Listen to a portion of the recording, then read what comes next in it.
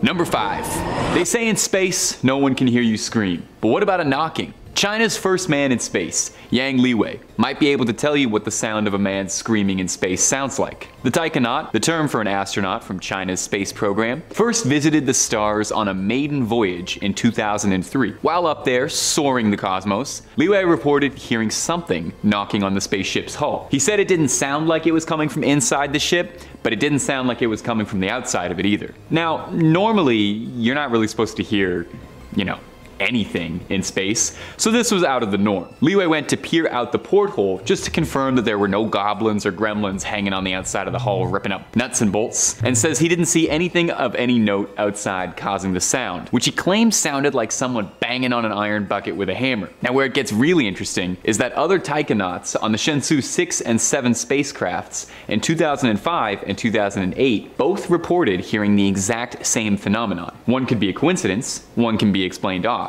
But 3 separate occurrences of hearing something knocking on the ship's hull? Could it be something related to the shuttle's construction? Or is there something haunting the Shenzhou spacecrafts? Wait. Do you hear that? That knocking? It sounds like a transmission coming from inside the studio. Something, a voice telling me that you should subscribe to Top 5 Scary Videos for the best scary videos on the web. It's strange. I don't know what it means. Sorry, let's move on. Number 4. Now we know space is silent. I'd say no one can hear you scream, but I literally just used the alien joke on the last point, and I've hit my quota for 80s movies references already, and we're not even halfway through the list. I think the silence of the stars would drive me absolutely nutty.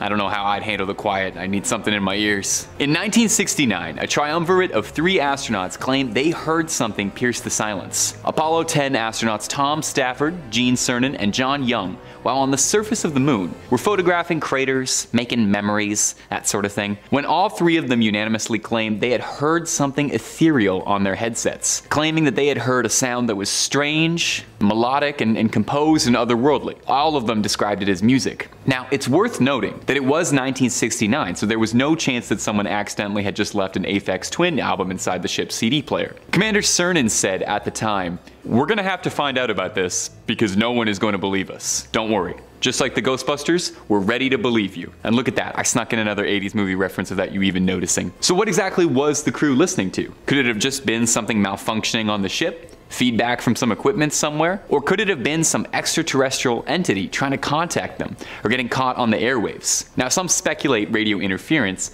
but not everyone buys the official story, and NASA has never given an official answer. The biggest question remains though is, what does space music sound like? If I had to guess, I'd say probably like Grimes' music. I think that's what moon men are listening to. Number 3. When you think of an alien, what do you picture? A little gray thing with big black eyes peering out at you from a flying saucer? Maybe a regular looking man with pointy ears and a strong brow. Maybe a noble warrior with a cool energy sword. Point is, you probably picture something a bit bipedal because of sci-fi depictions, but it doesn't have to be that way. What about a snake? Space snakes.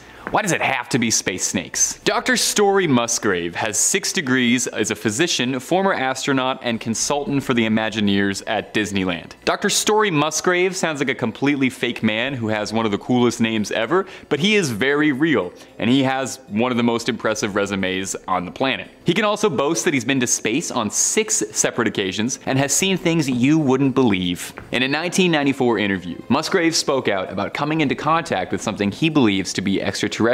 He said, "I've seen a snake out there, 6-7 feet long. It's rubbery and it follows you for a rather long period of time. The more you fly in space, the more you see an incredible amount of living things out there. And that sort of thing brings to you a certainty that other living creatures are out there." Now, skeptics have dismissed this, of course, saying Musgrave just saw a hose or a loose bit of debris or something, but Musgrave insists that the entity he saw had its own method of propulsion and was following him around directly. He said he saw this creature on 2 separate occasions.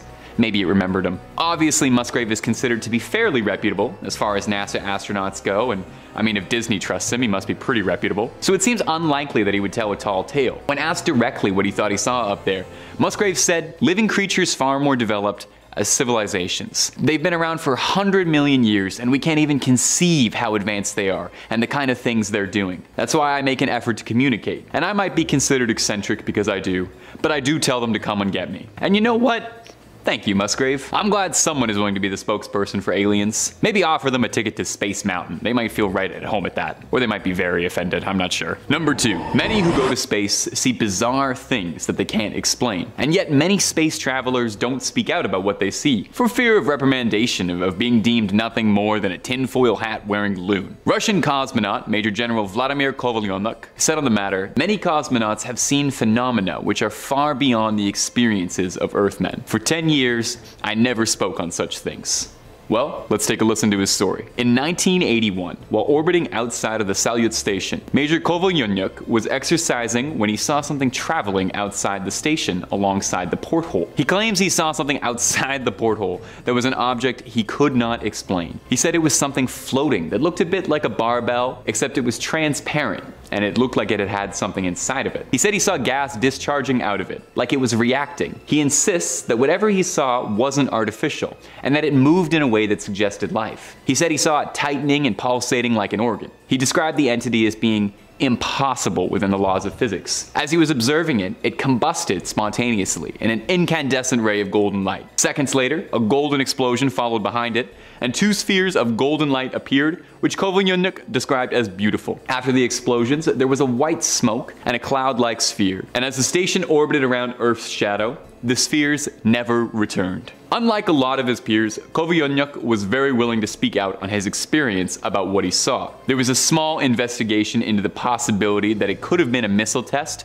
or a weapons test of some kind, but no conclusive answers were ever found. Whatever he saw, we may never get the truth. And to my Russian viewers, I am so sorry for that pronunciation. Number 1. Major Gordon Cooper is an American astronaut of some renown. The first astronaut to spend a full 24 hours in space, and the last American to spend a fully solo orbital mission. A renowned, reputable astronaut, he's very insistent about life beyond the stars. Near the end of a 22-hour trip around the planet in 1963, he claims that while ending orbit and returning home, he saw a glowing green ethereal orb following him approaching his capsule. The entity was even picked up by a tracking radar in Australia. And yet bizarrely, when he landed, reporters from NBC told him that they were barred from questioning him about the sighting and experience at all. This wouldn't even be Cooper's first experience with UFOs. In 1951, while on an Air Force mission flying over Western Germany, Cooper claimed to have seen metallic saucers flying in ways that would outmaneuver any American spacecraft. He said, "I believe these extraterrestrials and their crews are visiting this planet. Most astronauts are reluctant to discuss UFOs." Listen to this other quote from Cooper. "In the USA, every day our radar instruments capture objects of form and composition unknown to us. And there are thousands of witness reports and a quantity of documents to prove this. But nobody wants to make them public. Why? Because authority is afraid that people may think of God knows what kind of horrible invaders. We have to avoid panic by all means." Now, it sounds like Cooper is alluding to a cover-up. Gordon Cooper isn't just some nut on the street barking out to whoever will listen, but a respected, experienced sailor of the stars. So is this why most stories of UFOs get buried? And astronauts who speak out about it are all labeled as sensationalists? All because NASA thinks that people can't handle it? I think we're ready. I think the stories are starting to come out there. The truth is out there. And we will find it. Number 5. Leland Melvin. American engineer and now retired NASA astronaut Leland Melvin has spent hundreds of hours in space. Literally hundreds. Leland holds 4 honorary doctorates for his service in education, the sciences, and philanthropy. Doctorates. I'm just saying that before the comments start rolling in saying he's just another wacko. He's crazy. They're not wackos, people. Any of them. They've been screened so many times by so many people with so many tests, they have to be damn well near perfect before going up on or in NASA's budget. Before his career with NASA, Leland was actually All-American for football. Detroit Lions, Toronto Argos. Guy made the NFL and then said, you know what? I think I'm gonna be an astronaut. Like, give this guy a Netflix movie, would ya? He was selected by NASA in 1998 after getting injured with a football career. Guy goes from the turf to working at NASA Langley Center. This guy's put in time, both down here and up there. Mission after mission with NASA. He's got quite the practice at the whole floating around thing. When Leland was pressed about otherworldly visitors and his ideas about the cosmos, he said this when he was working up in orbit. He had seen something translucent, curved and organic looking when he was working with fellow astronaut Randy Bresnik. The pair of them, again, pair of them called down to NASA to ask what it could be. NASA's official response was probably ice. Yeah, nice and specific there, Houston. Thank you for that. When has NASA ever said probably? Melvin dismissed this and figured it was NASA's explanation to just cover it up. Like, who's more qualified here? That's all I'm asking. When the most qualified people are like, yeah, I can't tell if that's frozen water or a full-on mothership, Houston. Either they shouldn't be up there at all, or we need some more Windex on those windows there, NASA. Huh? Number 4, Ivan Wagner. As always, if you dig what we do here at Top 5 Scary, make sure you hit that like button or comment down below. It really helps the channel out. Have you ever seen a UFO out there? Yeah, you. Have you seen one? Comment down below with some details about your experiences. I know I have. Twice now. Hence the obsession with all this stuff. Those Reddit rabbit holes, boy oh boy. Speaking of falling into a wormhole of conspiracy and who said what, astronaut Ivan Wagner, or I should say cosmonaut Ivan Wagner, since he's Russian by birth, and although he's bunking up with some roomies up there in the ISS, he was on the ISS as a first timer just back in 2020. Does NASA initiate rookies up there? Like pull pranks on the newbies? Like no gravity, just unbuckle you while you sleep, flow you out, you know? He and fellow Russian Anatoly Ivanishin were working up there alongside Chris Cassidy, the American commander of said expedition. When Wagner was orbiting the Earth, he might have captured some footage of UFOs, better known as UAPs, unidentified aerial phenomena. It's the jargon nowadays. The aurora lights behind Earth's beautiful curves was being recorded from the ISS when he saw a string of really weird lights moving in a really weird way. He labeled the video Space Guests. Wagner tweeted the vid, which apparently shows the aurora australis near Antarctica, and then all of a sudden this blob of organized lights just cruises on over the globe. Looks like a blob of like glitter just trucking across space. Like, what is that? Of course NASA didn't follow up. Like, what are they gonna say? Oh yeah, those are stars that move and blink, I think. I mean, no? Space junk. Yeah, space debris and swamps and things. Also, what a lame excuse. Space junk? Okay, so you're saying there's lots of litter up there? That's what you're saying? That's what just zipped over my house silently, defying gravity and lasered up my cow? Yeah, I don't think so, NASA. Number 3, Chris Hadfield. Retired Canadian astronaut, engineer, fighter pilot, and musician. Ladies and gentlemen, Chris Hadfield flew 2 missions and also served as commander on the International Space Station. Before his career as an astronaut, he served in the Canadian Armed Forces for 25 years as an Air Commander fighter pilot. So he has the credentials to say the least. In 1992, Hadfield was accepted into the Canadian astronaut program. He first flew in space in 1995, and since then, he says he's seen tons of stuff up there just zipping around that even a man with all those credentials says he can't explain. Quote, I've seen countless things in the sky, but he has a pretty cool take on it. He doesn't keep it on the DL, he doesn't boast, and he doesn't panic. Seems like Chris has the mentality like, quote, to see something in the sky that you don't understand and then to immediately conclude it's intelligent life from another solar system is the height of foolishness and lack of logic. However, Chris seems to have a little dirt on Mars that maybe we all don't. He said, I think the fundamental question is that Mars was a lot like Earth 4 billion years ago when life first formed. So if it happened here, did it happen there? It would be evident somewhere in the geologic records. All we need is one fossil for proof. He thinks there could be potentially alien life in the clouds of Venus or on the distant moons of one of our gas giants. Researchers have suggested that there could be microbial life in the clouds of Venus because of the presence of ammonia, which on Earth is a key indicator of aquatic life. Aquatic life, eh? Atlanteans? Hadfield on the UAP phenomenon, quote, we have 7 people living up there. We've been sending people to space since I was born. I spent half a year off planet looking everywhere. It makes no sense at all that intelligent life somewhere from not our solar system could cross interstellar space and just sneak around and only be caught on some strange video by fighter pilots. It just doesn't pass any basic sniff test or logic. It's fun, it's exciting, but if you use reason, the whole argument falls apart. End quote. Okay, Chris Hadfield, keep your secrets for now, you polite Canadian you. Wait till people start looking into Paul Hellyer, another very polite Canadian with some secrets of his own. Until then, you keep distracting us up there with that guitar, Chris.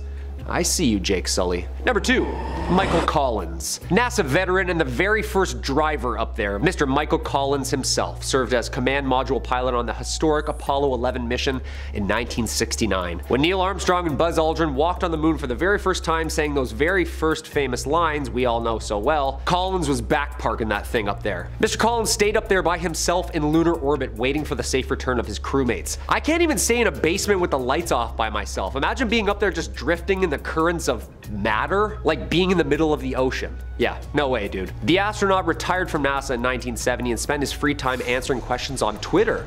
Apparently, he has gotten some really interesting buzz. Mr. Collins invited the interweb to chat, saying, quote, "Are we alone? Hashtag Ask Michael Collins." And boy, oh boy, did he get some responses. Everything from wackos who like aliens to very, very high-ranked generals and pilots who are apparently also wackos who like aliens for talking about this. Collins, quote, "I used to think that NASA sent me to the wrong place, to the moon, because I think Mars is a much more interesting place," end quote. Collins has talked about it in the past about the possibility of alien life existing beyond Earth and doesn't shy away from discussing the topic in full. In 1999, for instance, he even argued on the topic of life developing in other parts of this infinite cosmos. So maybe it has then. He wrote in his book saying, quote, "I am alone now. Truly alone, and absolutely isolated from any known life. Although I may feel like I'm the same person, I also feel that I am different from other people. I have been places and done things you simply would not believe." Collins circled the moon once every 2 hours. What's scarier, walking on an unknown rock that apparently no one's ever visited,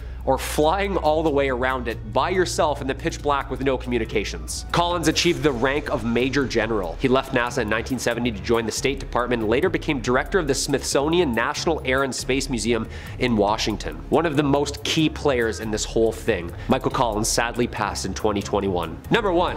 Buzz Aldrin. Of course, the poster child for the whole phenomenon itself, Mr. Edwin Eugene Aldrin Jr. American astronaut, engineer, fighter pilot with a doctorate of science and astronautics. This guy is overqualified, okay? 3 spacewalks in 1966, Gemini 12 mission in 1969, Apollo 11 mission. He and mission commander Neil Armstrong were the first 2 people to land on the moon. Quote, "There was something out there, close enough to be observed. What could it be?" According to Aldrin, on Apollo 11 to the moon, quote, "I observed a light out the window that appeared to be moving alongside us. What could that have been other than a spacecraft from another country or another world? It was either the rocket that had separated from us or the 4 panels that moved away when we extracted the lander, right?" After he returned from his missions, he was convinced he saw aliens while he was out there. Credentials aside, he took a lie detector test, people, which he passed with flying colors. In an interview with C-SPAN Buzz, he talked about the future potential of Earth's moon for humanity. He added a little extra info that might have gained the spark to go back, regarding a certain monolith on a moon. Quote, "Visit the moon Phobos of Mars. There's a monolith there, a very unusual structure on this little potato object that goes around Mars once in every 7 hours. When people find out about that, they're gonna say, 'Who put that there?' And you bet, Buzz, I'll be the first one to ask that." Number 5. Al Worden. American test pilot, engineer, and NASA astronaut Alfred Merrill Worden was the module pilot for the Apollo 15 lunar mission in 1971. One of the 24 people who have flown to the moon. Woohoo! He's got a couple of firsts, though. He orbited it 74 times in the command module. He was the first to drive a moon car. After Apollo 15 reached lunar orbit and his crewmates departed, and Worden spent 3 days alone in his module. That's terrifying. Traveling the furthest out from any other human. After he returned, the crew and him became involved in a NASA controversy, however. Not over leaked alien info, but over postage stamps they had taken to the moon. Yeah, big no-no, apparently. They were reprimanded by NASA and did not fly in space again. Worden remained at NASA until 1975, then entered a private sector. And then it gets weird. On a British television morning show, Al Worden started talking about some interesting stuff. They asked him, "Why should we keep going back to the moon?" He paused and replied, "Survival. Survival of our species." Worden also rejected the notion that humans could colonize planets within our solar system, calling them unsustainable. Then he claims he knows where to find habitable planets. When pressed on aliens if he believes them or not, he said, "Yes. You know, I've been asked that question hundreds of times. Yeah, we are the aliens, though. We just think there's somebody else. But we were the ones who came from somewhere else because somebody else had to survive. They got in their little spaceship and they came here and they landed and they started civilization here. And if you don't believe me, go get books on the ancient Sumerians and see what they have to say about it. They'll tell you right up front." End quote. Okay, when you hear an astronaut say that, kinda jarring. Number 4, Roswell. As always, if you dig what we do here on Top 5 Scary, make sure you hit that like button. Birth of the UAP phenomenon. 1945, the US's first nuclear explosion. 1946, first underwater nuclear explosion. 1947, the first crash flying saucer. Coincidence? I think not. especially since they've been known to hover around nuclear bases. Probably for the better. Humans are kind of the worst. Local rancher Mac Brazel finds the wreckage on his property in Lincoln County, New Mexico. Sheriff Wilcox shows RAAF's commanding officer Colonel Blanchard the materials, and during the night, the Air Force combs the entirety of the property, apparently harboring 2 small injured alien bodies. Taking them, of course, to Kirtland Air Force Base, New Mexico that night, and the very next morning, the Roswell Air Force makes a statement claiming they have recovered a crashed flying disc in local newspapers. Boom! History, baby! Photographs of Jesse Marcel, the head intelligence officer who investigated and recovered some of the debris. The very next day, the Army retracts their statement, and all of a sudden, a high-altitude weather balloon. Can you believe that, huh? AKA the birth of a conspiracy theory. Nuclear fission explosions, weather balloons. Something's not adding up here. Number 3, Edgar Mitchell. Edgar Dean Mitchell was a U.S. Navy officer, aviator, test pilot, engineer, NASA astronaut, and of course, a ufologist. Ufology is the pseudo term for somebody who studies the UFO phenomenon. I don't think there's a degree you can get that in. If so, I'm signing up. What school? What school, sorry? He was the lunar module pilot of the Apollo 14 in 1971 and spent 9 hours working on the lunar surface. He was the 6th person to walk on the moon. Yeah, he was walking while Worden was up there drifting in the currents of space. Mitchell publicly expressed his opinions and that he was sure that there were thousands of UFOs recorded since the early 1940s belonging to other planets. Thousands. Dateline NBC conducted an interview with Mitchell in 1996. He talked about meeting with officials from 3 different countries who claimed that they had met extraterrestrials in person. Quote, "The evidence for alien contact was very strong and classified by governments, who were covering up visitations and existence of alien bodies in places such as Roswell, New Mexico." Mitchell's book, The Way of the Explorer, discusses his journey. In 2004, he told the St. Petersburg Times that the US government was studying alien bodies and that this group had specifically stopped briefing US presidents since the 1960s. He said, quote, "We all know that UFOs are real. Now, the question is, where do they come from?" In 2008, Mitchell then was interviewed and claimed that Roswell crash was in fact the aliens that had contacted humans several times, but that the government had hidden the truth for more than 60 years. Scary stuff, scary stuff. He sadly passed in 2016. If we just reread the credentials alone, just one more time. Number 2, James McDivitt. James Alton McDivitt is an American test pilot, Air Force pilot, engineer, and NASA astronaut who flew in both the Gemini and Apollo programs. After graduating first in his class with a Bachelor of Science degree in aeronautical engineering, he qualified as a test pilot at the Air Force. In 1962, McDivitt was selected by NASA for the Gemini 4 mission. In 1965, he saw, filmed, and photographed an object which approached the Gemini 4 as they were orbiting Earth. Over Hawaii, a craft of some sort. The UFO had a long arm sticking out of it. Here's what Major James McDivitt said. "I was flying with Ed White. He was sleeping at the time, so I don't have anybody to verify this story, but we were drifting in space when suddenly an object appeared in the window. It's a cylindrical object, white. It had a long arm that stuck out of the side. The film was sent back to NASA and reviewed by some NASA film technicians. One of them selected what he thought was what they were talking about, at least before I had the chance to review it, and it was not the picture. It was a picture of a sun reflection on the window." So what were the pictures that he was talking about? In 1975, McDivitt said, "I never made a big deal out of it. It was something I definitely couldn't identify. It looked like a beer can with a pencil sticking out of it. Yeah, I would eventually give up on that too if those were my credentials and people were like, yeah, right, James." When somebody has like 25 years of designing and flying space shuttles around, when they say, "Hey guys, I'm seeing something up here," it's not like, "Oh, James, clean those old specs, would you? Yuck, yuck." Houston, we have a problem. And number 1, Gordon Cooper. Leroy Gordon Cooper Jr., an American aerospace engineer, test pilot, US Air Force pilot, and the youngest of the 7 original astronauts in Project Mercury, the first human space program in the United States. You know the pictures. It looks like they're wearing a tinfoil suit, you know? Old school, old school. After service as a fighter pilot in World War II, he qualified as a test pilot in 1956 and then was selected as an astronaut in 1959. In 1963, Cooper piloted the longest and last Mercury spaceflight, Mercury Atlas 9.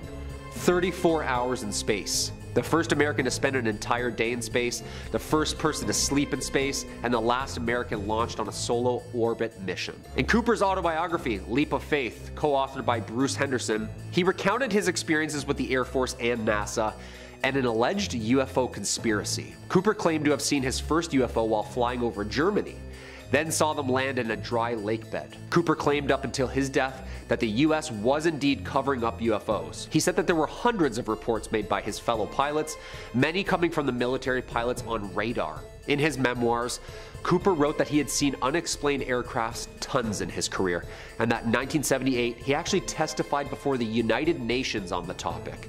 He sadly passed in 2004. He was such a strong advocate for disclosure, and all of these astronauts are remembered as putting their neck and name out on the line for some truth. But I mean, those UFO enthusiasts, huh? They're all wackos, right? Right?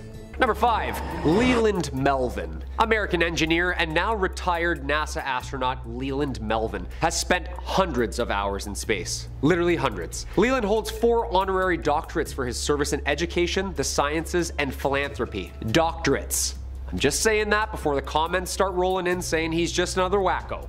He's crazy. They're not wackos, people. Any of them. They've been screened so many times by so many people with so many tests, they have to be damn well near perfect before going up on or in NASA's budget. Before his career with NASA, Leland was actually All-American for football. Detroit Lions, Toronto Argos. Guy made the NFL and then said, you know what? I think I'm gonna be an astronaut. Like, give this guy a Netflix movie, would ya? He was selected by NASA in 1998 after getting injured with a football career. Guy goes from the turf to working at NASA Langley Center. This guy's put in time, both down here and up there. Mission after mission with NASA. He's got quite the practice at the whole floating around thing. When Leland was pressed about otherworldly visitors and his ideas about the cosmos, he said this when he was working up in orbit. He had seen something translucent, curved and organic looking when he was working with fellow astronaut Randy Bresnik. The pair of them, called down to NASA to ask what it could be. NASA's official response was, probably ice. Yeah, nice and specific there, Houston. Thank you for that. When has NASA ever said probably? Melvin dismissed this and figured it was NASA's explanation to just cover it up. Like, who's more qualified here? That's all I'm asking. When the most qualified people are like, yeah, I can't tell if that's frozen water or a full-on mothership, Houston. Either they shouldn't be up there at all, or we need some more Windex on those windows there, NASA. Huh? Number 4, Ivan Wagner. As always, if you dig what we do here at Top 5 Scary, make sure you hit that like button or comment down below. It really helps the channel out. Have you ever seen a UFO out there? Yeah, you. Have you seen one? Comment down below with some details about your experiences. I know I have. Twice now. Hence the obsession with all this stuff. Those Reddit rabbit holes, boy oh boy. Speaking of falling into a wormhole of conspiracy and who said what, astronaut Ivan Wagner, or I should say cosmonaut Ivan Wagner, since he's Russian by birth, and although he's bunking up with some roomies up there in the ISS, he was on the ISS as a first timer just back in 2020. Does NASA initiate rookies up there? Like pull pranks on the newbies? Like no gravity, just unbuckle you while you sleep, flow you out, you know? He and fellow Russian Anatoly Ivanishin were working up there alongside Chris Cassidy, the American commander of said expedition. When Wagner was orbiting the Earth, he might have captured some footage of UFOs, better known as UAPs, unidentified aerial phenomena. It's the jargon nowadays. The aurora lights behind Earth's beautiful curves was being recorded from the ISS when he saw a string of really weird lights moving in a really weird way. He labeled the video Space Guests. Wagner tweeted the vid, which apparently shows the aurora australis near Antarctica, and then all of a sudden this blob of organized lights just cruises on over the globe. Looks like a blob of like glitter just trucking across space. Like, what is that? Of course NASA didn't follow up. Like, what are they gonna say? Oh yeah, those are stars that move and blink, I think. I mean, no? Space junk. Yeah, space debris and swamps and things. Also, what a lame excuse. Space junk? Okay, so you're saying there's lots of litter up there? That's what you're saying? That's what just zipped over my house silently, defying gravity and lasered up my cow? Yeah, I don't think so, NASA. Number 3, Chris Hadfield. Retired Canadian astronaut, engineer, fighter pilot, and musician. Ladies and gentlemen, Chris Hadfield flew 2 missions and also served as commander on the International Space Station. Before his career as an astronaut, he served in the Canadian Armed Forces for 25 years as an Air Commander fighter pilot. So he has the credentials to say the least. In 1992, Hadfield was accepted into the Canadian astronaut program. He first flew in space in 1995, and since then, he says he's seen tons of stuff up there just zipping around that even a man with all those credentials says he can't explain. Quote, "I've seen countless things in the sky, but he has a pretty cool take on it. He doesn't keep it on the DL, he doesn't boast, and he doesn't panic. Seems like Chris has the mentality like, quote, to see something in the sky that you don't understand and then to immediately conclude it's intelligent life from another solar system is the height of foolishness and lack of logic. However, Chris seems to have a little dirt on Mars that maybe we all don't. He said, I think the fundamental question is that Mars was a lot like Earth 4 billion years ago, when life first formed. So if it happened here, did it happen there? It would be evident somewhere in the geologic records. All we need is one fossil for proof. He thinks there could be potentially alien life in the clouds of Venus or on the distant moons of one of our gas giants. Researchers have suggested that there could be microbial life in the clouds of Venus because of the presence of ammonia, which on Earth is a key indicator of aquatic life. Aquatic life, eh? Atlanteans? Hadfield on the UAP phenomenon, quote, "We have 7 people living up there. We've been sending people to space since I was born. I spent half a year off planet looking everywhere. It makes no sense at all that intelligent life somewhere from not our solar system could cross interstellar space and just sneak around and only be caught on some strange video by fighter pilots. It just doesn't pass any basic sniff test or logic. It's fun, it's exciting, but if you use reason, the whole argument falls apart." End quote. Okay, Chris Hadfield, keep your secrets for now, you polite Canadian you. Wait till people start looking into Paul Hellyer, another very polite Canadian with some secrets of his own. Until then, you keep distracting us up there with that guitar, Chris.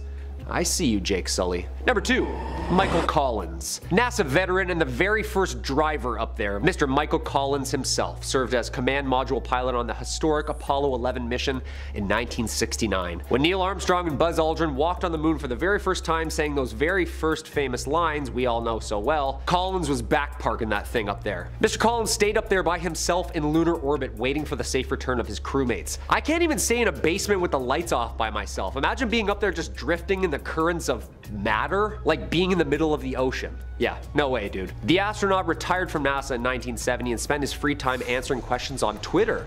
Apparently, he has gotten some really interesting buzz. Mr. Collins invited the interweb to chat, saying, quote, "Are we alone? Hashtag Ask Michael Collins." And boy oh boy, did he get some responses. Everything from wackos who like aliens to very, very high-ranked generals and pilots who are apparently also wackos who like aliens for talking about this. Collins, quote, "I used to think that NASA sent me to the wrong place, to the moon, because I think Mars is a much more interesting place," end quote. Collins has talked about it in the past about the possibility of alien life existing beyond Earth and doesn't shy away from discussing the topic in full. In 1999, for instance, he even argued on the topic of life developing in other parts of this infinite cosmos. So maybe it has then. He wrote in his book saying, quote, "I am alone now. Truly alone, and absolutely isolated from any known life. Although I may feel like I'm the same person, I also feel that I am different from other people. I have been places and done things you simply would not believe." Collins circled the moon once every 2 hours. What's scarier, walking on an unknown rock that apparently no one's ever visited,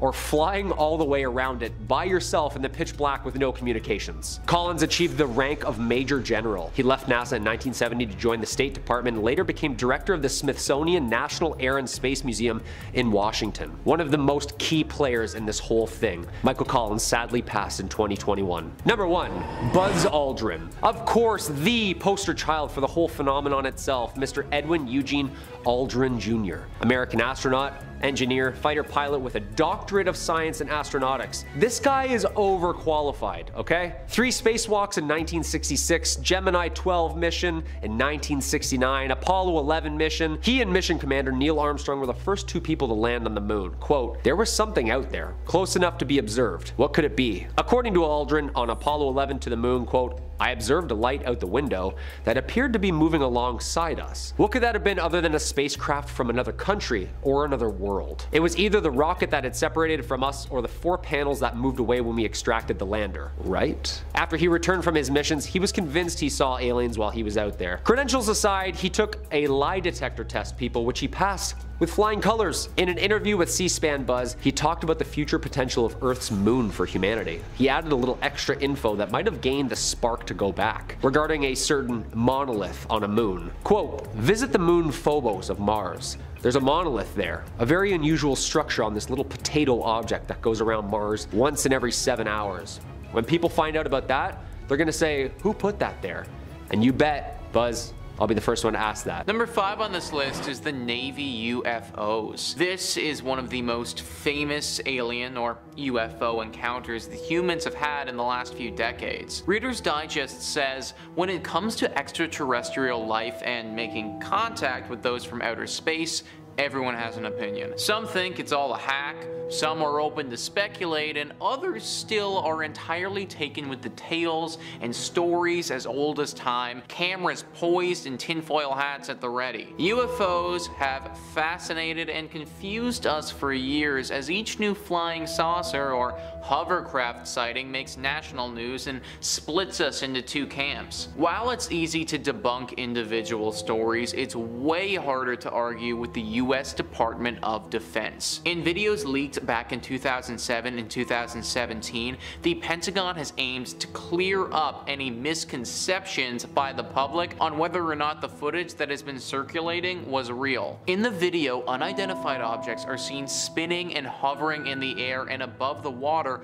while 2 Navy pilots remark in shock and confusion over the 2 oblong disc-shaped objects. So you may be thinking, well, how did the government try to hide it if they were the ones that actually released it? Well, they did release it themselves, but we have to remember that that was only after the videos had been leaked. In 2007 and 2017, these videos had made their way to the public without the government stamp of approval. So everyone was freaking out and speculating on what the heck this thing could be and why we hadn't heard anything about it. What the heck it is, I don't know, but why we hadn't heard about it is because the government had chosen not to tell us. The only reason that they inevitably released the videos is because they got their hand caught in the cookie jar. They were found out. They were exposed when these videos were leaked. At that point, they could either continue to vehemently deny something that was clearly pointing towards naval activity,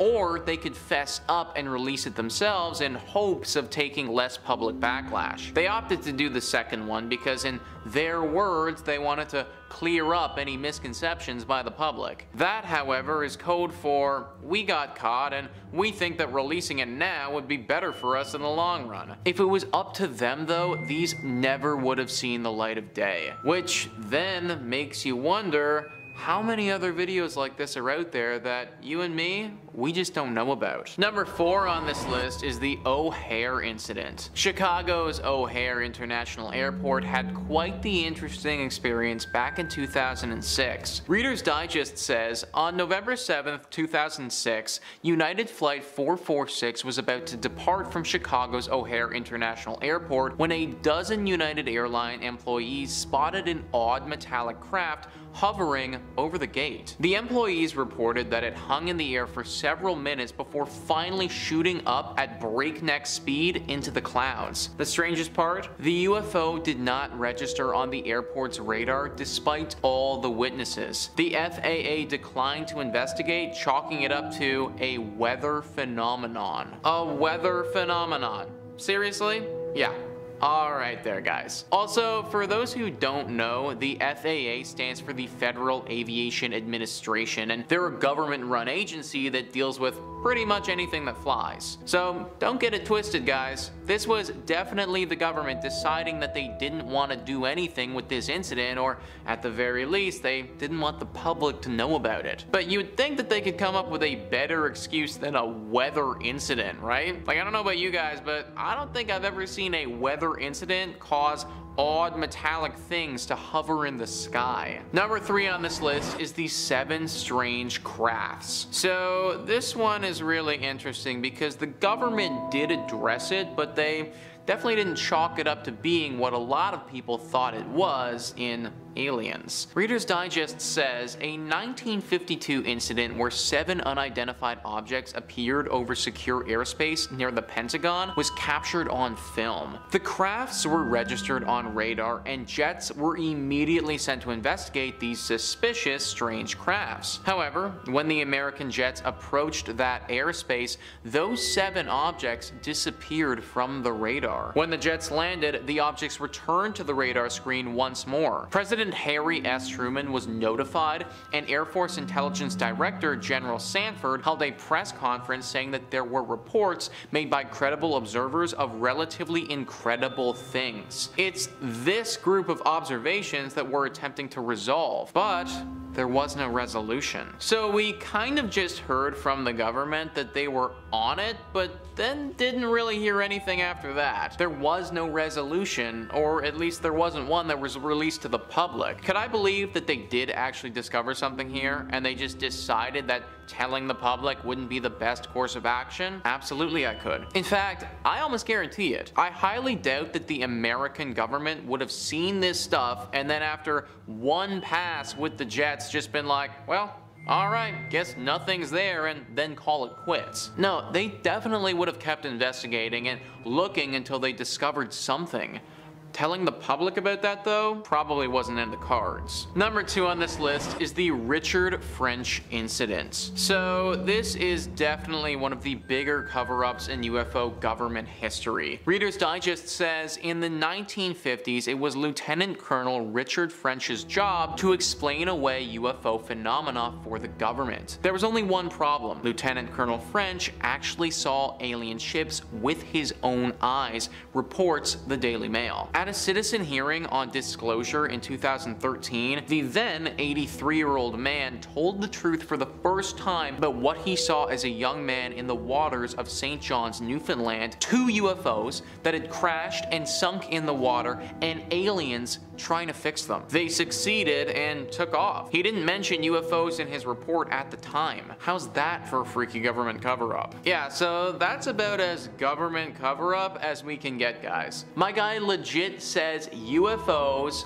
saw aliens and specifically omitted it to save face and not panic the public. I guess the guilt and also just the whole story had been eating away at him for decades though, and eventually he had to come clean and tell the public. Too little too late though with a story like this, because we never got an opportunity to investigate these aliens or talk to them or anything. Or at least, that's if he's telling the truth. For all we know, he's still leaving some parts of the story out. Only the government and Richard really know what happened. And number 1 on this list is the unexpected visitor. A man named Rick Porcels who lived in Texas got a very unexpected and unwanted visitor late one evening at his home. The story goes like this. In 2008, an unfathomably large aircraft hovered above Stevensville, Texas. Many people in the community saw it, and according to the Mutual UFO Network, a pilot named Stephen Allen reported that the unusual aircraft was flying at an estimated 3,000 miles per hour and was being chased by fighter jets. Then, a man named Rick Sorrells said he saw the same thing while hunting. Later, Sorrells says a strange man knocked on his door and said, "Son, we have the same caliber weapons you have, but we have more of them. You need to shut your mouth about what you saw." Can you imagine getting a knock on your door and it being the government basically telling you that if you say anything, you're gonna die? Yeah, that is definitely an unexpected and unwanted visitor if you ask me. So not only were they threatening citizens, I also didn't hear any reports from the government about that jet that was flying behind the UFO. You'd think that if a jet fighter were deployed to chase down an enemy aircraft in friendly airspace, the public should probably know about it to stay safe. But nope. Absolutely nothing. Total radio silence from the government. How many other times have they gone to someone's house and threatened them like this that we don't know about? How many people have been intimidated by the government to stay silent? Really scary question that honestly, we might not even want to know the answer to. Number 5. TikTok sighting. Our first entry on this list comes to us from a very reputable source, TikTok. TikTok user Drillabang, who posted this video recently online. The caption, "We caught them out there," is almost Mulder's catchphrase of "The truth is out there." Almost. And it seems like they are. The video shows a short clip of someone filming the sky and clouds, and passing through the clouds slowly is something. It's kind of hard to tell. It's an unidentified flying object. A small black being with what looks like tentacles protruding from it, like a little black jellyfish. The entity is moving slowly through the sky, with what looks like an electrical field following all around it. The being appears to be electrical, possibly a small mechanical drone. My first thought looking at one of these things is just how much this thing looks like the Sentinels from the Matrix. Could very well be evidence of the simulation leaking through. This clip is undeniably pretty odd. It's hard to make out just how big this flying entity is, although it does look a little bit small, but really it's hard to tell. Is it a spacecraft? Is it a living being but biomechanical? Is it a drone? Of course, it has to be said, the clip, as impressive as it is, could very well be a high production hoax. Like I said, the thing really does look a little too perfect for me, and it looks a lot like one of those Matrix Sentinels. I honestly wouldn't even be surprised if it's a shrunken down 3D model of it used for the video. But real or fake, you can't deny that the video is captivating and has people talking. Oh, what do you think? Let me know down in the comments about this one if you think this has you convinced. And hey, while I've got you here listening, you want to see a whole lot more spooky stuff this month? Well, I got news for you, pal. I got boxes full of spooky stuff. Subscribe for a fresh fright in your inbox delivered daily. Number 4.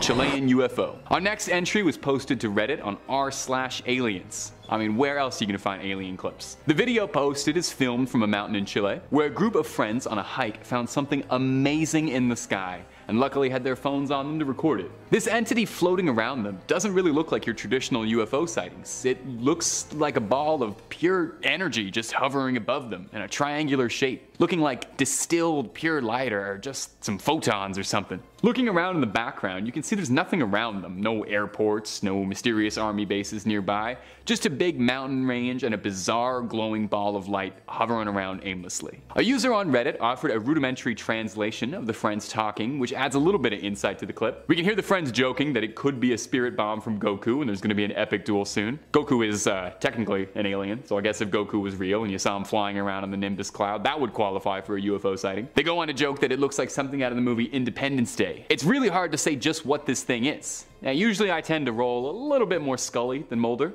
I'm naturally a bit skeptic, but I am completely out of ideas looking at this thing. The edges of the triangle are so very visible, and it doesn't really seem like it follows any one particular flight pattern. I can't take even the slightest guess what this might be, so your guess is just as good as mine, my ghouls and goblins. Take a look for yourself, and decide for yourself what the answer is. Number 3, the Ring of Light. Another entry coming to us fresh from Reddit, posted by user Jesse Zell. A short clip that shows us something incredibly bizarre. The clip is captioned appropriately, "The most unexplained thing I have ever seen in my life," and I'm strongly inclined to agree.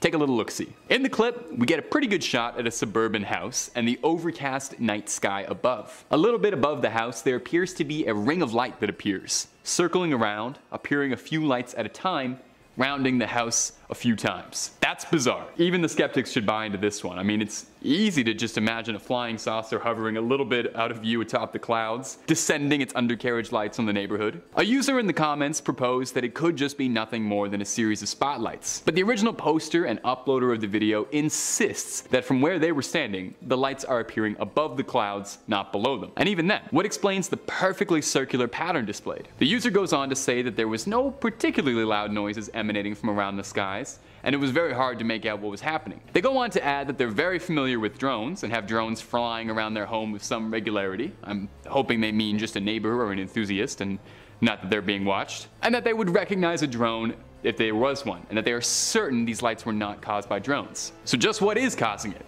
What was it? Is this Reddit user being observed by someone from the stars? Are they potentially a target for an abduction? We eagerly await a follow-up on this one. Number 2, the Cube. Posted to YouTube by user, well, fittingly named, Is This a UFO? This brief 20-second clip showcases a pilot filming from inside the cockpit. Also, side note before I start talking about all the alien stuff, is that safe? Are you allowed to be doing that? I guess the plane doesn't crash in the video, so I'll take their word for it.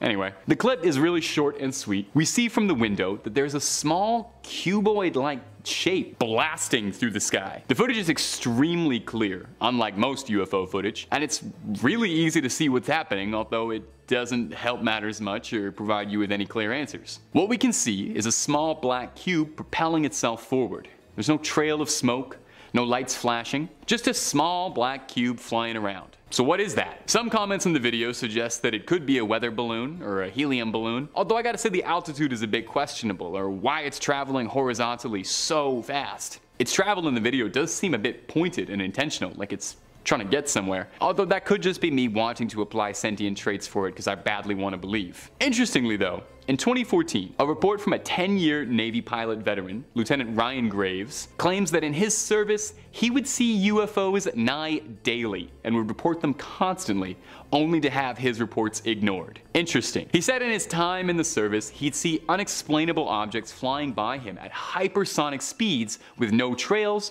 no exhaust, often 30,000 feet up in the air undetected by his radar. He said one of the more consistent things that he would see was an object that looked like a sphere encased in a cube. Kinda sounds a bit like the cube propelling itself forward in this clip, doesn't it? Fascinatingly, after this report from Graves, the Navy announced it would be changing the way it handled UFO reports internally. Perhaps there's something they know and they're not telling us. Number 1, the laser pointer. And finally, we're down to our number 1 clip. Now this is my favorite clip of the bunch, by far. I mean, I would hope so, otherwise why would I bother putting it at the number 1 spot? This clip also comes to us from Reddit from user Luke511, filming above him what appears to be a ball of light bouncing around bizarrely in the sky. A UFO if I've ever seen one. Luke, who when faced with the dangers of the unknown, the wonders of the cosmos, possibly standing on a chance to make that fabled first contact with another civilization with unknown frontiers, stood proudly and takes a laser pointer out and starts flashing it upwards to the sky. Now I have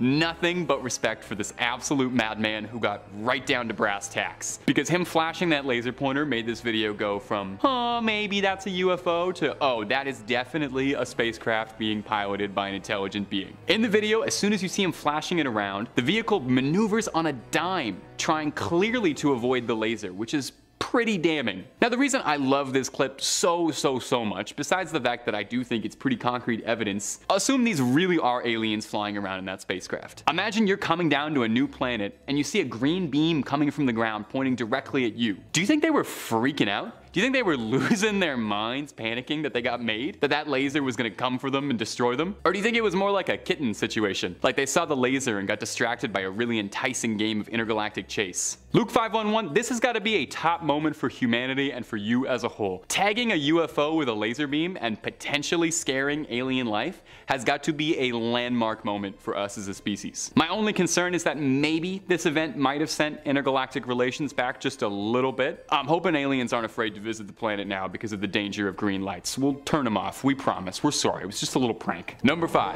SCP-2019. Our first SCP featured on today's list is Euclid-class organism SCP-2019. This sapient cubical organism appears to us as a green gelatinous substance held in place by a thick, transparent membrane. The cube stands 5 meters by 5 meters by 5 meters and is housed deep inside foundation walls and kept unconscious through round-the-clock sedatives and fed intravenously. SCP-2019 is highly resistant, despite its unassuming appearance. Any damage it incurs, it regenerates quickly in a matter of seconds. On the forward-facing side of the cube, there are 37 eyes resembling human eyes. SCP-2019 is able to move these eyes freely through the membrane in order to see around itself in a 360-degree radius. SCP-2019 has been recorded to sprout tentacular limbs of sorts to allow itself to move. Now, SCP-2019 displays an interesting creation ability, being able to conjure physical objects and even organic beings into reality. The most occurring evidence of this power is its tendency to grow additional brains. During regular monitoring, it's been recorded to grow additional brains at a rate of once every 2 months under favorable conditions. In order to keep SCP-2019 docile, the Foundation has been ordered to always limit it to 1 brain at a time, with all extraneous ones being removed surgically. SCP-2019 is highly intelligent. Interviews with SCP-2019 have been illuminating. While SCP-2019 cannot verbalize directly, it is able to communicate with signs and visualizations, allowing us to understand it better. SCP-2019 has told us that it was banished by the rest of its species for being an outsider, and that its home is far away from here. Although it has been prone to acts of aggression around Foundation staff, it will still be contained for study and general protection. Now, as always, the Foundation thanks you greatly for your interest. If you'd like to stay informed and stay protected, please consider subscribing to Top 5 Scary. Number 4. SCP-2020. SCP-2020 is a Euclid-class entity, a sapient bipedal humanoid entity standing approximately 7 feet tall. It possesses unnaturally long and thin limbs, and I am not describing myself, and it most closely resembles descriptions of little gray men that have been reported over the years. It's likely that SCP-2020 or a member of its species are what was spotted during the Roswell incident. SCP-2020 is composed primarily of a natural form of rubber that appears to serve all bodily functions: muscular, circulatory, and skeletal. SCP-2020 maintains a very simple diet, subsisting solely on paper and water for sustenance. Interestingly, in all time since the Foundation began observing SCP-2020, it has not displayed any visible signs of aging or any signs of growth. Further studies of its biology have been halted, as SCP-2020 is surprisingly resistant to any tearing, so sample studies cannot be collected. Research has been temporarily suspended. Socially, SCP-2020 displays several behaviors common with humans, such as its desire to learn, its desire to interact with humans,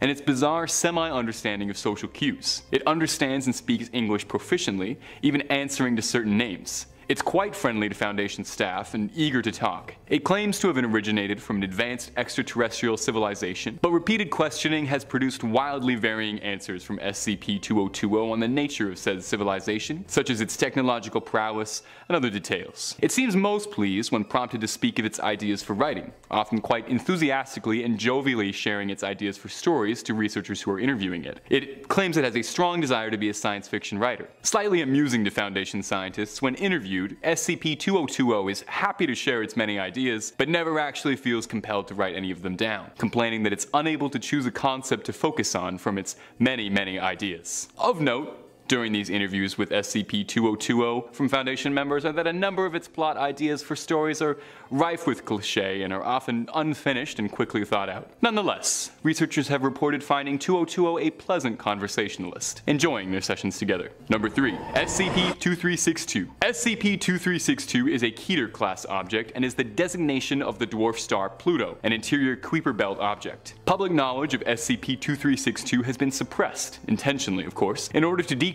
public interest in SCP-2362. In 1983, Foundation researchers uncovered that SCP-2362, formerly designated internally as Pluto, is an organic composition functioning like a shell for something, housing an entity hereto referred to as SCP-2362-1. It is an approximately 900 km long object resembling a bell-shaped mass with 13 flowing tentacles behind it, most closely resembling a jellyfish. A research probe, Orpheus, was sent towards the dwarf planet in 2006 to confirm this hypothesis that the planet was actually an organic entity. The research was fascinating. A fissure was detected on the surface of the object's southern pole, measuring approximately 50 kilometers long and 10 kilometers wide. A repeated surveillance showed the fissure growing daily, increasing in size dramatically. As in a few weeks, the fissure grew from a meager 50 kilometers long to a staggering 950 kilometers long and 370 kilometers in width. After nearly 2 months of observation, 13 masses were spotted sprouting from the southern fissure. After 52 days, the fissure widened, revealing SCP-2362, splitting into 2 halves of one shell and releasing SCP-2362-1, the jellyfish entity. Now, SCP-2362-1's motives are currently unknown, as well as any of its biological functions or drives. What little we do know of it is that it is somehow able to propel itself through space by expanding and contracting its appendages. The current trajectory that it appears to be following suggests that it will leave our solar system within the next 100 years, and as such, it is not considered a threatening object, although it will continuously be monitored by Foundation probes for your security. Number 2. SCP-163. SCP-163 is a safe class object of extraterrestrial origins. SCP-163 is a sapient organism, standing roughly 6.5 feet tall. Its body is roughly cylindrical, with a circular mouth at the bottom, an approximation of a head at the top, and 8 3-jointed legs circling around the body. SCP-163 has many specialized unique limbs to its species, including 2 prehensile feeding limbs on either side of the mouth, 2 arms near the top of its body used for delicate precision manipulating, 2 larger arms located closer to its legs device used for heavier manipulation, and 2 appendages of indeterminate function located between the legs and mouths, but it appears they have been amputated prior to SCP-163's retrieval. SCP-163 was discovered crashed inside a spacecraft in the Andes Mountains and discovered by local miners. The spacecraft had largely been scavenged, but SCP-163 had been kept encased, hidden in stasis. Upon discovery, the retrieval crews brought it to the Foundation, where it was given adequate accommodations. A receiving room with an airlock with room for guests, a storage room where SCP-163 is allowed to keep approved objects, a workshop as well as a dining room, and a sleeping quarters where SCP-163 can rest. SCP-163 displays very good behavior. Its outstanding good behavior is notable by Foundation standards. As such, it is allowed to take short sabbatical trips around the facility, accompanied by a junior researcher for supervision, of course. SCP-163 and any researchers present need to be equipped with isolation suits in order to prevent any cross-contamination between species. SCP-163 displays an advanced level of intelligence, a deep understanding of its own technology, and an ability to express itself artistically when given painting supplies, and has made several attempts to communicate with Foundation personnel. Difficulties have arisen, of course, because SCP-163 is unable to verbalize and only has a rudimentary ability to gesture by furrowing its skin slightly. One of the more docile entries housed by Foundation walls, SCP-163 has been an indelible asset in growing to understand our place in the universe. Number 1. SCP-1281. SCP-1281 is a large safe class object, a biomechanical entity that was found during a routine containment operation of SCP-2362, if you remember from earlier. SCP-1281 is a vaguely teardrop-shaped entity, measuring roughly 12 meters from end to end and 11 meters across. It's spotted with dish-shaped structures on the surface that presumably serve to function as receivers for electromagnetic energy. Several elements and fragments of other mechanical parts are present across the surface of SCP-1281, intimating that more appendages were present at one point, possibly having been damaged. The biological elements of SCP-1281 appear to have grown completely over a technological mechanical frame designed to live in deep space. It's theorized that SCP-1281 was designed for deep space interstellar travel, but a majority of its essential systems had been damaged by unknown sources. Carbon dating has suggested that SCP-1281 is upwards of 1.3 billion years old. SCP-1281 attempted several times to broadcast a message to Foundation researchers, initially broadcasting solely simple binary codes and mathematical concepts. Eventually, it was able to maintain a conversation with our researchers, where it revealed that itself had been sent to share a message from its creator. Paraphrasing slightly, it spoke of its home species and planet that had died off, and wanted to relay its message to other species to warn them, telling them that they must light the darkness. Through SCP-1281, which was known as the Harbinger from its species, this lost species is able to live on in a way, if only through the proof of SCP-1281. After this broadcast, SCP-1281 had asked its interviewer if it had done its job well, if it had performed well. It shut off shortly thereafter. The researcher told it that it did in fact do a good job, and thanked it for its service. The researcher was reprimanded afterwards for breaking protocol for provoking an emotional response. Number 5 on this list is the WOW signal. The WOW signal is a sound that an astronomer received many years ago that, as of right now, is probably the closest thing we've ever gotten to alien contact. Now, I do want to say that just because we got this signal doesn't mean that they're living among us. However, it does give a strong indication that they're out there in the first place, which is frankly half the battle. Intelligencer writes, in 1977, Ohio State's Big Ear Radio telescope intercepted a 72-second burst of sound that bore signs of having come from interstellar space, which could be a sign of extraterrestrial communication.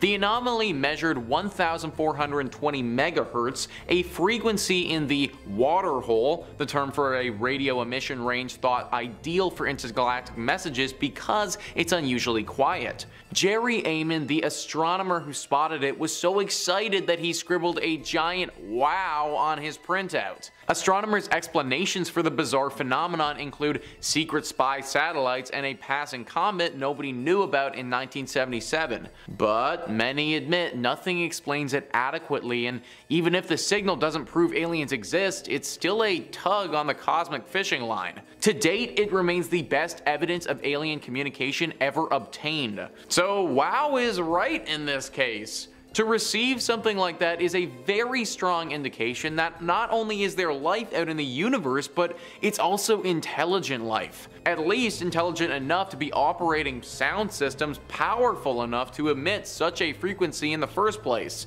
Again, it's not proof that they're assuredly here on Earth, but it's a good start for sure.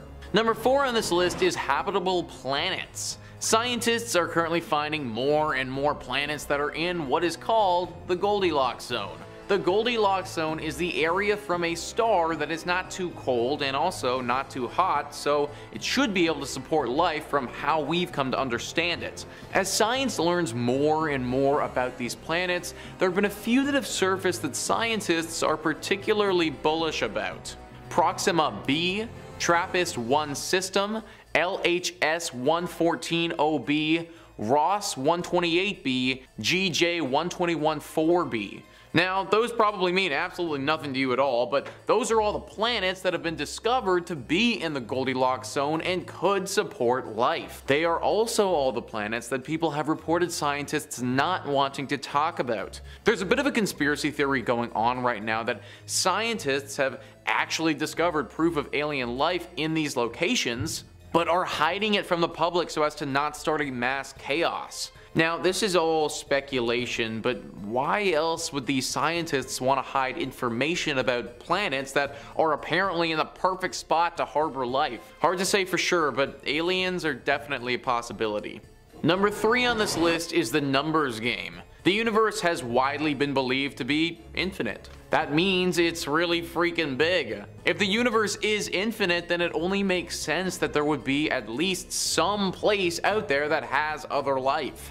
That, my friends, is basically the numbers game. BBC writes, most scientists agree that alien life almost certainly exists in the universe somewhere. Our galaxy contains in the region of 300 billion stars, and we're now discovering planets traveling around these stars. The more we look and the more technology we put out there, the more of these exoplanets we find. To date, we've detected around 4,000, and that's just in our galaxy. If we look at the universe as a whole, then there are approximately 200 billion galaxies. Why would life just occur here? We're pretty convinced it's out there, says space scientist Maggie Adarin-Pocock. It is purely a numbers game, it is a probability. So this argument makes a lot of sense to me, guys. 200 billion galaxies, that is a lot of galaxies and a lot of stars in those galaxies, and basically just a lot of chances to have life appear. Now, this life doesn't necessarily need to be living among us. It could be out in the universe waiting to be found, but similar to our WOW signal example, this is a great start. It's widely believed in the scientific community that there is life out there, and who knows, maybe it's here too. Number 2 on this list is the billionaires. Now, this is going to be a bit of a fallacy because I'm going to appeal to authority with this one. Basically, I'm going to say that there are a bunch of smart, powerful, and rich people out there who believe in the existence and presence of aliens, and therefore we should too. Now, I understand that this is a fallacy and not concrete evidence, but I do believe that acknowledging these people's opinions and at least questioning why they might be thinking this way, well, that's important. Let's name off a few people who are currently obsessed with space travel and contacting aliens. Robert Bigelow, Elon Musk, Paul Allen, Yuri Milner, Jeff Bezos, Franklin Antonio. What do these gentlemen have in common? Well, they are all super rich and they are all fascinated with space and aliens. Now, this isn't proof of anything. This isn't evidence that says aliens are among us, but I do think that it's a sign. If I saw these men all investing in the same stock, then I would also invest in that same stock. If I saw all of these men looking at the same thing, and in this case aliens and space travel, and throwing billions of dollars at it, then I'd wonder to myself, why are they doing that? Well, they're probably doing that because they seem to think that aliens are in fact real and potentially are among us. I can comfortably acknowledge that every single one of those people that I listed is more intelligent than I am, and if every one of them are deeply invested in aliens, then I think that's a sign maybe we should be as well. And finally, number 1 on this list is the encounters. Sometimes we think of encounters with aliens as being few and far between, or that those who have had encounters with said aliens are off their rocker or aren't being truthful. Based on the amount of encounters that we've had and the individuals or groups involved in said encounters, both of those assumptions are categorically false. The fact of the matter is that there have been hundreds, thousands of encounters that humans have had with potential alien life throughout the years. Detailed accounts of everything that went down. Stuff that doesn't seem likely for someone to make up. Whether it be Barney and Betty Hill's abduction, Antonio Villas-Boas, the Foo Fighters, the Kecksburg UFO crash, Kenneth Arnold's incident, the Phoenix Lights, or any of the other many notable encounters that have happened in the past, no one can deny that people have been seeing aliens for quite a while. So picking an encounter at random, let's talk about the Travis Walton abduction.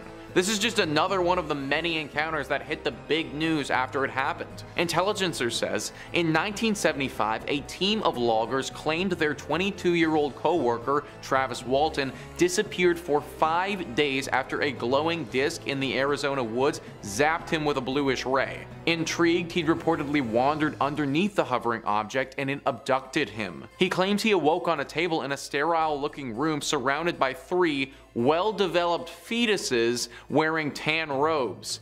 He tried to flee, passed out, then regained consciousness only once the aliens had ditched him on the Arizona roadside. The news blew up when Walton was finally found. Apparently him and the group of guys passed lie detector tests, and Walton himself was taken to a hypnotist to try and see if he was lying, which he wasn't. So in this case it's clear Walton at least wholeheartedly believes he's telling the truth. Also, if he wasn't telling the truth, or that's not what happened to him, then where the heck was he for 5 entire days? A guy just vanished off of the face of the planet for 5 days and is found walking along the roadside in Arizona later? Like, that doesn't just happen, folks. Due to the extensive amount of encounters and the detail to which the stories are described, how can we say without a doubt that aliens aren't living among us? I'll answer that for you. We can't. Number 5. Bones on Mars. We are just desperate to find some proof of there being life on Mars. More than anything, we just want to know if there's anybody else out there with us. We want to know if there's aliens coming in from other galaxies, but I think more importantly we want to look in our own solar system first. It'd be an awfully lonely galaxy otherwise. And while we haven't had a manned mission yet to Mars, thanks to telescopes and rovers, we've been able to get a pretty good look at the surface of it to better our understanding. Recently, a photo taken from the Curiosity rover reignited the search, and alien enthusiasts were excited when it looked like a photo of a human bone was taken from the surface of Mars. It shows a collection of rocks, half buried in dust, and one in particular immediately jumps out, looking like a femur bone, even possibly a human femur bone. However, excitement dwindled pretty soon when, like most cases, like the face on Mars and that statue that looked like it might have been a human woman on Mars, it turned out to be little more than a coincidence. The bone? Well, it turns out it's not much more than a rock that just happens to look like a bone, and our eyes and desire to see patterns where there aren't patterns can trick us all. It was shaped through erosion caused by the wind. Now, NASA is more than aware how much we're all jumping at the bit for proof of aliens, so they even issued a statement about this picture. If life ever existed on Mars, scientists expect that it would be small, simple forms called microbes. Mars likely never had enough oxygen in its atmosphere to support more complex organisms. Thus, large fossils are not likely. Now, it does bear mentioning too that the rock bone actually doesn't look, you know, exactly like a human femur when you really look at it, but hey, that's probably why we thought it was an alien after all. And if you're looking for more scary stuff from outer space, aliens, cryptids, SCPs, and way more, basically everything scary under the sun, toss a subscribe our way and stay spooked all night long. Number 2, cracking the glass. It must be so odd being in space, you know? Floating around in all that nothingness. Even weirder on a space station. You're out in the vast, unending cosmos, and you know that the only thing that's keeping you alive is being inside this box, and that the environment around you cannot support you at all. And you are lost in a sea of stars, very far away from home. I'm not sure how you could ever get used to calling that home. I've got nothing but respect for the astronauts on the ISS. That stuff would stress me out so much I don't think I'd ever get a good night's sleep. I would be way too worried at all times that all it would take is one little thing to go wrong and it would all be over. Well, the ESA, that's the European Space Agency, tweeted a photo out a little bit ago of a crack in the window of the ISS, which is a nail-chomping sight. The damage was caused by a floating piece of debris that collided into the observatory observatory of the ISS. The chip that did this damage was only about 1/4 of an inch. And while it looks incredibly unnerving, and if I saw it while I was serving in the space station, I would probably sweat bullets, the ESA reassures everyone that the damage doesn't actually pose a threat. Now, the unnerving part to me is that they speculate that the object that damaged the window could have been something as small as a flake of paint that came off the ISS and collided with the window. A flake of paint did that! If your first thought was, well, what about something ever so slightly larger, the ESA has the same worry, and has said that a piece of debris larger than 4 inches would be enough to completely shatter a satellite or a spacecraft wide open. That would probably prevent me from ever getting a good night's sleep, knowing that there's always a possibility something tiny could tear a hole open and have everyone sucked into space. Sweet dreams! The threat of space debris is a growing concern for NASA and the ESA and other space organizations, as debris keeps getting lost up there and isn't getting taken away. Nobody's taking out the cosmic trash. We've already messed Earth up pretty bad. It would be a galactic embarrassment if we trash up the stars. So next time they send some astronauts up there, bring a dirt devil or something. Maybe vacuum something up. Do your part. Number 3, dying star. When you're looking at a star, you're actually looking at a star as it was about 4,000 years ago. It's kind of out of date by the time you saw it. The speed of light, very, very fast, but it's not that fast. You see, stars live for hundreds upon millions of years, so when we're looking at them, they're practically an infant in the cosmic sense. But have you ever wondered what it might look like when a star does die? When a star finally croaks and kicks that celestial bucket? Well, thanks to billions of dollars in telescope technology, we can scratch that curiosity. Before the James Webb Telescope stomped onto the scene and stole the hearts and mind of the space community, the Hubble telescope was still the #1 name to trust in the big telescope community. It was capturing all sorts of dazzling and delightful images, including this lovely one of the star CW Leonis, captured as it was dying. Oh, and nobody did anything to help. You just watched it. Oh, these people. Have you ever seen a dying star? I definitely haven't, and it is as ethereally beautiful as I could have imagined, but also like wildly scary in a sort of cosmic horror way, you know, and that sort of we're so small in the galaxy kind of way. It looks like a cosmic web, kind of like a fractal galactic spider web, and that's a great album name if you want to give that out there. It looks to me like staring into the eye of a Lovecraftian god, some being that's existed before the dawn of time. Makes me feel like I'm gonna get driven to just a little bit of madness if I stare at it too long. So I'm not a rocket scientist, or a scientist, or really even that smart about anything, but I could do my best to try and explain what's going on here. The cobwebs that you can see floating around the star are carbon absorbing the dying star, and the outer layers of the star are being sucked into the black void of space. And where that goes from there, could not tell you, but it's probably just as terrifying to even consider. Anyway, can't tell you too much more. Like I said, I'm no scientist. I'm just a reasonably charismatic YouTube host who can tell you when something looks cool. And this star looks pretty cool. Jack-o'-lantern sun.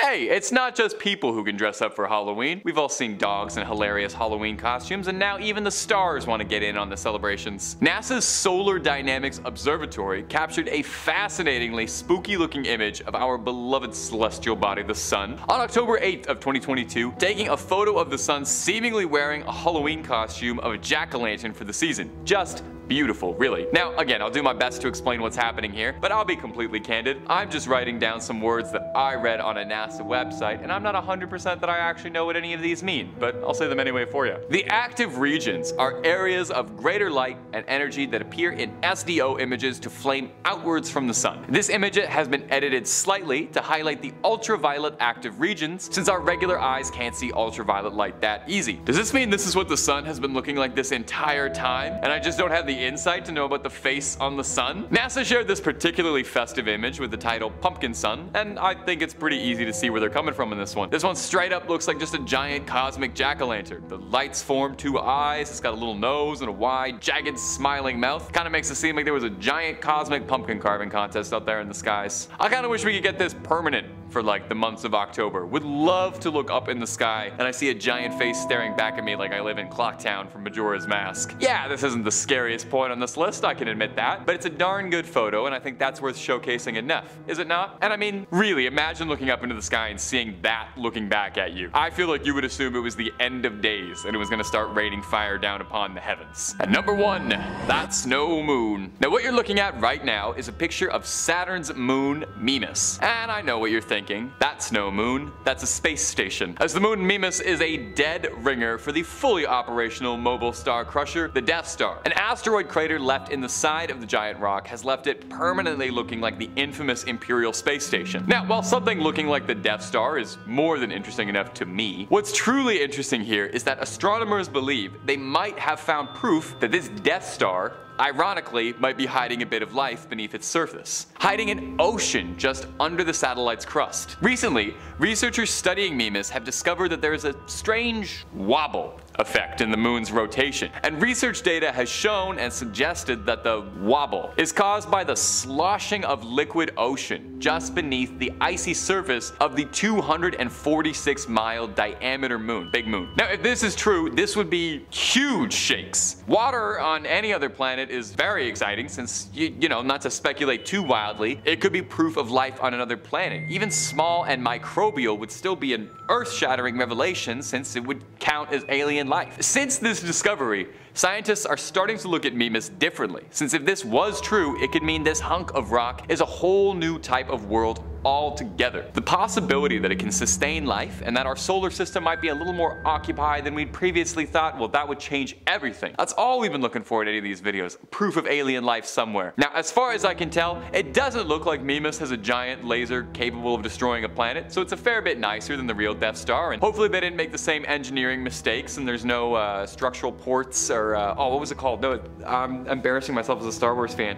What he shot the torpedo into. We all know what I'm talking about. When Luke shot the torpedo in, it doesn't have that. That's what I'm trying to get at. Anyway, hopefully there is something hiding beneath that ice. I feel like that'd be a pretty good cosmic twist if we spent all this time thinking Mars is going to be where we found the aliens, and then it turns out it's the Death Star, the thing from Star Wars where we find our alien friends. That's poetry. Number 5. The NASA Photoshop cover-up. The most recent of the incidents on this list is the accusation from prominent UFO hunter Scott C. Waring that NASA is editing archival photos to remove alien craft in an effort to hide the existence of extraterrestrials from the people of Earth. As evidence of this, he posted a photo from the 1968 Apollo 7 mission that he claims shows a UFO on his blog, saying that the craft he saw in 2013 had been edited out of the photo by 2015. As he himself put it, "Guys, I discovered this UFO back in 2013 and NASA used my website to edit it out by 2015. Now I have found them in the US National Archives.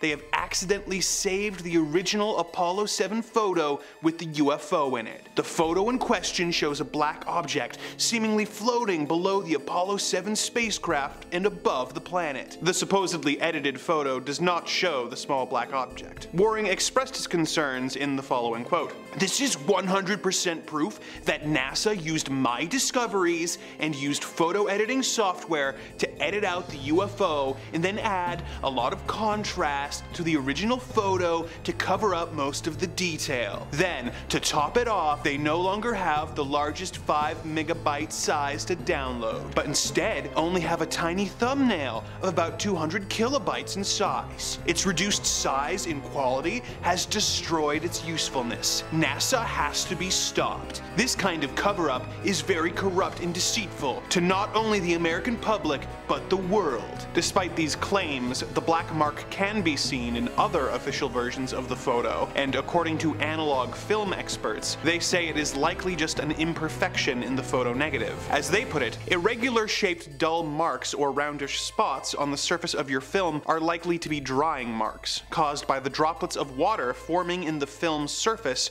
during the drying stage. These marks are typically seen on the film backing. Films washed in hard water areas are more likely to see this problem. Is NASA really altering photos in their archives in order to cover up alien life? Possibly. Is this an example of them doing so? I'm not entirely convinced. Number 4. The Space Fireflies. During the race to the moon between the United States and the Soviet Union, one of the landmark moments of the race was the Mercury Atlas 6 mission, when American astronaut John Glenn became the first American to orbit the Earth. As important as this moment was in the history of space exploration, it is better remembered by UFO enthusiasts for what Glenn saw out of his window during the mission. While Glenn was flying over Australia in the Friendship 7 capsule, he looked out the window and saw what he later described as fireflies. Upon seeing this, he radioed the following back to NASA Mission Control. "I am in a big mass of some very small particles that are brilliantly lit up like they're luminescent. They look like little stars." Glenn then tapped on the window, and the fireflies seemed to react and flew away. NASA was of course worried that this was parts of the capsule heat shield collapsing, but thankfully for Glenn, this was not the case. Because the mission wasn't being broadcast live, the firefly story didn't get much media attention, being somewhat of an urban legend. However, when the next American in space, Scott Carpenter, also reported seeing the luminescent particles, NASA had an excuse at the ready, saying that it was caused by ice particles from the condensation of the ship's heat exchanger. While to most this would sound like a plausible explanation, John Glenn maintained until the day he died that what he saw could not be explained by ice particles. What did John Glenn see out his capsule window during the 1962 Mercury Atlas mission? Was it really ice particles? Or is NASA trying to hide the truth from the people of Earth? Was John Glenn right? Is it a coincidence that multiple James Bond films were also directed by a man named John Glenn? We may never know. Number 3.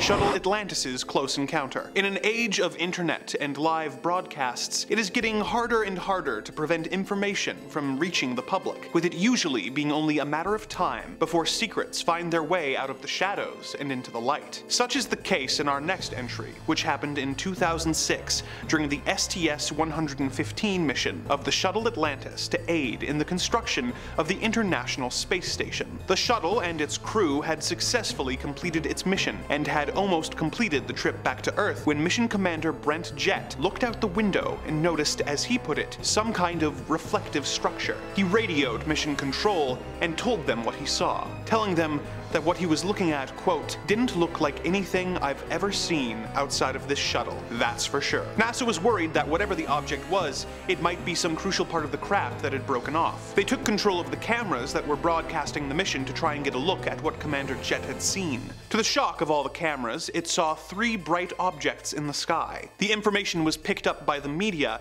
and NASA scrambled to come up with a suitable explanation. They ordered an inspection of the craft to see if it was a broken off part of the ship as they had assumed, but could not find any evidence of damage. When the ship returned to Earth, another inspection was ordered, but once again, no damage other than a small micrometeor impact was found. NASA has never been able to explain what happened during this mission, and seem to have made no effort at all to solve the mystery in the years since. Or do they already know what happened, and simply do not want us to be in on the secret? As disturbing as that prospect may be, it would not surprise me to learn that it is the truth. Number 2. Gordon Cooper's alien adventures. Gordon Cooper is an important figure in the history of space travel, having served as an aerospace engineer, a test pilot, a pilot for the United States Air Force, and being the youngest of the 7 original Project Mercury astronauts. He was the first American to spend a day in space, the first to sleep in space, and was the last American to go on a solo orbital mission, and set the space endurance record when he traveled 3,312,993 miles in 190 hours in 56 minutes, thus proving that astronauts could survive in space for the length of time that would be required to travel to the moon and back. He was an extremely important historical figure, but unlike many other NASA astronauts, he was not shy about talking about the various experiences he had over the years with unidentified flying objects, and the government's effort to cover these experiences up. Gordon Cooper claimed that he had seen his first UFO while flying over West Germany in 1951, but that his first experience with government cover-ups came in 1957, while he was stationed at the Edwards Air Force Base in California. He had put a crew in charge of setting up an Ascania cinetheodolite, which is a photographic instrument used for collecting trajectory data of aircraft, missiles, rockets, and other similar equipment. The equipment was set up on a dry lake bed and set to take pictures at 30 frames per second as aircraft landed. The men later reported to Cooper that they had seen something odd, and had captured images of a strange-looking saucer-like aircraft that hadn't made any sound while landing or taking off. The men were used to seeing seeing experimental aircraft, but were unnerved at the sight of this saucer, which had hovered over them, landed about 50 yards away using 3 extended landing gears, but had taken off when they had approached for a closer look. Cooper called a special Pentagon number, which was meant for reporting such phenomena, and was told to have the film developed, to make no prints of it, and to send it to them in a locked courier pouch. However, as Cooper would later admit, they hadn't told him not to look at the negative before sending them out. He looked at them and saw incredibly high-quality images of the flying saucer. He had expected there to be a follow-up investigation, but never heard anything further. He tried to track down what happened to the images, but never found out, assuming that they ended up in the Air Force's Project Blue Book, which was the Air Force's official UFO investigation. He had to deal with more government concealment, this time from NASA, when he did his solo orbital mission in 1963. While being broadcast live on NBC, Cooper told Mission Control that he could see a glowing green object, which was rapidly approaching his craft. The object was not an illusion, and even showed up on radar, but when he returned to Earth, he was forbidden to talk about the experience any further with the press. The reporters brought in for the subsequent press conference for the mission were also told that they could not ask Cooper about the green orb either. Years later, Cooper would talk about this encounter more openly and discuss the fact that NASA and other government agencies were covering up several stories of UFO encounters. He even spoke to the United Nations on the subject, saying, "Authority is afraid that people may think of God knows what kind of horrible invaders, so the password still is, we have to avoid panic by all means." Did Gordon Cooper really see multiple UFOs during his life? And if so, did NASA and the Air Force prevent the public from learning about these visitors from another planet in an effort to avoid panic? Will there ever be a point in history where they trust the people of the world to be able to handle such news? Much like the identity of the flying saucer's pilots, it is unknown. Number 1. Did we even go to the moon? As we bring our video to a close, we must talk about one of the most popular NASA cover-up theories out there. While several people are convinced that NASA has come across evidence of alien life that they are keeping from us, or that they have even managed to make contact with extraterrestrials, there is still an inherent level of trust involved in those theories. The idea that NASA is covering up such evidence relies on the belief that NASA has really managed to send men to space. However, there are a significant number of people who don't even trust that this occurred, believing that man has never set foot on the moon. In the interest of fairness, let's explore this theory further. The gist of the theory is that while the United States and Russia were racing to see who could get to the moon first, the United States government built a set and filmed fake astronauts pretending to walk on the moon, broadcasting the footage across the world and effectively ending the space race in their favor. Some theories even say that famous director Stanley Kubrick was hired after the impressive special effects in his science fiction film 2001: A Space Odyssey caught the eye of the US government. He was apparently hired to direct the allegedly fake moon landing. The evidence that people have latched onto over the years include shadows in photos that don't line up how people think they should, claims that the astronauts could not survive the Earth's radiation field, the lack of stars in the moon landing photos, and the infamous American flag that they claim appears to be flapping in the wind despite the lack of wind on the moon. Most, if not all of this evidence has been explained by NASA, but once someone is convinced that the moon landings are fake, no explanation from NASA is going to convince them. Whether the moon landing is real or not, it is a good example of how the public's trust in a government institution can erode to the point where some people feel like they can't even take the most basic bits of information provided by NASA for granted. Number 5.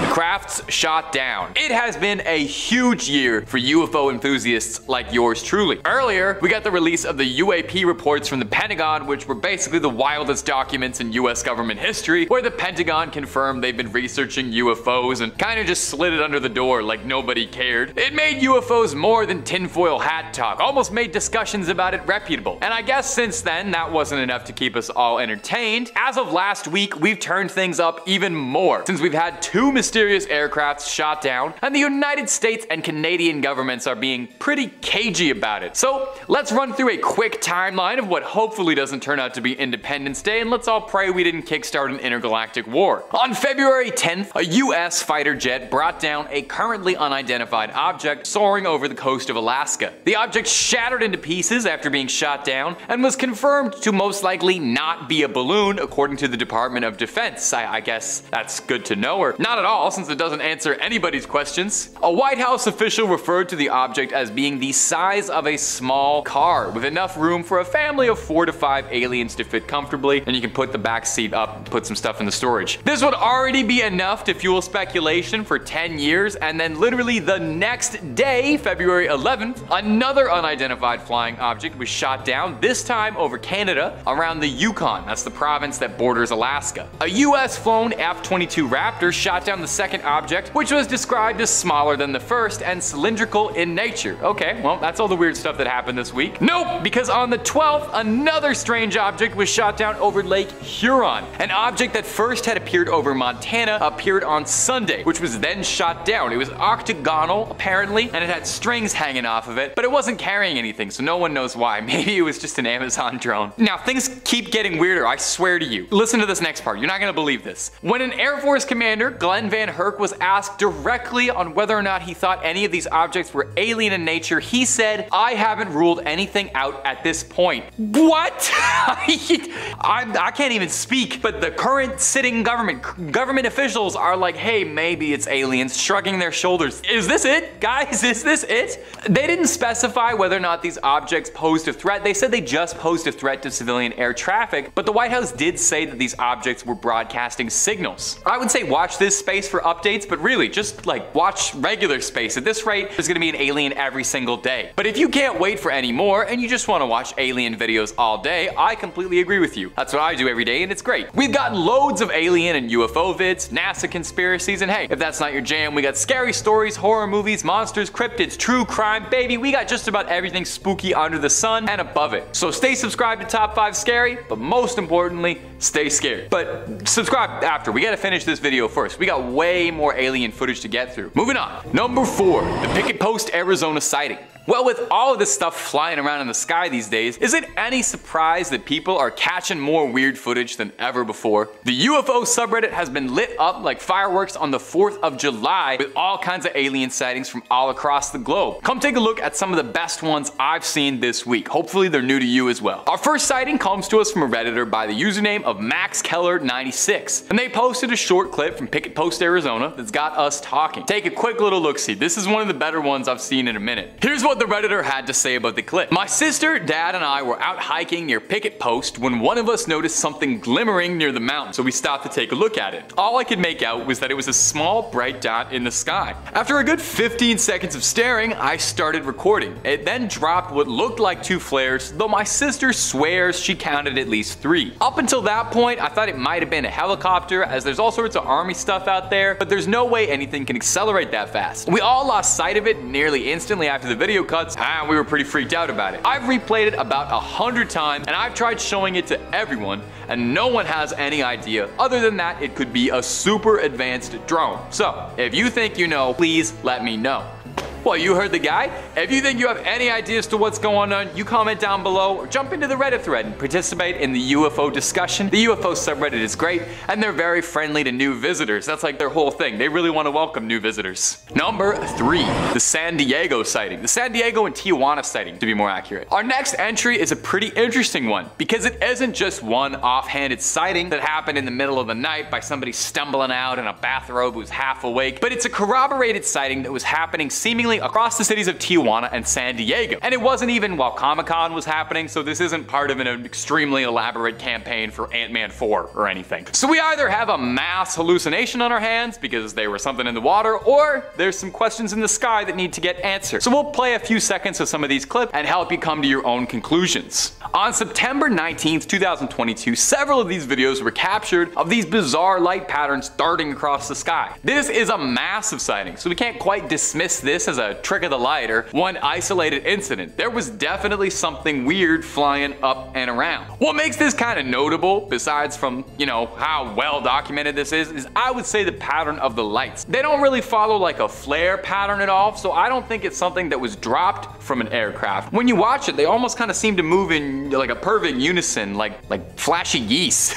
The original poster who posted the compilation clip to Reddit added as well that another oddity they noted was that after the lights were seen and military fighter jets surrounding and circling the skies, probably to round up whatever was going on. So, comment section, I'll throw it back to you again. What do you think? Spy drones, weird paranormal lights, or is it just visitors? I think it's alien tourists who heard what a great time a weekend in Tijuana is and want to check it out. Could you imagine if aliens do come to Earth, but they're not really interested in like diplomatic relations or starting a war or anything? They're just like, we heard you guys party hard and we want in on that. Number 2, Michigan and Grand Grand Park. Another very weird sighting coming from Reddit. This one was posted not even 2 days ago by a Redditor with a very funny username I can't read out loud on YouTube, but just know it was very funny. At first, it kind of looks like a piece of litter that somehow managed to get all the way up in the sky and is fluttering and darting all around. But if you take a closer look at it, it really seems like it's moving like it's being controlled. People in the comments of the subreddit quickly pointed out that a similar object to this showed up in Australia when this one's filmed in Michigan. Isn't that odd? 2 of these similar reports happening on almost opposite ends of the world. People in the subreddit theorized that this object in the video is one of the ones that was shot down over Lake Huron, which definitely makes sense. Lake Huron is, in Michigan. Could this be some of the last footage of this alien craft before it got burnt up? From this clip, I would say to me personally, it looks like some sort of hyper advanced drone, maybe more than a piloted craft. It looks very small, so unless there's like a really teeny tiny little alien inside there, I don't know. But with all cell phone footage, it's kind of impossible to ascertain the size of the thing. I think this one's pretty conclusive personally, and if this really is footage of the object that was shot down over Lake Huron, I would say the United States and Canadian governments agree with my assessment as well. But as all of these clips, please let me know what you think it is. If it's a drone or an alien or maybe just a really impressive kite that accidentally got destroyed. Number 1, the Columbia sighting. Now, our number 1 sighting is another international one. You think aliens are only gonna show up around North America? Come on, expand your worldview a bit. If aliens invade, they're gonna go after the whole planet. There's a whole lot to see, a whole lot of things they could burn down with lasers. And it seems like they were curious about the countryside of Colombia, because this footage out of Bogota, Colombia is truly out of this world. Seriously, this is like the most impressive UFO footage I've ever seen in my life. It was captured by a pro photographer who sent it along to a friend of his who's a YouTuber. Hey, reach out, let's collab. In the hopes of getting it to more eyes and people who can analyze it. And yeah, seriously, this is one of the most convincing things I've ever seen.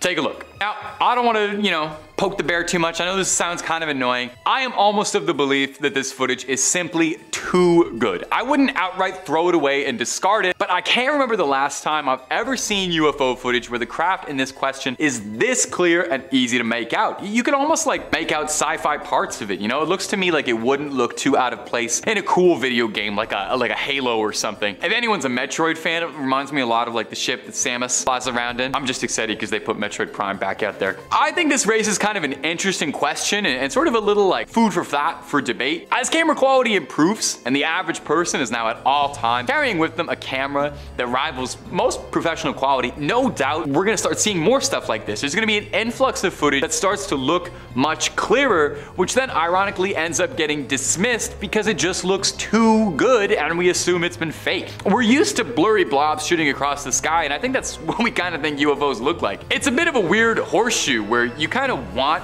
alien footage to look bad so it's more believable. I don't know, maybe I'm just rambling, maybe it all makes sense, but let me know what you think about this one. I think this is absolutely nuts, and I think this is the most exciting time to be into UFOs and UAPs as a whole, because it really feels like we're getting a breakthrough pretty soon. But maybe I just want to believe. Number 5, Japan sighting. Our first sighting comes to us from Japan, where a man looked out his window one day in time to see an amazing sight, only for it to disappear before he could get his family to look at it. The following is his story as he related it. My name is Tatsumi Tanaka. I am 42 years old and the owner of a beauty parlor in Inaka City, Gunma Prefecture. Last Sunday, I saw a UFO, and it was the first time such a shocking matter happened to me. I never believed that I would have such an experience, but surprisingly, it happened to me. I was on the second floor of my house and casually looking out the east window when I caught sight of a white object, rather big, the shape impossible to describe, rising softly and perpendicularly from the surface of the ground. We see Mount Akagi in the northeast direction, and it was in this direction that the UFO rose, but I could not tell how far away it was. It was about 10 o'clock in the morning. I wondered what it was. I thought at first sight it must be an airship or a balloon. I strained my eyes to see better, but could not understand what it was. After rising straight up, it stayed for a while at a constant height and seemed to become blurred outside. It then turned into the oval shape that is familiar to us from TV or magazines. It was the same object, but not the same shape as before, but the outline was not clear. Soon after, it moved to the right at fast speed. It looked like a low-altitude flight, but it all happened so quickly, and then it just disappeared into the cloudless blue sky. I was so shocked, I fell out of my mind. This thing was so huge, but it disappeared just in a moment. I tried to explain what I saw to my wife and child who were right beside me, but I couldn't. I just pointed and could only shout out in surprise. My wife was very annoyed and said that everyone cannot see UFOs, only some people do and some don't. By then it had disappeared. I was so excited that I went outside with my daughter and searched the sky.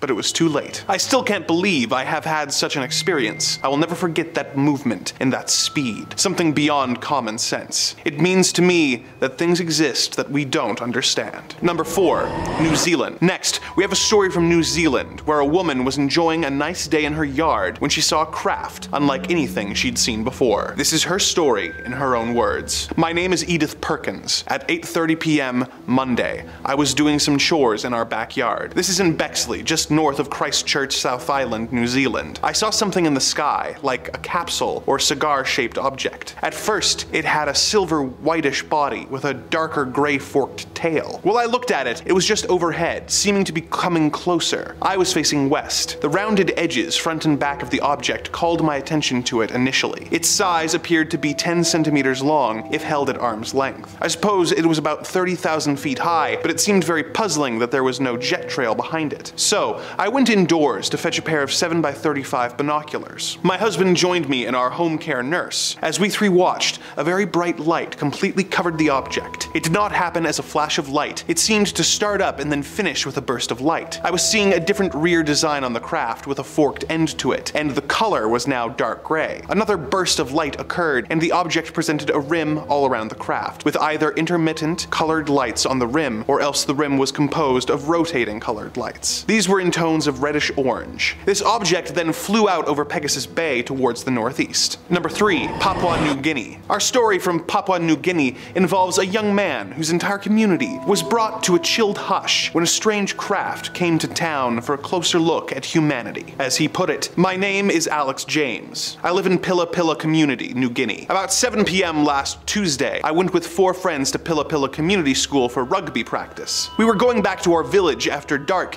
when we saw some bright lights approaching. There were a lot of people about, some coming back from bathing, and others sitting around eating their dinners. When they saw the light, they all ran inside and locked their doors, except for a few of us who just stood and stared. As the UFO approached us, we heard no sound. The street lights all dimmed just like a torch when the batteries are failing. It hovered over the coconut palms and looked huge. It was oblong in shape. It passed slowly overhead. My friends and I were almost frozen as we watched it. We felt as though we could not move or speak, because we were so shocked by the sight. The bottom of the UFO was oblong shaped, with very bright lights all around the edges. At the top was a pyramid-like shape, with lights around it also. Just bright white. No colors. It was huge and took over 30 minutes to pass by. We checked the time. When it was hovering over us, it seemed to be as bright as day. The whole place was lit up like bright daylight. That's how bright its lights were. Then the object just disappeared in the direction of the mountains near Vuvu. Number 2, Zimbabwe sighting. Our next tale comes to us from a journalist named Cynthia Hind, who interviewed a teenager named Lloyd, who witnessed not only a strange craft, but alien life forms when he was awoken late one night. The following is quoted directly from her report. At between 1 and 1:30, he woke up, and because he knew it would be quiet at that hour, he decided to do some studying for his exams. Whilst thus engaged,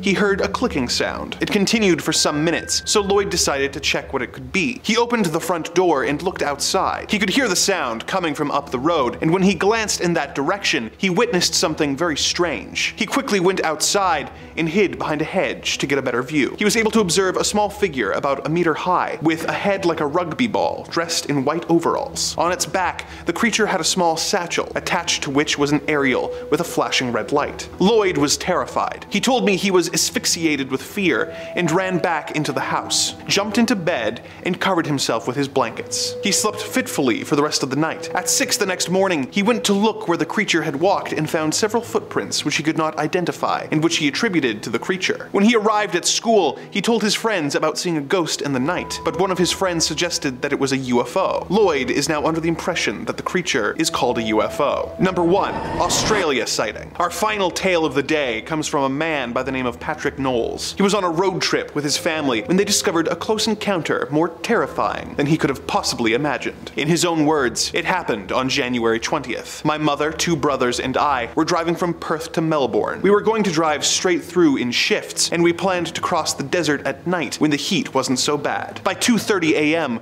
we were in the Nullarbor Plain. We stopped for petrol and switched drivers. Sean was driving, and I was in the front seat next to him. The road was empty. Suddenly, we saw a bright yellow light up ahead, and Sean slowed down. As we got closer, the yellow light seemed to be emanating from an egg-shaped object hovering just above ground level. We thought we might be seeing things, but then a caravan passed, going the other way, and it swerved sharply to avoid the luminous egg. The closer we got to it, the more we realized it wasn't a normal vehicle, or a road signal, or anything like that. Sean swerved to avoid it, and we continued on, leaving it behind. Suddenly, the object started towards us. It appeared to accelerate with tremendous speed. We drove on, and it literally chased us. The faster we went to get away from it, the faster this object went after us. I reckon we reached a speed of 125 miles per hour, but it caught up in a matter of seconds. Then Sean made a sudden U-turn and headed back west in the direction of the petrol station. The UFO also turned around. I don't know how the hell it was flying, because it didn't have any wings or anything like wings. It just kept coming after us. Sean made another fast U-turn, heading back towards Melbourne again, but the UFO turned as well and kept pace with the car. In the back seat, everyone was scared. The dogs started barking and whining. Then, suddenly, we were hit. It shot a beam of light out and punctured our back tire. The back tire was on fire. We started sliding across the road. I realized if we braked, we would have to confront the UFO, but Sean didn't have any choice. Then it landed on the roof of the car and picked the car up. It lit up the car like a microwave. The heat was intense. Our hair was standing straight up, and we felt really funny, like we were being dehydrated. It was awful, frightening, like our brains were being sucked out. My fear was that I would be pulled out of my body. I put my hand out of the window and touched something spongy that burned my hand. I thought we were going to die. You could actually feel the car rising in the air. The car began to fill with a thick black fog. It was so hot, and all this soot, this junk started covering us. Our voices started changing. You know how a tape deck sounds when the batteries start to go flat. That's what it was like. Then I passed out. I came to when I heard a tremendous noise like a bang, and our car suddenly dropped back to Earth. Dawn was coming up. The thing just flew away, and that was the last we saw of it. I had to change the tire, and we tried to clean out the black soot. There were marks on the roof of the car. As soon as we could, we drove fast to the nearest roadhouse. We were too shocked to talk for a while. Then we realized we had lost a couple hours' time during the incident. We called the police. The funny thing was, they were already looking for us. Someone, maybe the people in the caravan we passed, had phoned the police anonymously. Their report states that they witnessed our car being picked up off the road and shaken violently. They noticed the car was covered in black ash. The police inspected our car and noted the ash, the bad smell, and the dents on the roof. They were convinced something had occurred. They took us to the hospital, where we were treated for burns and shock. Number 5, Bonita Springs, Florida. Our first clip today is going to be coming to us from the UFO subreddit, because really, where else? The UFO subreddit is doing more to get alien content out in the open than any world government is willing to, so if they're not gonna do it, we gotta let the guys online pick up the slack. This clip was posted to us from user Marcus1640, who had this to say. Well, let's roll the clip though first, I think.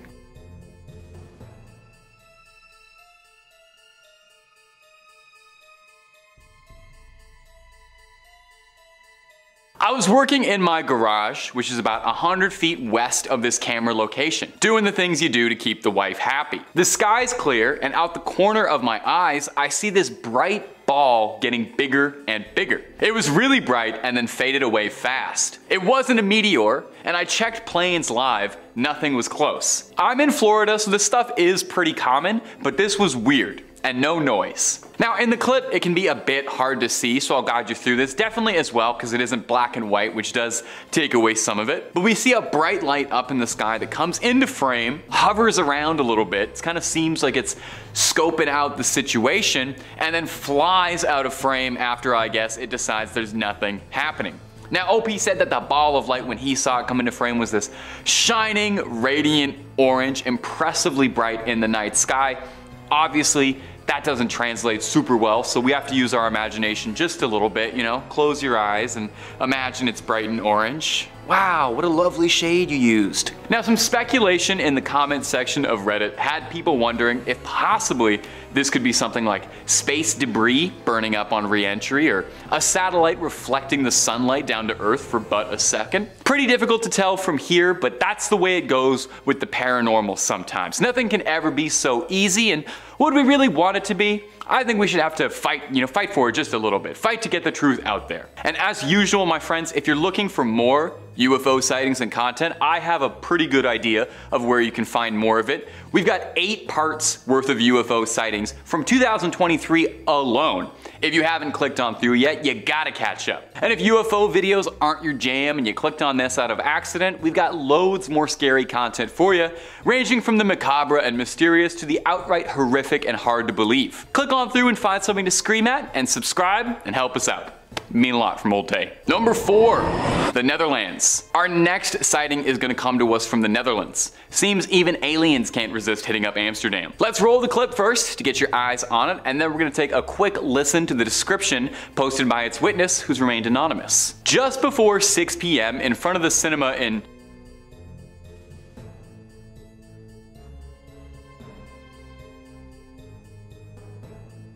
Scheveningen? There's no way I'm pronouncing that right. I noticed this object. While viewing this object, it almost did not move at all. In the entire 20 minutes I was there, the object floated very slowly once to the left and right, and then twice up and down. The shape remained exactly the same throughout. The size remained the same regardless of whether or not this object moved up, down, left, or to the right, and there were no lights to be seen on it. Everything was completely black, and it looked like there was a smudge in the sky. In terms of height, this is unfortunately impossible for me to estimate. But there were several people who, like me, took photos and videos. The object was visible for about 20 minutes. Now, the video we've included was pretty short. In fact, those 10 seconds were all that was in that video anyway. But when that video was posted to Reddit, it was corroborated by a few other sources who had all seen the same thing and posted similar videos. Meaning, this isn't some CGI trick, or if it is, a lot of people are in on this conspiracy. So what do we think this could possibly be? The usual suspect of it being a strange blimp or a balloon is always a possibility, and I've seen enough of these videos now that I'm always instantly like, this is probably just a balloon, isn't it? But it's still very, very weird. So, let me know down below what you think. I love hearing from you guys about what you think on all this. Number 3, Phoenix, Arizona. This next clip was first posted to TikTok, but since being posted there has been making the rounds across the web since it's got UAP enthusiasts like yours truly peering their eyes open and gluing them to the screen. Let's take a look and you all tell me what you think, okay?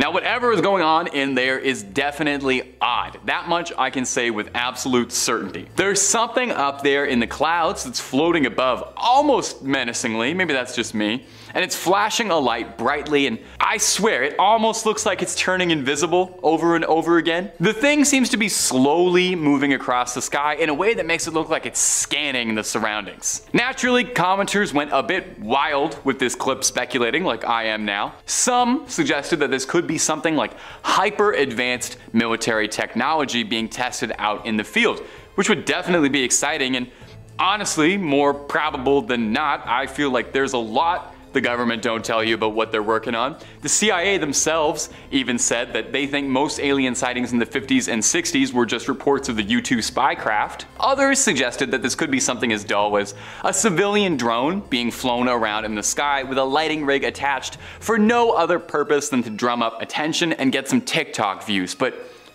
do you really think someone would do that? Someone would go on the internet and just lie for attention?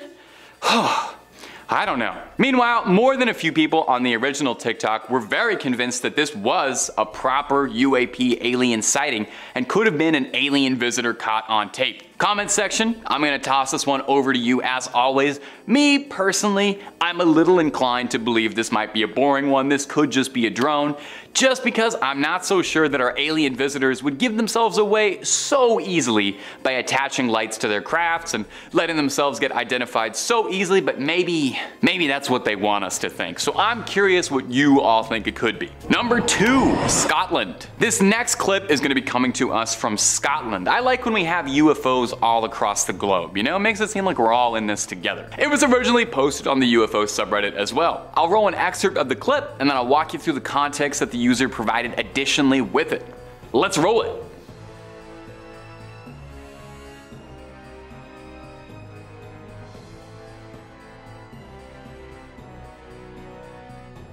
Okay.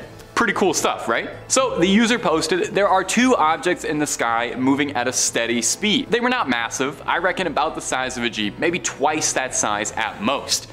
Twice the size of a Jeep is pretty big, I think. Definitely smaller than a plane, but a lot bigger than drones. They had no lights, no wings, no windows, and no propellers. They also made no noise. These objects looked much bigger in real life than they did in the video. On film, they appear to be black, but in real life, I would say they had a color similar to a cloud.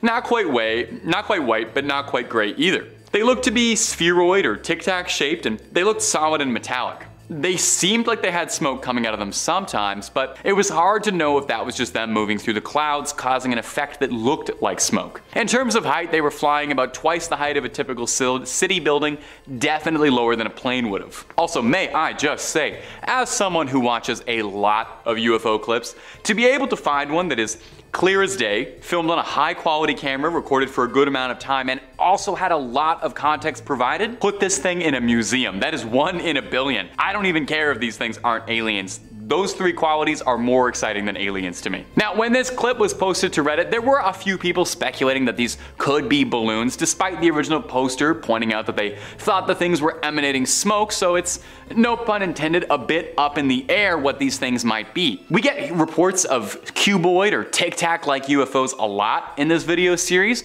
which does make me think there's something suspicious going on if so many people report on similar objects like that, but we still don't have any answers. I hope we get there someday. I know the truth is out there. Number 1, Hollywood. Our final entry for this video is going to come to us from Hollywood. Even aliens like the tourist hotspots. Let's roll the clip and I'll add the commentary and speculation afterwards, because this one's a good one. There's a reason I saved it for the last.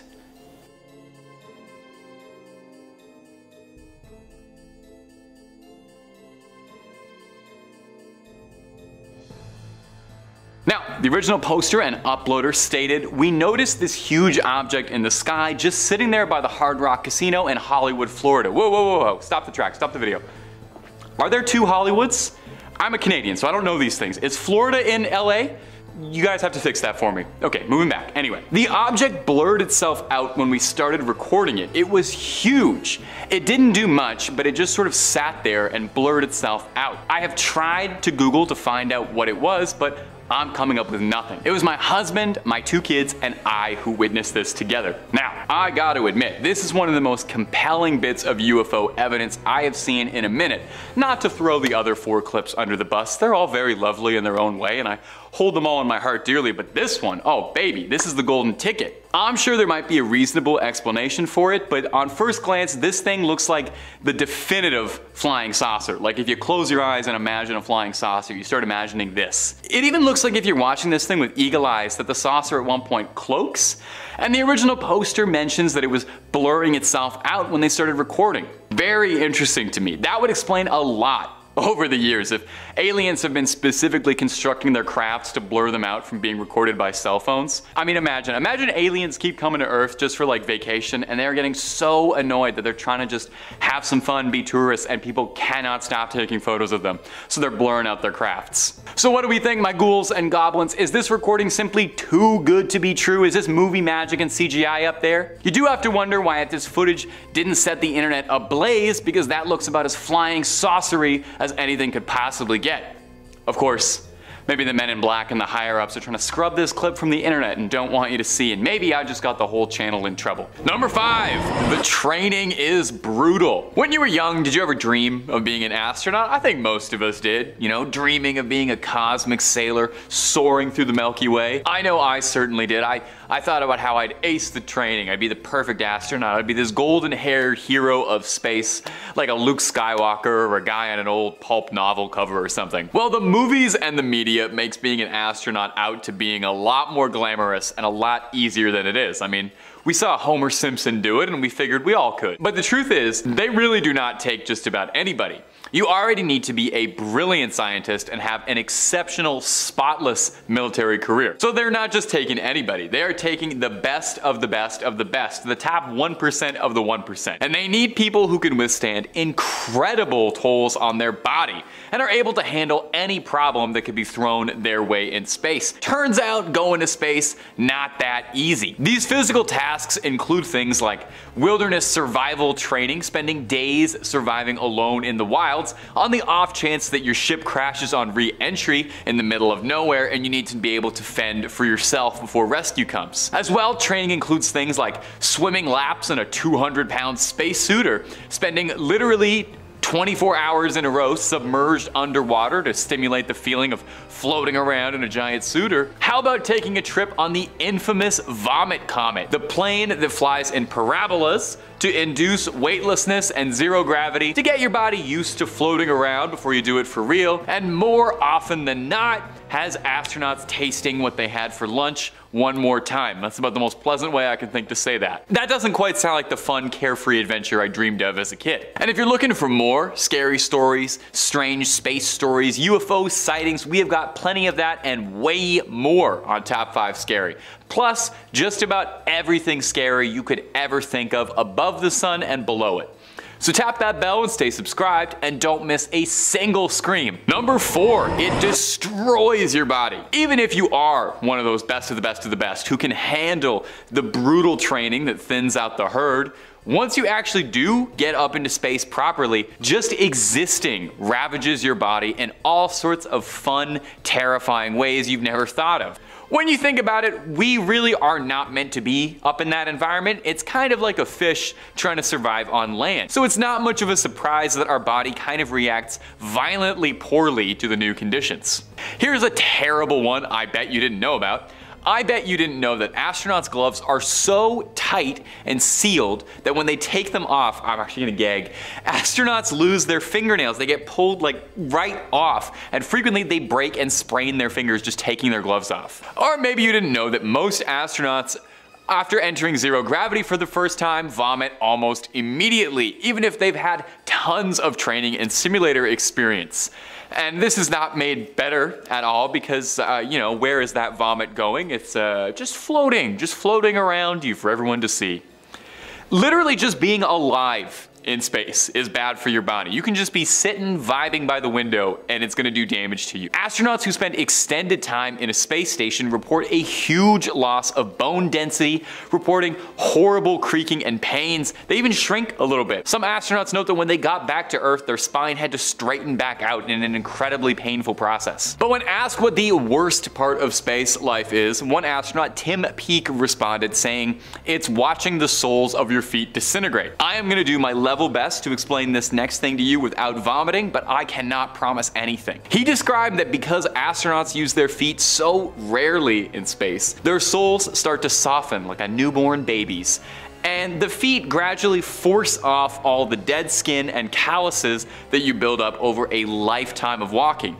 Meaning sometimes astronauts, when they remove their socks, shower the cabin with a lifetime of dead skin flakes and big chunks of foot floating around the space station like the literal most disgusting snow globe imaginable. Number 3, and your mental too. The thing is, it's not just your body that is going to be put through the absolute ringer when you find yourself with a career floating up in the stars. Your mental faculties need to be sharper than anyone and able to deal with anything that could possibly get thrown at you as you're floating up miles away from home. It's no wonder David Bowie and Elton John wrote so many songs about how sad it is to be up in space. Astronauts report feeling a wide array of mental health struggles, reporting that the isolation causes them loneliness, depression, anxiety, stress, fatigue, mood swings, concentration issues, and some even getting full-blown PTSD upon returning back to the Earth. But, I mean, I get it. Imagine the workload. Imagine working a grueling day, not just any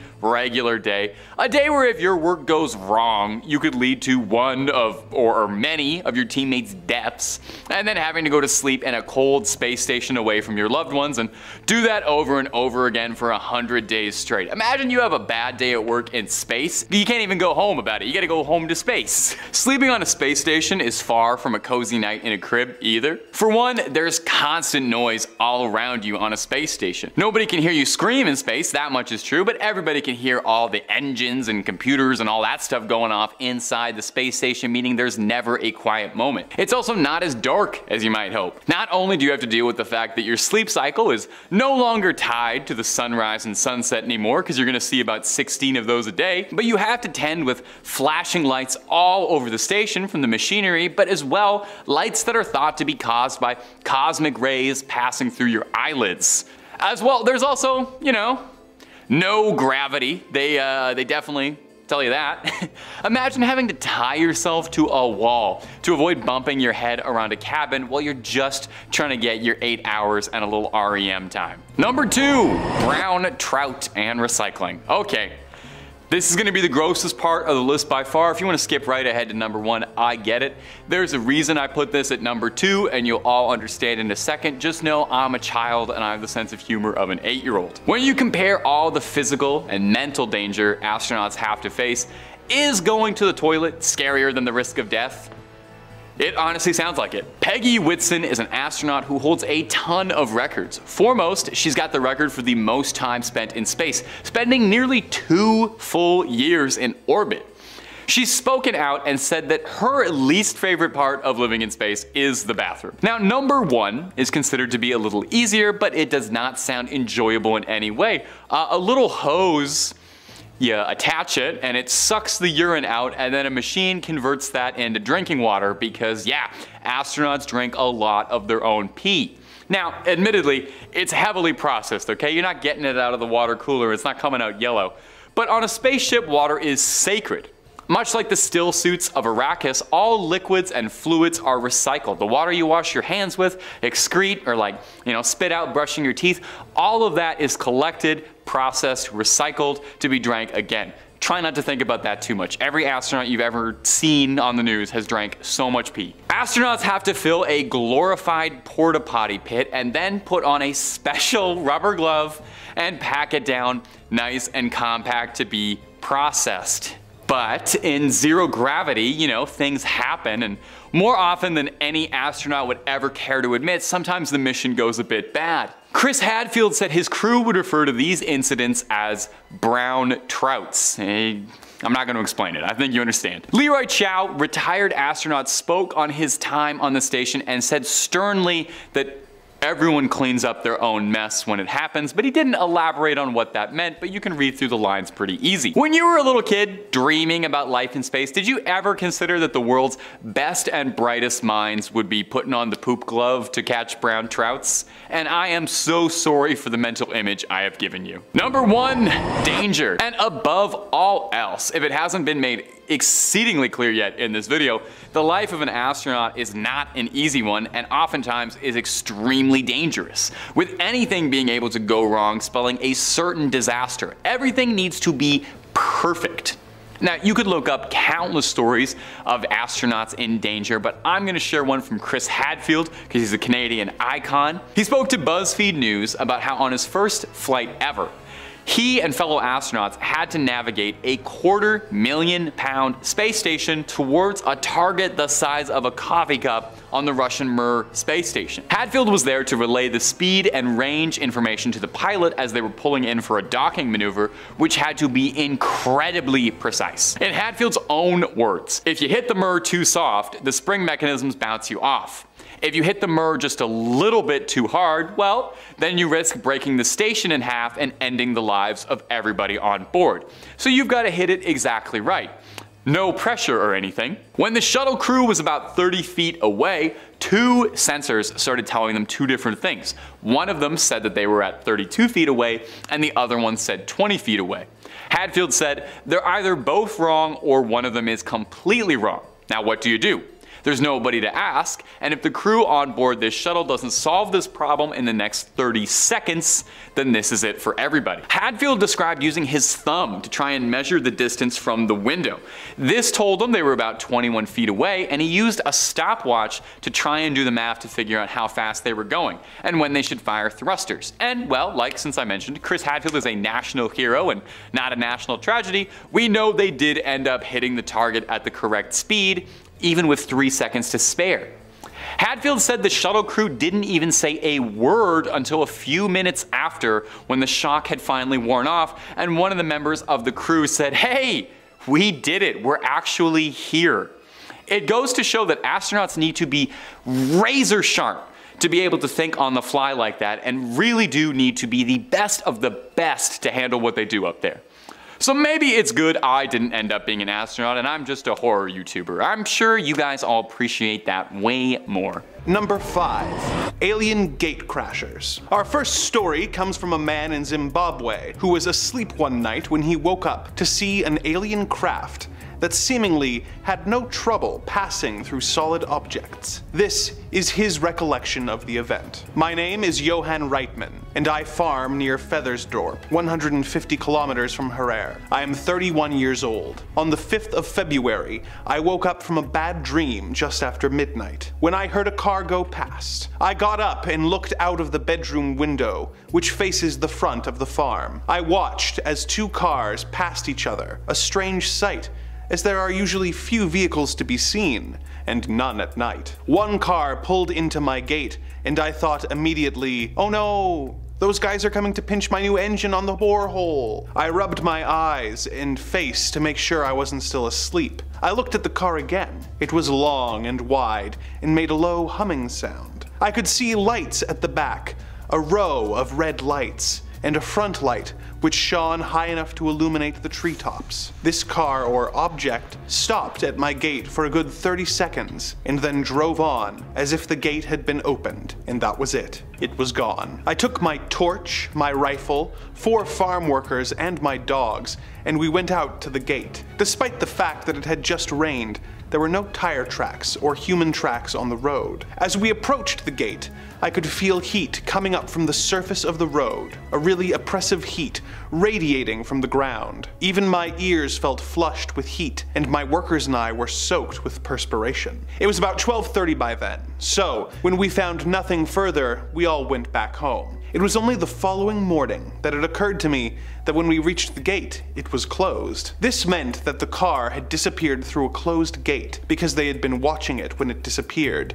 and the gate hadn't moved. The next day, I sent one of the farm workers to fetch some sheep who were lost in the bush, and on his way back, he said he saw an object straddling the road. By the time he reached the spot, it was gone, but strangely enough, the sheep would not walk over to the area where the object had been. Instead, they divided around it. Number 4, a UFO crash in Greece. Our next report comes from Georg N. Pantelouas, who interviewed the witnesses of a UFO crash in Megas Platinos in Greece. The following is quoted directly from his report. At 0300 hours that night, shepherds and some villagers observed a small group of 5 to 6 UFOs approaching the area from the north. One of them had an unstable flight and seemed to be having a problem. Strange lights came out of the UFO's fuselage, but without any noise. As an eyewitness, shepherd Trantos Karatranos told me suddenly the treble UFO lost altitude and crashed to the ground at a distance of about 500 meters away from him. He didn't hear any noise, but a fire started burning the bushes. Trantos was very afraid to get closer,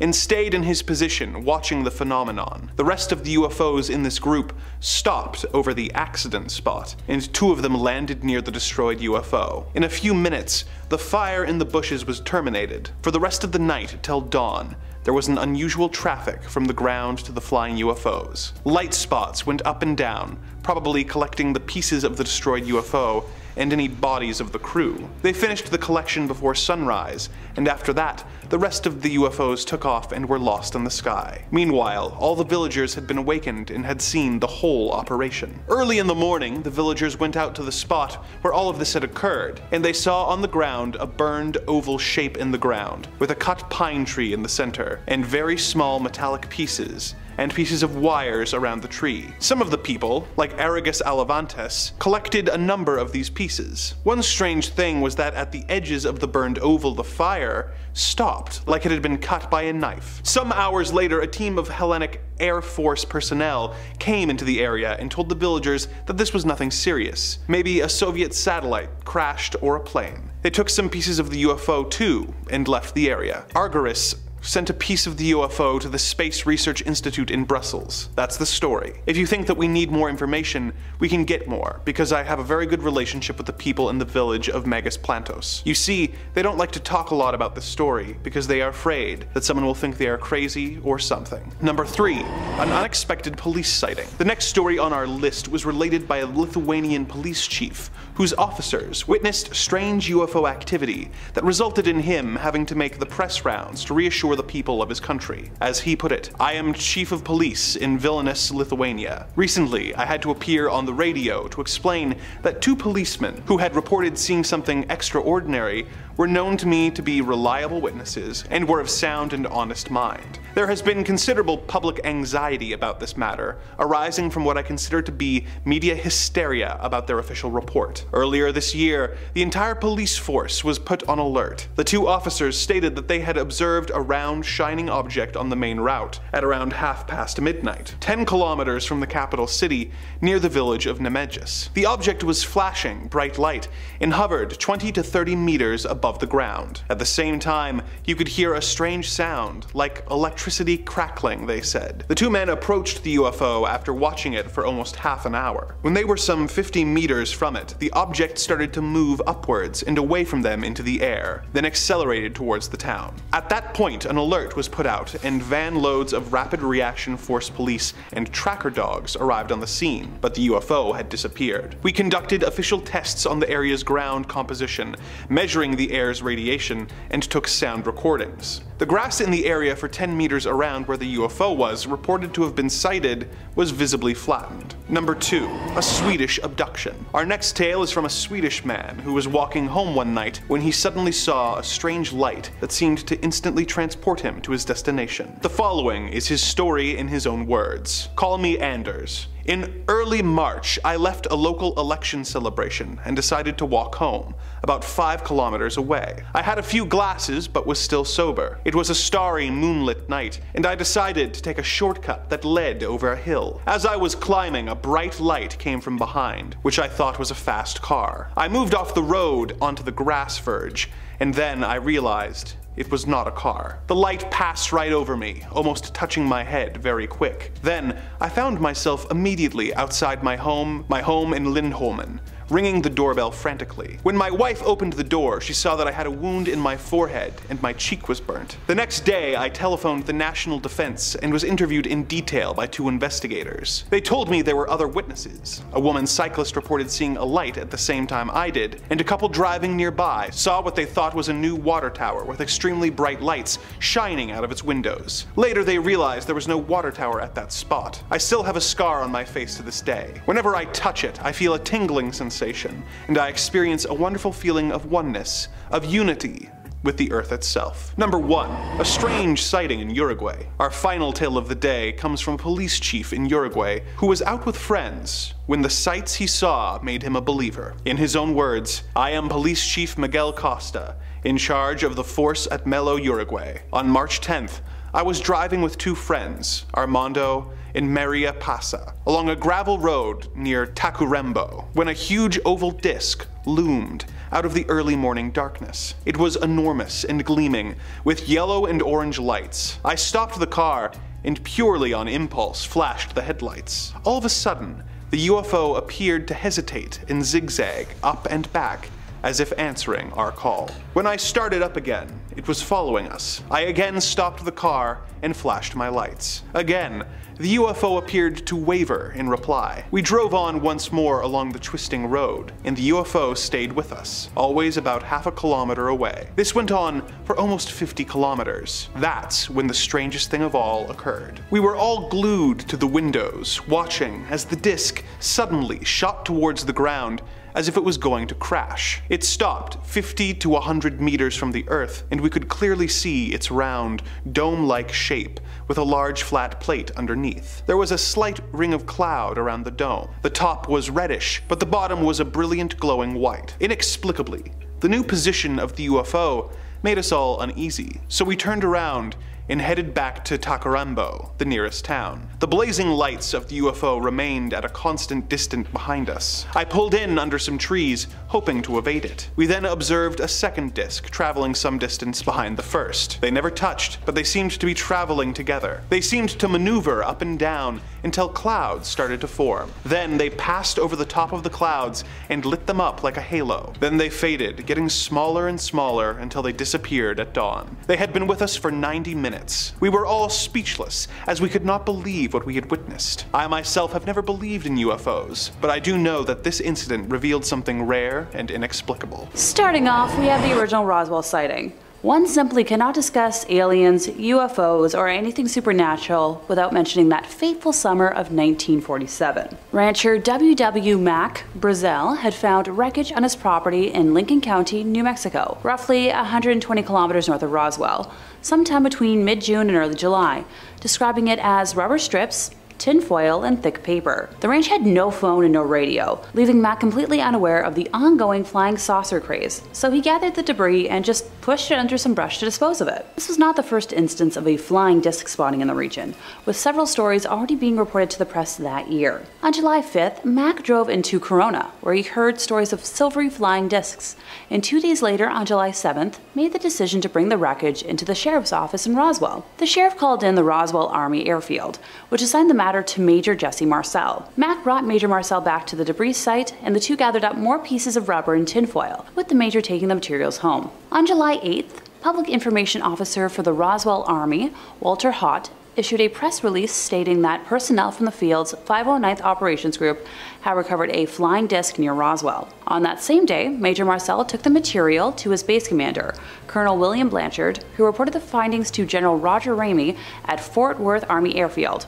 FWAF for short. General Ramey ordered that the material be flown to Fort Worth immediately, leaving Marcel to board a B-29 Superfortress to make the flight. As soon as Marcel brought the material to General Ramey's office, both Ramey and his chief of staff, Colonel Thomas Dubose, identified the material as pieces of a weather balloon kite. The weather officer on duty explained to reporters that ray wind devices were used at around 80 weather stations across the country. The balloons were attached to a 6-pointed reflective device that looked like a silver star. After launch, the balloon would expand with increasing altitude before bursting at around 60,000 feet, with pieces dispersing in their fall to the ground. Now, after the initial newspaper reports of 1947, the Roswell incident faded from public attention for more than 30 years, until the late 1970s, which brings us to February of 1978, when UFO researcher Stanton Friedman interviewed Major Marcel, whose statements contradicted those he made to the press in 1947, saying they wanted some comments from him, but he wasn't at liberty to do that. All he could do was keep his mouth shut. And General Ramey is the one who told the newspapers, the newsman, what it was and to forget about it. It's nothing more than a weather observation balloon. Of course, they both knew differently. Now, while he didn't elaborate on that statement, and I wish he did deny the popular theories at the time of any bodies being found near the debris. After the United States congressional inquiries, the General Accounting Office launched an inquiry and directed the Office of United States Secretary of the Air Force to conduct an internal investigation. A report released in 1994 concluded that the material recovered in 1947 was likely, keyword here, debris from Project Mogul, a military surveillance program employing high-altitude balloons in classified portions of an unclassified New York University project by atmospheric researchers. A scholarly consensus emerged concluding that the military had decided to conceal the true purpose of the crash device, allegedly nuclear test monitoring, and instead inform the public that the crash was of a weather balloon. The balloon had allegedly been launched from Alamogordo, Army Airfield a month earlier, carrying a radar reflector and classified Project Mogul sensors for experimental monitoring of Soviet nuclear testing. The Air Force reports were dismissed by UFO experts as being either disinformation or simply implausible. Yeah. Now, the scary part about all of this for me is counting how many times the government has changed its tale, expecting the general public to believe them each time. Which story do you believe? In fourth place, we have an anonymous report from 2013 from Athens, Texas. A retired military firefighter and commercial pilot, who is also a former astronaut, submitted his account of what happened around 10:15 p.m.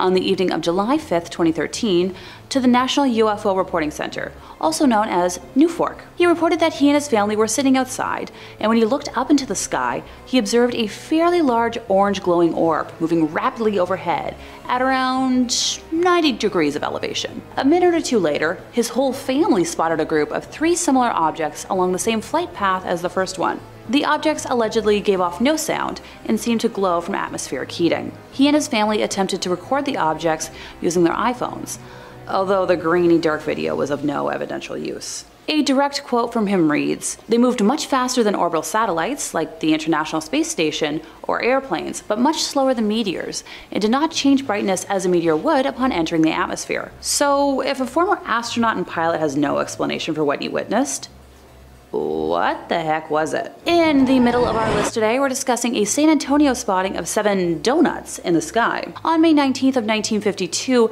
an air crew flying an RB-36 reconnaissance aircraft reported spotting a series of, you guessed it, several donut shapes appearing in the sky, and were able to take photographs to accompany their incident report, which can be found in National Archives. The crew of 22 reported flying just north of Sonora when they originally spotted the phenomenon, stating that the plane was headed on a 301-degree heading at 18,000 feet, with relatively calm winds for that altitude. At 8:05 p.m., the objects appeared just to the left of the bomber's nose, at a range estimated by the crew to be around 80 to 120 kilometers ahead. The objects were stacked vertically from approximately 25,000 feet to 60,000 feet. And even with all the photographs and drawings, there is still no definite answer as to what was spotted. In second place, we have the Washington Flap. At 11:40 p.m. on Saturday, July 19th of 1952, Edward Nugent, an air traffic controller at the Ronald Reagan Washington National Airport, try saying that 5 times fast, spotted 7 objects on his radar. The objects were around 24 kilometers south-southwest of the city, not following any established flight paths, and no known aircrafts were in that area. Edward's superior, Harry Barnes, a senior air traffic controller at that airport, watched the objects on the radarscope, later writing that they knew immediately that a very strange situation existed. Their movements were completely radical compared to those of any ordinary aircraft they knew of. Harry had 2 controllers check Edward's radar, and they found it was working pretty normally. He then called the National Airport's radar-equipped control tower, and the controllers there said that they had unidentified blips on their radar screen, and that a hovering bright light in the sky was moving at speeds they couldn't understand. Now at this point, other objects appeared in all sectors of the radar scope, and when they moved over the White House and the United States Capitol, Harry then called the Andrews Air Force Base, which was located around 10 miles away. Although they reported that they had no unusual objects on their radar, an airman soon called the base's control tower to report the sighting of a strange object. Airman William Brady, who was in the tower, saw an object that appeared to be an orange ball of fire, trailing a tail, saying it was unlike anything he had ever seen before. Now, where have I said that? Oh yeah. As William tried to alert the other personnel in the tower, the strange object took off at an unbelievable speed. On one of National Airport's runways, pilot S.C. Pierman was waiting in the cockpit of his plane for permission to take off. After spotting what he believed to be a meteor, he was told that the control tower's radar had detected unknown objects closing in on his position. Pierman observed 6 objects that he described as white, tailless, fast-moving lights over a 14-minute period.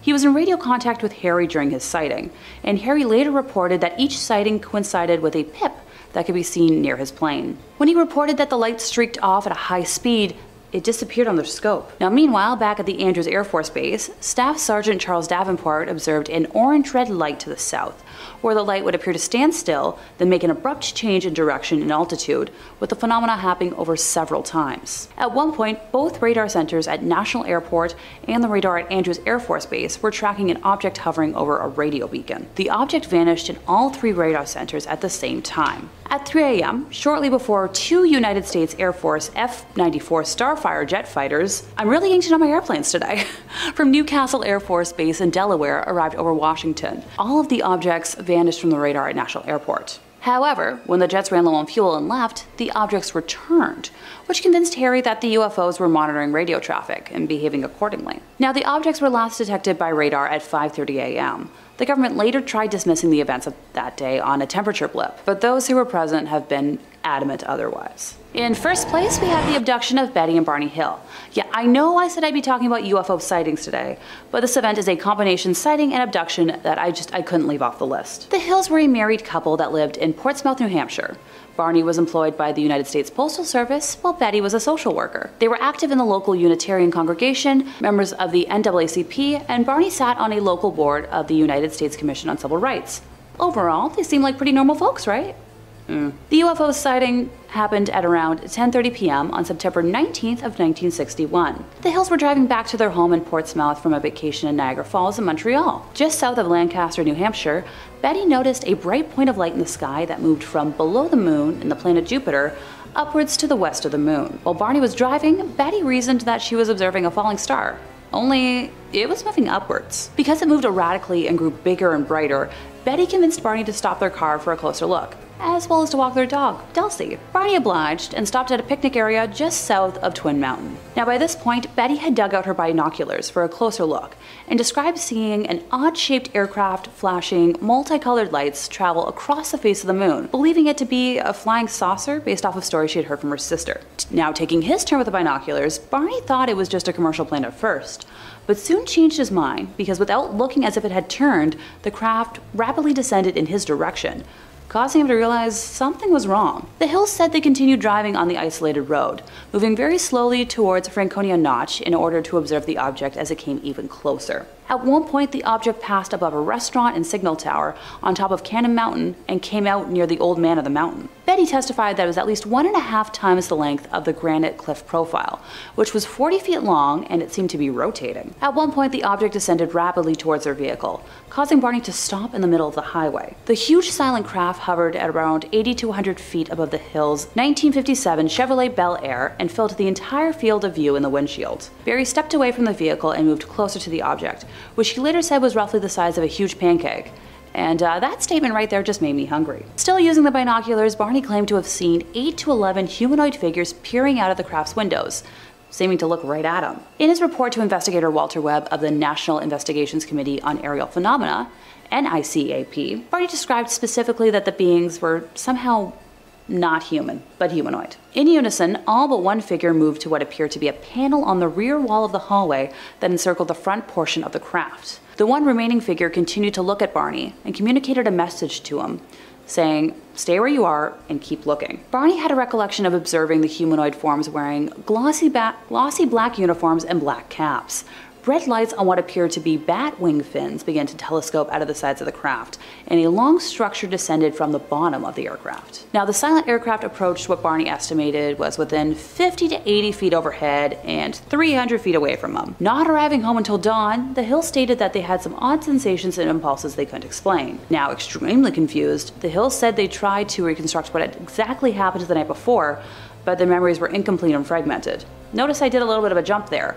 That's because we don't know what happened. After sleeping for a few hours, Betty awoke and placed the shoes and clothing she had worn during the drive into her closet, observing that the dress was torn at the hem, zipper, lining, and later noted a pinkish powder on her dress. Now, over the years, 5 different laboratories have conducted chemical and forensic analyses on the dress. This wasn't the only damaged items in their possession. Barney said that the leather strap for the binoculars was torn, but didn't remember how. The toes of his best dress shoes were scraped, and their watches were broken, and no matter what, never worked again. There were shiny concentric circles, so similar to the rings that you would find on a tree trunk on their car's trunk, that had not been there the previous day. Betty and Barney experimented with a compass, noting that when they moved it close to the spots, the needle would whirl rapidly.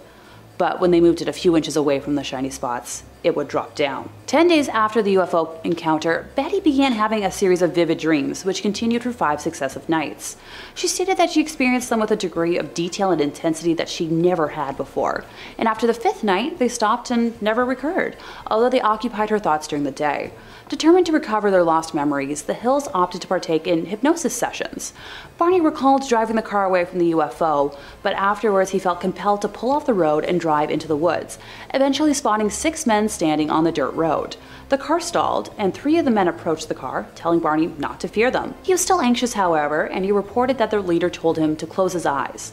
While hypnotized, Barney said, "I felt like the eyes had pushed into my eyes," a statement he would repeat each session. The best anyone has been able to rebut what happened was claiming stress and sleep deprivation as the cause of what they saw and experienced. I'll admit, I'm usually much more of a skeptic, but this seems pretty dang real to me. Starting off this list in our number 5 spot, we have Project Grudge Report 13. Okay, so I've read quite a few different UFO sighting stories and stories of alleged alien abductions, and this is fully one of the most terrifying that I have ever heard of. So basically, the story starts off in March of 1956 when Air Force Sergeant Jonathan P. Lovett was assisting Major William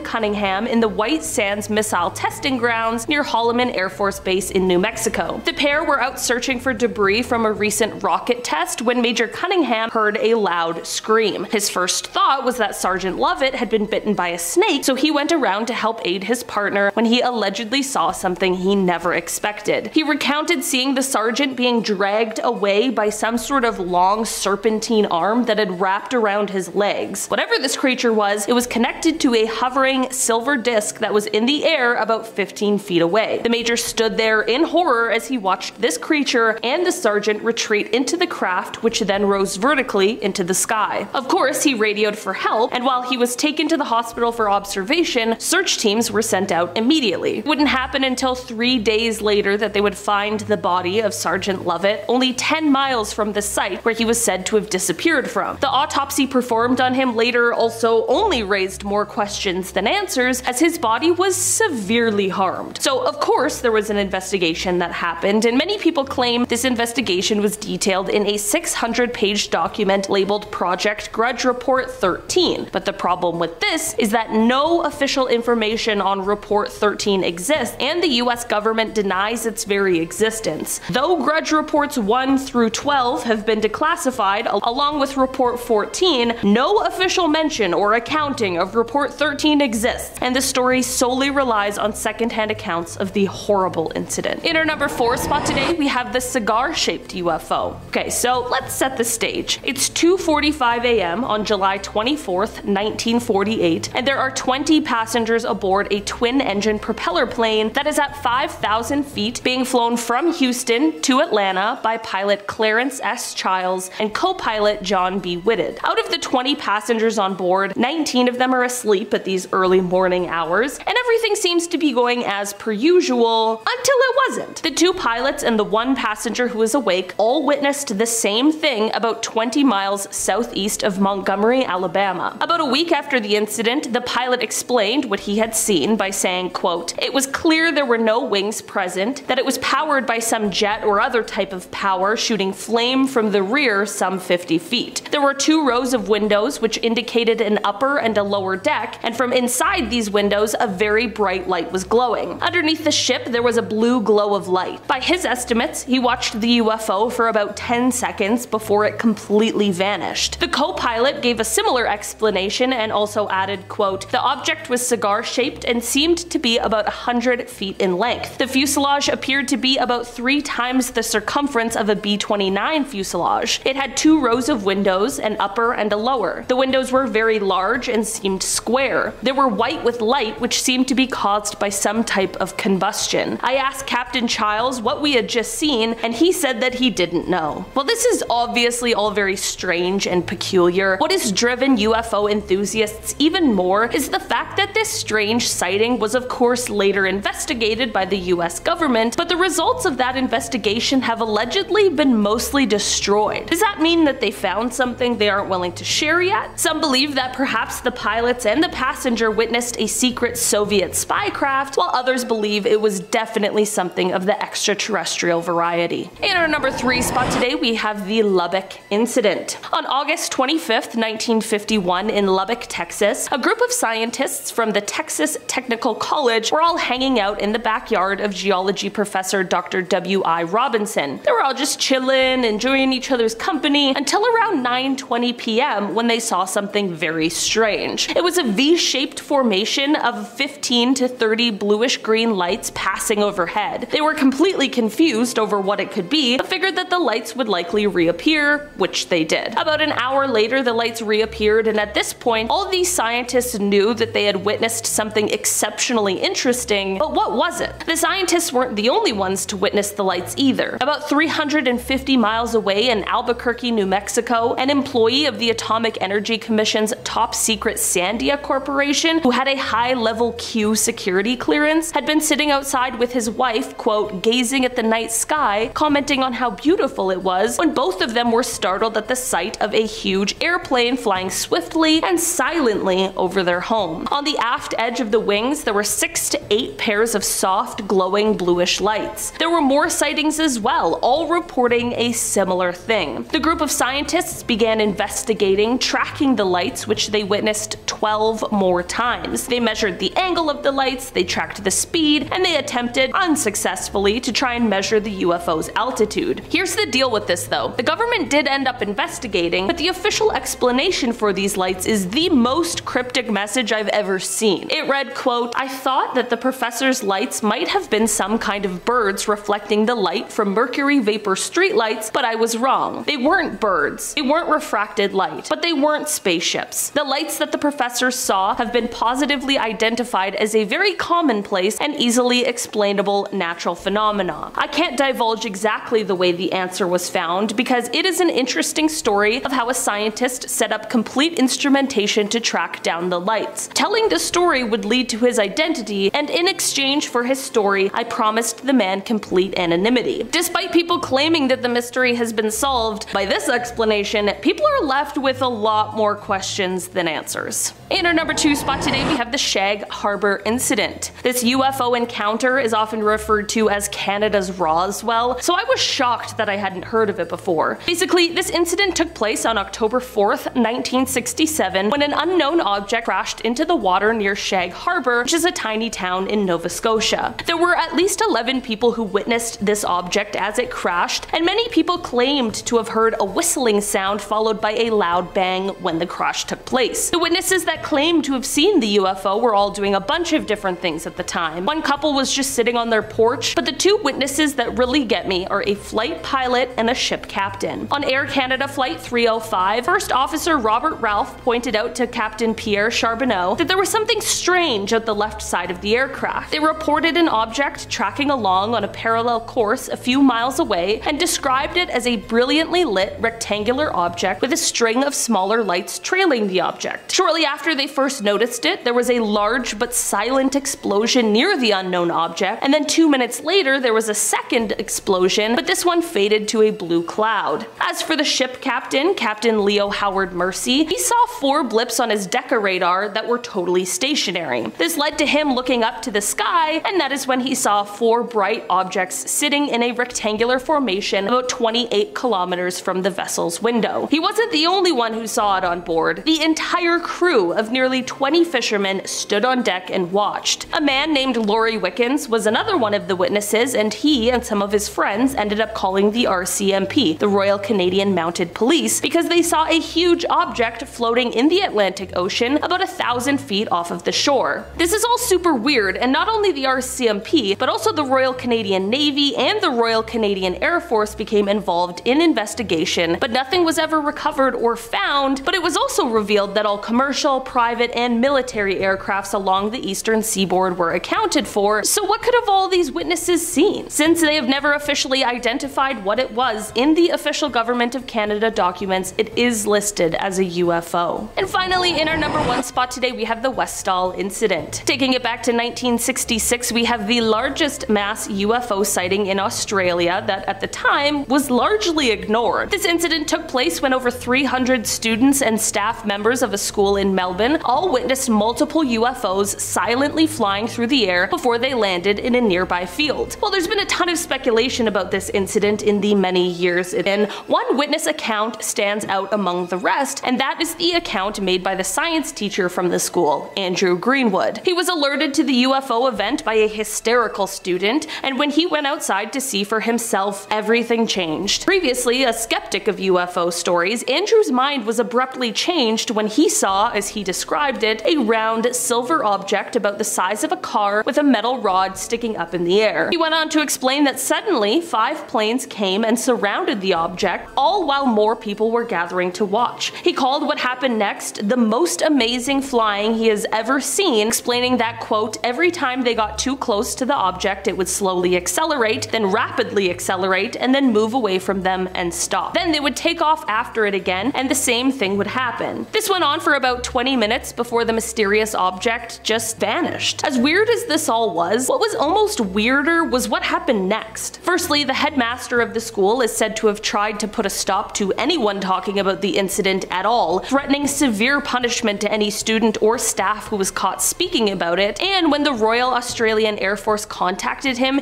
he refused to talk to them at all about it. There have also been stories of witnesses getting visits from people warning them not to speak of the incident. Andrew explained, quote, when he asked the physical education teacher to describe what she had seen herself so that he could compare it with his own observation, she just wouldn't say anything. Another witness who did talk to Andrew and described what she had seen in great detail, just 30 minutes later refused to speak to him and wouldn't say a word. Was this because of the threats from the headmaster, or was something else going on here? This is definitely one strange UFO story that leaves behind a lot of questions. Number 5, the USS Omaha. Coming up first today on our list of unexplained UFO sightings on camera is going to be this wild footage taken off the coast of San Diego from on board the Navy ship USS Omaha. The video footage was shot on an FLIR camera, which is an incredibly expensive, fancy bit of tech. It's a thermal camera to detect heat. It's perfect for this sort of thing, and if you want one for yourself, civilians can buy these cameras. They cost $300,000. That's about 1 month's rent in Toronto. Very fair. In the footage, we can see what looks to be a sphere-like object flying over the ship before entering the water. The Omaha claimed that for days before this incident was recorded, they were seeing drone-like objects flying around their ship that the crew had no knowledge of. This footage was taken from a crew member trying to ascertain what it was that they were dealing with. Now, there is some audio on the clip, and it's illuminating. When the object goes into the water, we hear the sailors say mark, bearing, and range, meaning that the sailors on the ship were making a note of the coordinates and location where it went in, suggesting that maybe a submarine was sent in to recover or discover whatever was going on in there. Did it even submerge in the water, or does it seem a bit too like the craft outright disappears going into the water? I wish so bad we could get some more angles on this, or a follow-up to be able to find out what this was. Until then, we just have this strange footage to go off of and what speculation we have at home. There's a wild conspiracy theory that I just found out recently and I love, and we'll mention it a few times in this video, about a secret UFO construction facility under the water.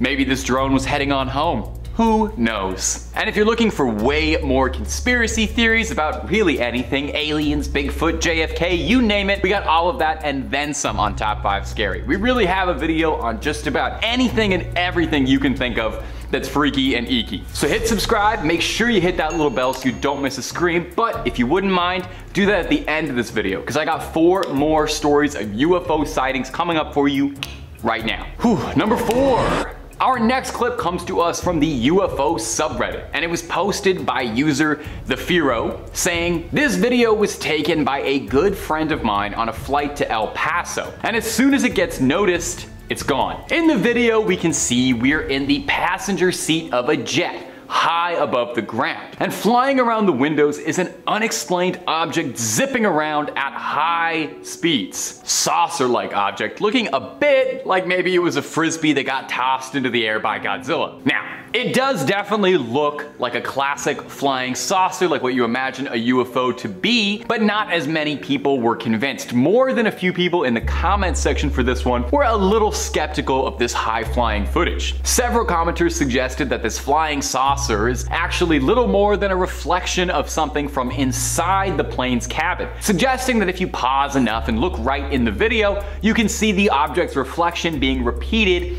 in the window pane. Now, there are just as many people suggesting that it is a solid object existing outside the plane. The trouble is, we've been given very limited footage and it's hard to tell, and there was no follow-up by the original poster to provide any more details, so we only have this little excerpt that we've been given. Whenever there's a scenario like this, I do like to leave it up to you, my faithful YouTube comment audience. What do you think? Is this a flying saucer soaring above the clouds or just a reflection of some light? I could honestly go either way with this one. I will say it could easily be explainable as a reflection, but I also feel like the object has a certain weight to it. I don't know, I'm directly in the middle for this one. I'm a centrist on this video. It should have been the number 3 point, but it wasn't. Anyway, jury's out. Please let me know what you think of this. Let's move on to number 3. Number 3, New Delhi. Coming up next is going to be this clip shared online with the caption, "A weird set of lights above New Delhi."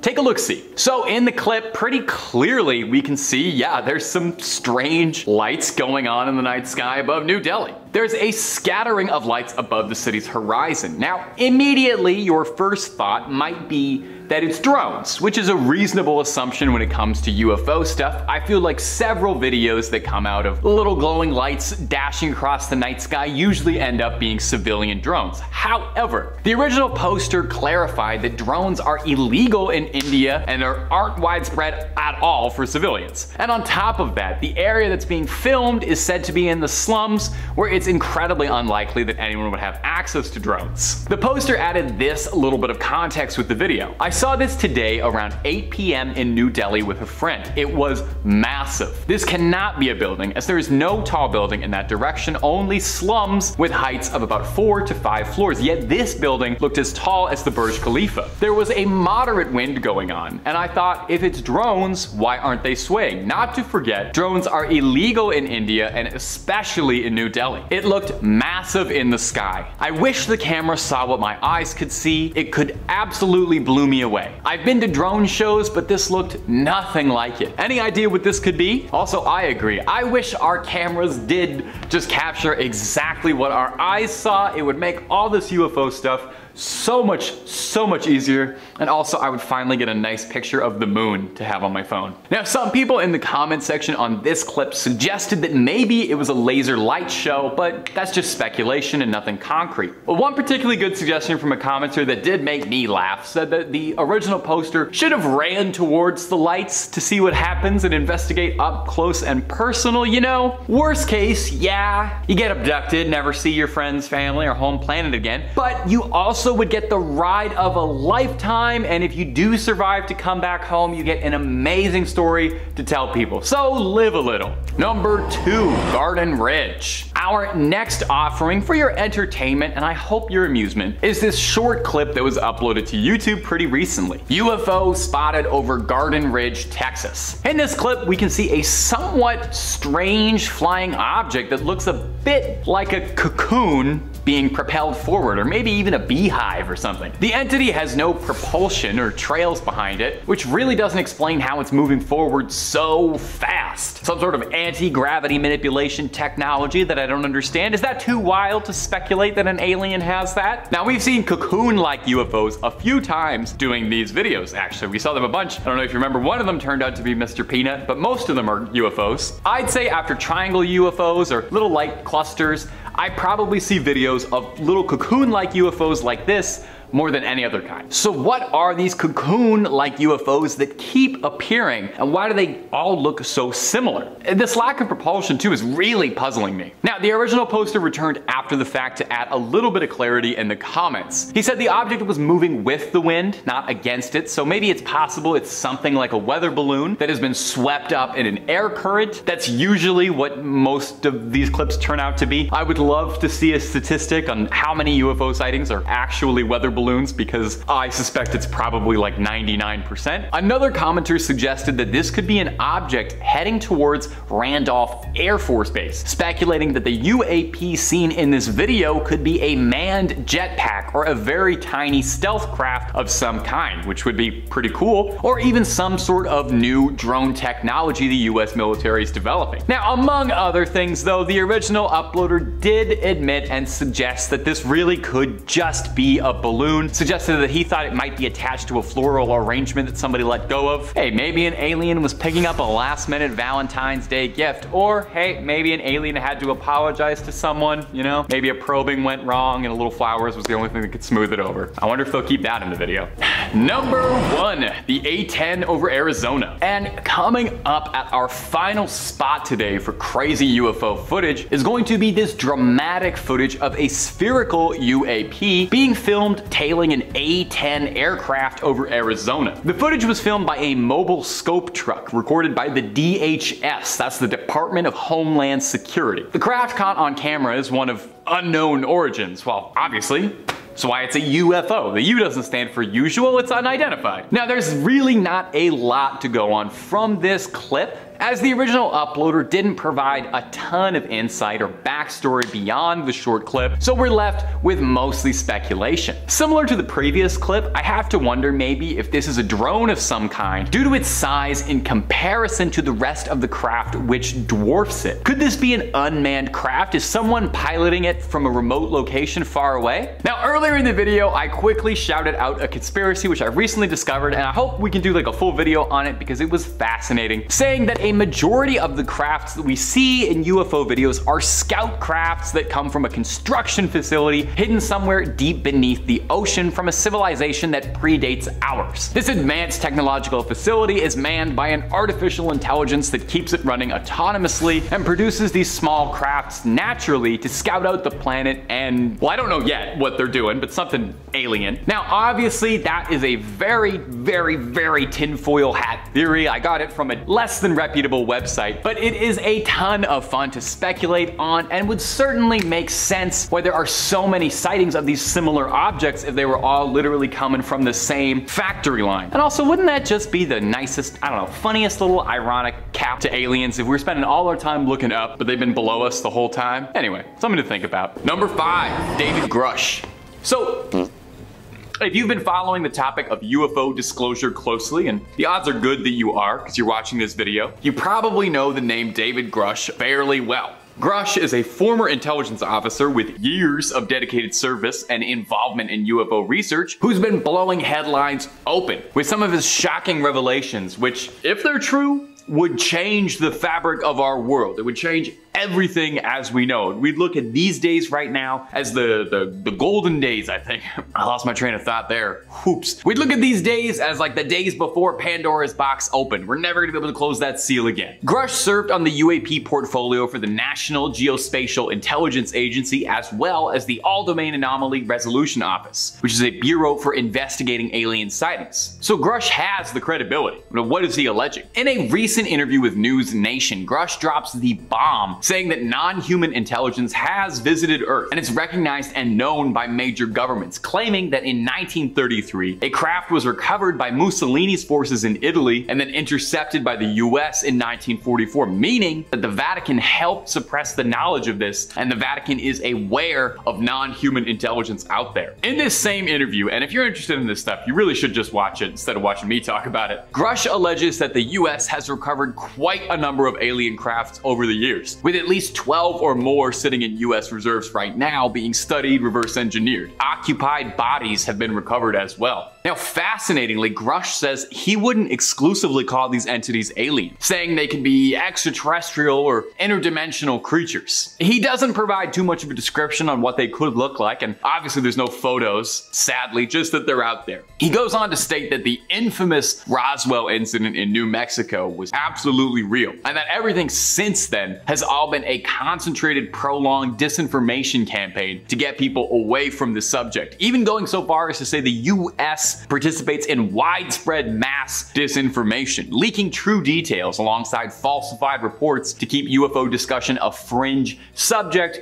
preventing it from being taken seriously. And hey, if that's the case, US Army, if you want to throw me a couple bucks to spread some rumors and disinformation, my DMs are open. The full disclosure interview is absolutely fascinating stuff, and I highly recommend you go seek it out after this video. But, you know, before you do that, you could always spend a little bit more time on Top 5 Scary, since we've got lots and lots and lots of alien and UFO videos for you to peruse and enjoy. And if that's not your thing, we've got something scary for everybody. Ghosts, goblins, ghouls, Frankensteins, true crimes, you name it. So hit subscribe, make sure you hit that little bell to not miss anything, but do that at the end of this video, okay? I got way more revelations and truths to blow open. Number 4, an Air Force engineer. Now, Grush's forwardness is inspiring others to come forward with their own full disclosure. I mean, if they won't, we have to, right? An anonymous source claiming to be an aerospace engineer added an addendum to Grush's interview on Reddit, claiming that they could corroborate some of his points. Take a listen, and obviously take a huge grain of salt as you're listening to all of this, as it is just someone typing on a computer, but I thought it was fairly interesting.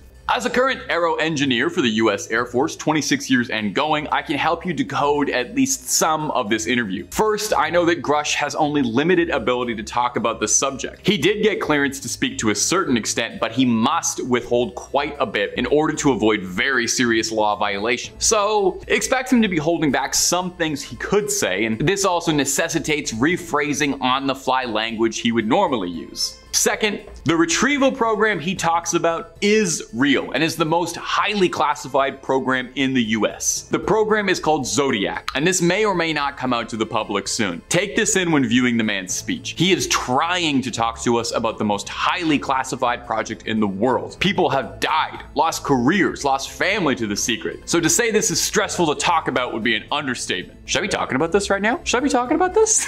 Am I gonna get the channel shut down? Third, when he shook his head talking about the spacecraft and alien, because we don't really think this is what they are. But this term is in common use publicly and is as close as we can describe the phenomena to general public and be understood. These things, these UAP, are much more than spacecraft. They are trans-medium interdimensional craft to the best of our knowledge. And the alien aspect, this is just the easiest term we have because we don't really know for sure what they are, but this term is close. At present, we consider most of these beings to be advanced biological AI.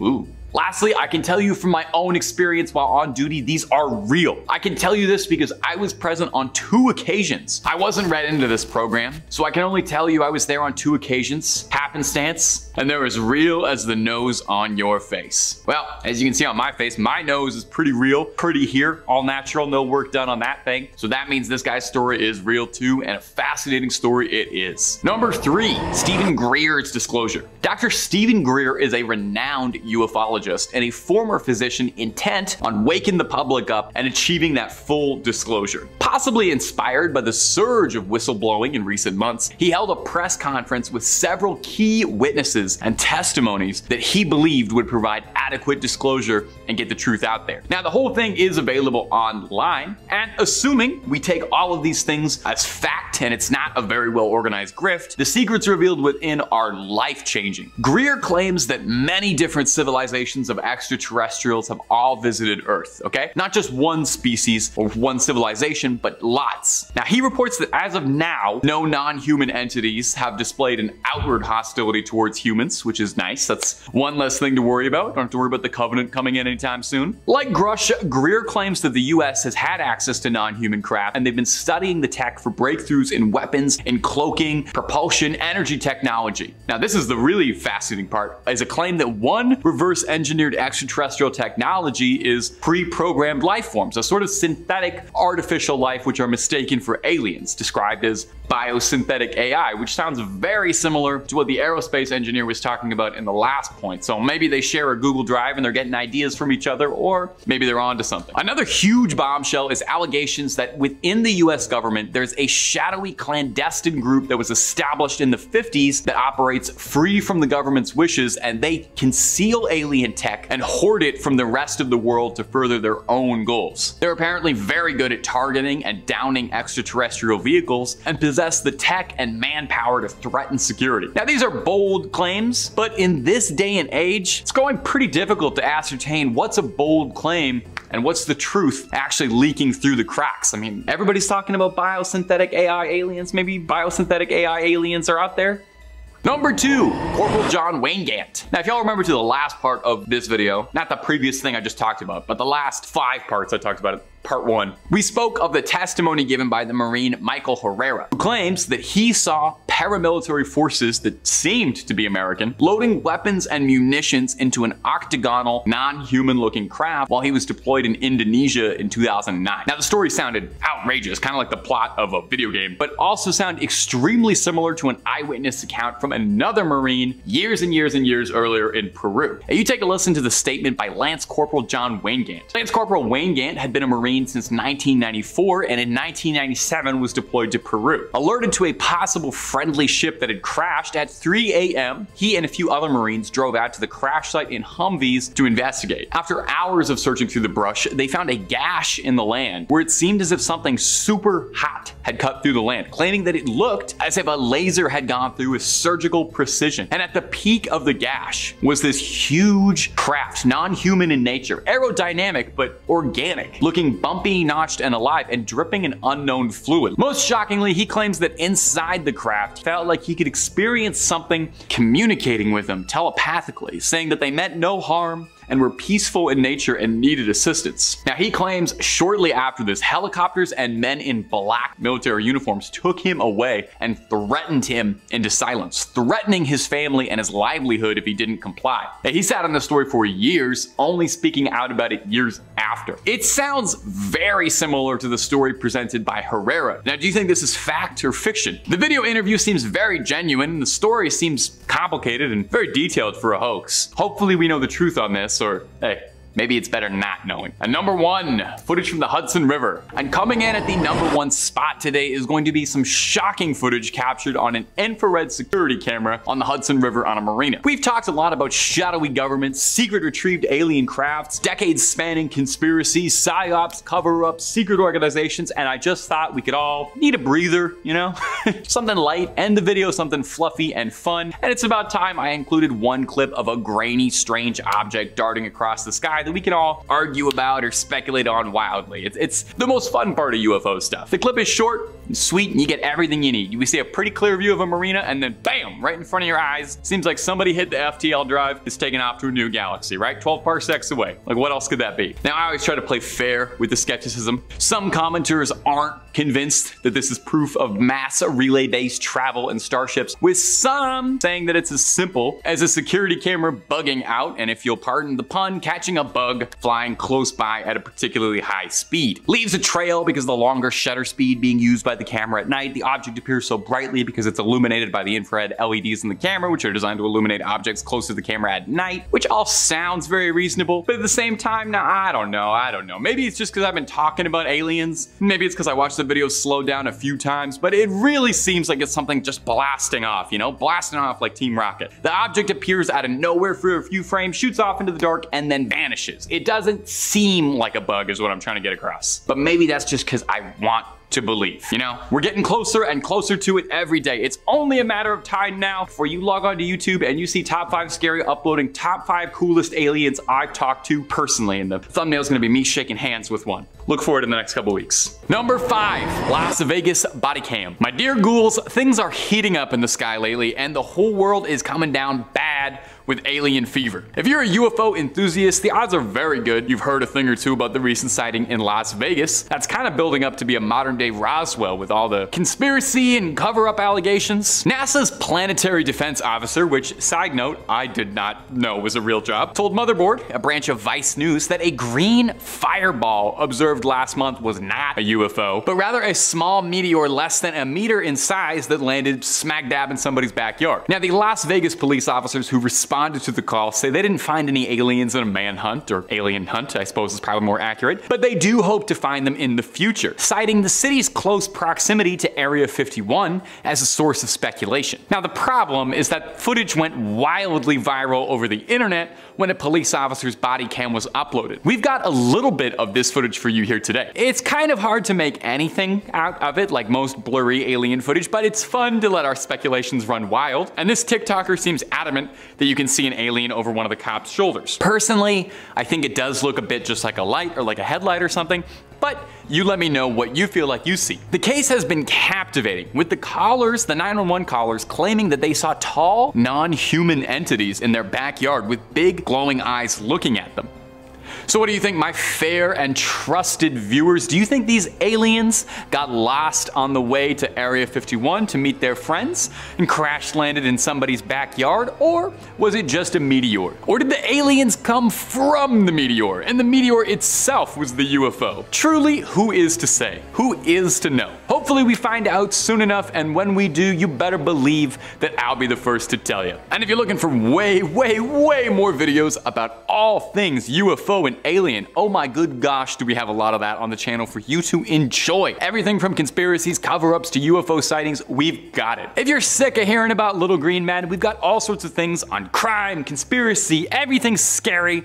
It's on Top 5. So hit subscribe, make sure you hit that little bell as well, and don't miss a single thing, but you get to do that at the end of this video for me, okay? Because I got 4 more UFO sightings coming up for you right now. Number 4, the Pentagon. We are at a truly exciting time to be an enthusiast of UFOs and aliens. It feels more so than any other point in human history that the discussion around aliens and UFOs is leaving the fringe sciences and starting to become accepted, commonplace by respectable employed people, not just folks wearing tinfoil. Recently, the Pentagon released a video of a reported UFO zipping around near an Air Force drone and revealed footage to, quote the Pentagon, everyone thought was truly anomalous, which is government speak for we don't know what the fuck this is. At the time, the object appeared to be moving with something propelling it forward, but a later determination would show that it didn't, which baffled and puzzled the analysts, as usually something propels you forward in the air. Now, this hearing was very interesting for a few reasons, but foremost, it allowed us a little bit of insight into how government agencies go about treating UFO sightings. We learned they categorize them first by what they most likely are, starting with the obvious things like planes or balloons, which account for like 99% of all UFO sightings. And then when it's something they truly cannot immediately identify, they prioritize where was it found? How is the object maneuvering? Does it seem like it's being driven? Control. Does it seem as if it has a payload? Does it have something attached to it? The hearing started by saying that the Pentagon currently doesn't believe that they have any definitive proof of extraterrestrial life on Earth, but concluded by saying that we'll be getting another disclosure document coming soon, possibly even as early as July. So we have huge, exciting things on the horizon coming up in July, and I'm not just talking about the Barbie movie. Number 3, Jorge Ortega. Is it just me, or are things getting crazier? Maybe I'm watching more UFO footage as part of my job, but it seems like every day we see more UFO sightings, like they're doubling, tripling over what they used to be. Yeah, admittedly, everybody carries a camera in their back pocket now, but it does seem like more people are checking out the planet. Ever since that streak in February, I feel like it's been an arms race for the coolest UFO footage. While pilot Jorge Ortega captures what some are describing as the best UFO footage ever, but I'll let you be the judge of that. He uploaded the video online, where it was found by an account called The Hood's Finest, where the clip went wildly viral on Instagram. Thank you, The Hood's Finest, one of the most trusted sources of journalism in these dark times. Let's take a look. It's definitely mysterious. That much I can say with complete confidence. It's really hard to tell what that was, but the way it speeds forward without any visible exhaust does make it seem highly suspicious. You can't make any details on that craft at all. Now, Arteaga claims this was the most frightening experience of his life, and it's really not hard to see why. A circular, spherical, strange object flew directly in front of his plane, then whizzed by his window. Whizzed, like, you know what I meant. I shouldn't have used that word. Arteaga and his co-pilot were flying towards Santa Fe when they first noticed the strange object coming towards them. The pilots believed that whatever they saw was non-human in nature, and definitely not a balloon or another aircraft. Arteaga claims that the aircraft was traveling at an incredible speed of 300 kilometers an hour. I don't know how many miles an hour that is for your Americans. You guys are gonna have to calculate that on your own. With the temperature at the time of the flight falling close to 5 degrees Celsius. With all that being said, it seems less likely that it's a bird or a balloon, and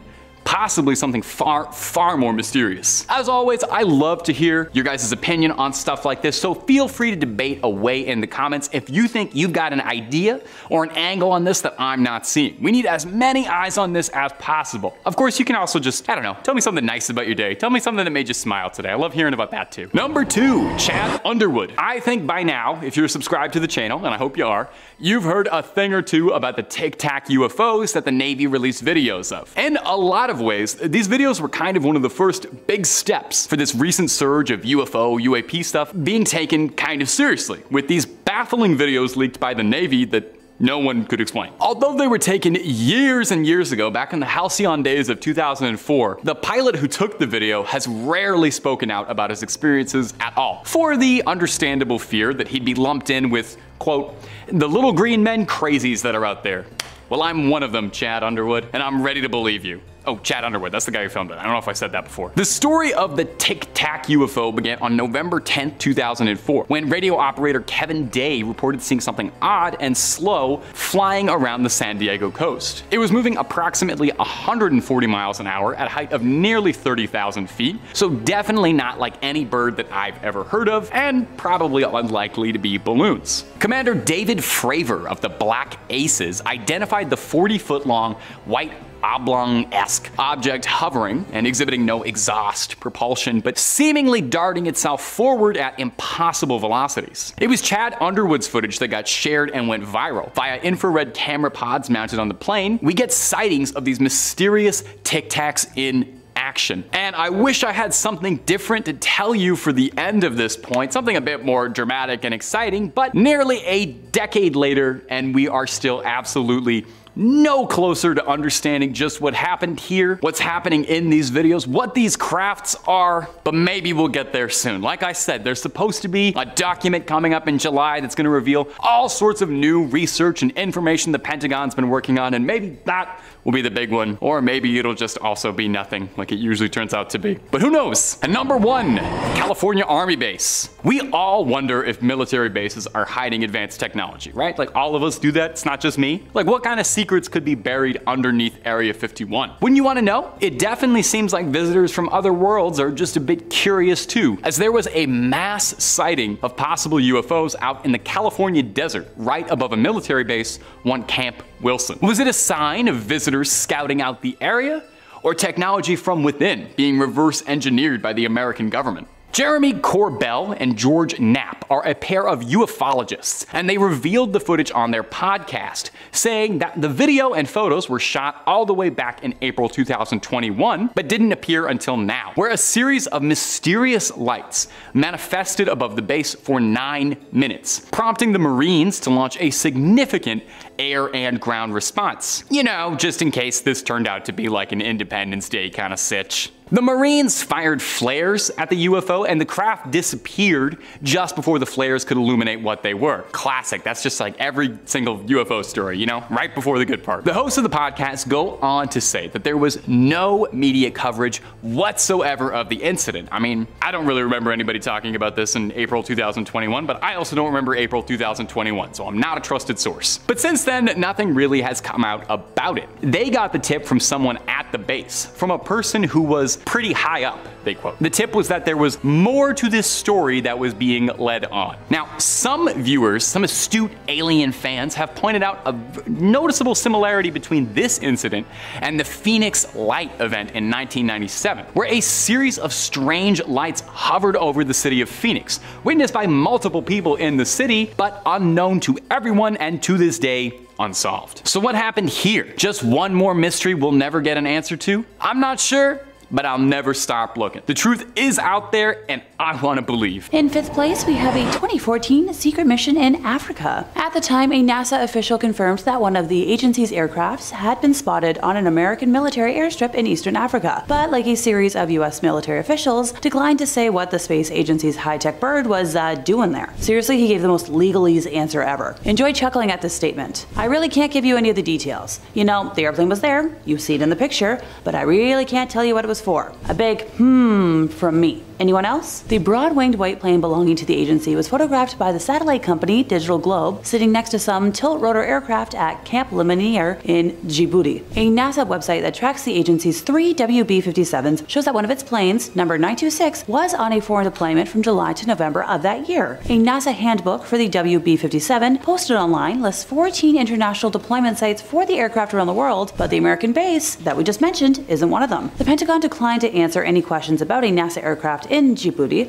and a spokesperson for the Air Force Space Command, which has a closer relationship with NASA, said they wouldn't have operational knowledge of a mission on the continent. AFRICOM, the US military's Africa Command, would only say that aircraft from a variety of agencies and nations perform diverse missions from Camp Lemonnier in support of the US and allied military peace and security operations in the region, which spans East Africa and the Mideast. A NASA spokesperson said that their WB-57 aircraft does a lot of work with a variety of different customers from the government, from industry, academia, including the Defense Department. Totally not suspicious at all. According to NASA's website, the WB-57s have been flying research missions since the early 1970s and continue to be an asset to the scientific community, with professional, reliable, customer-oriented service designed to meet all scientific objectives. A government website devoted to the converted old planes describes a mission in Costa Rica to explore the tropical upper troposphere and lower stratosphere, and another to collect cosmic dust from comets and asteroids in the Earth's upper atmosphere, among many others. A variation of the aircraft was used to gather air samples from above-ground nuclear tests conducted by other countries. Sure, only other countries. The military may be interested in more than just scientific objectives, since a plane can fly nearly as high as the famed U-2 spy plane and carry more weight, including an array of high-tech imagery and communications equipment. One previous mission was described by the head of the military's fringe tech specialists at the Defense Advanced Research Projects Agency to the House Subcommittee on Intelligence as a kind of mass, three-dimensional terrain mapping. She said that a WB-57 was deployed to Afghanistan for a few months beginning late 2010 and collected over 70,000 square kilometers of terrain data, so information on about 10% of the country. This expert said she was confident the system could have mapped half the country. So a civilian who worked with the WB-57 program in Afghanistan and who asked not to be identified due to, reasons, told some folks that the plane is highly customizable, using sometimes one-off configurations depending on the objectives of the project. And for now, the military isn't saying any more. And whatever the mission was, it appears to be over. According to NASA, all 3 WB-57s are now back in the US, with their status listed as inactive. Let me know in the comments what y'all theories are as to why the plane was mysteriously in Africa. My guess, another Area 51 or Roswell incident that they wanted to keep covered up. In 4th place, the alligator problem. I don't really like talking about things that, off me, with, alligators, crocodiles, sharks, and spiders being a few that make me skittish, but for the sake of information, you folks are worth it. The Kennedy Space Center is full of the, scaly snappers. The center is located on Merritt Island, a small mass of land off of the east coast of Florida that isn't technically an island, but shh. Despite being the most famous landmark on the island, the NASA complex isn't the only thing there. There's the Merritt Island National Wildlife Refuge, which is home to 1,000 species of plants and animals. They home a variety of sea turtles, manatees, bobcats, bald eagles, and more. Oh, and we can't forget about the gators. So maybe one of the reasons why the space shuttle program was canceled was because people didn't want to have to keep, clearing alligators off the runway every time a shuttle came into land. Honest to goodness. NASA has the ability to restrict human access to the site, should they need it, but how do you go about telling a man-eating reptile what to do? According to the agency, interactions between their staff and the gators is rare, but that's exactly what they would say. Next thing you know, they'll have hijacked a rocket. Okay, no.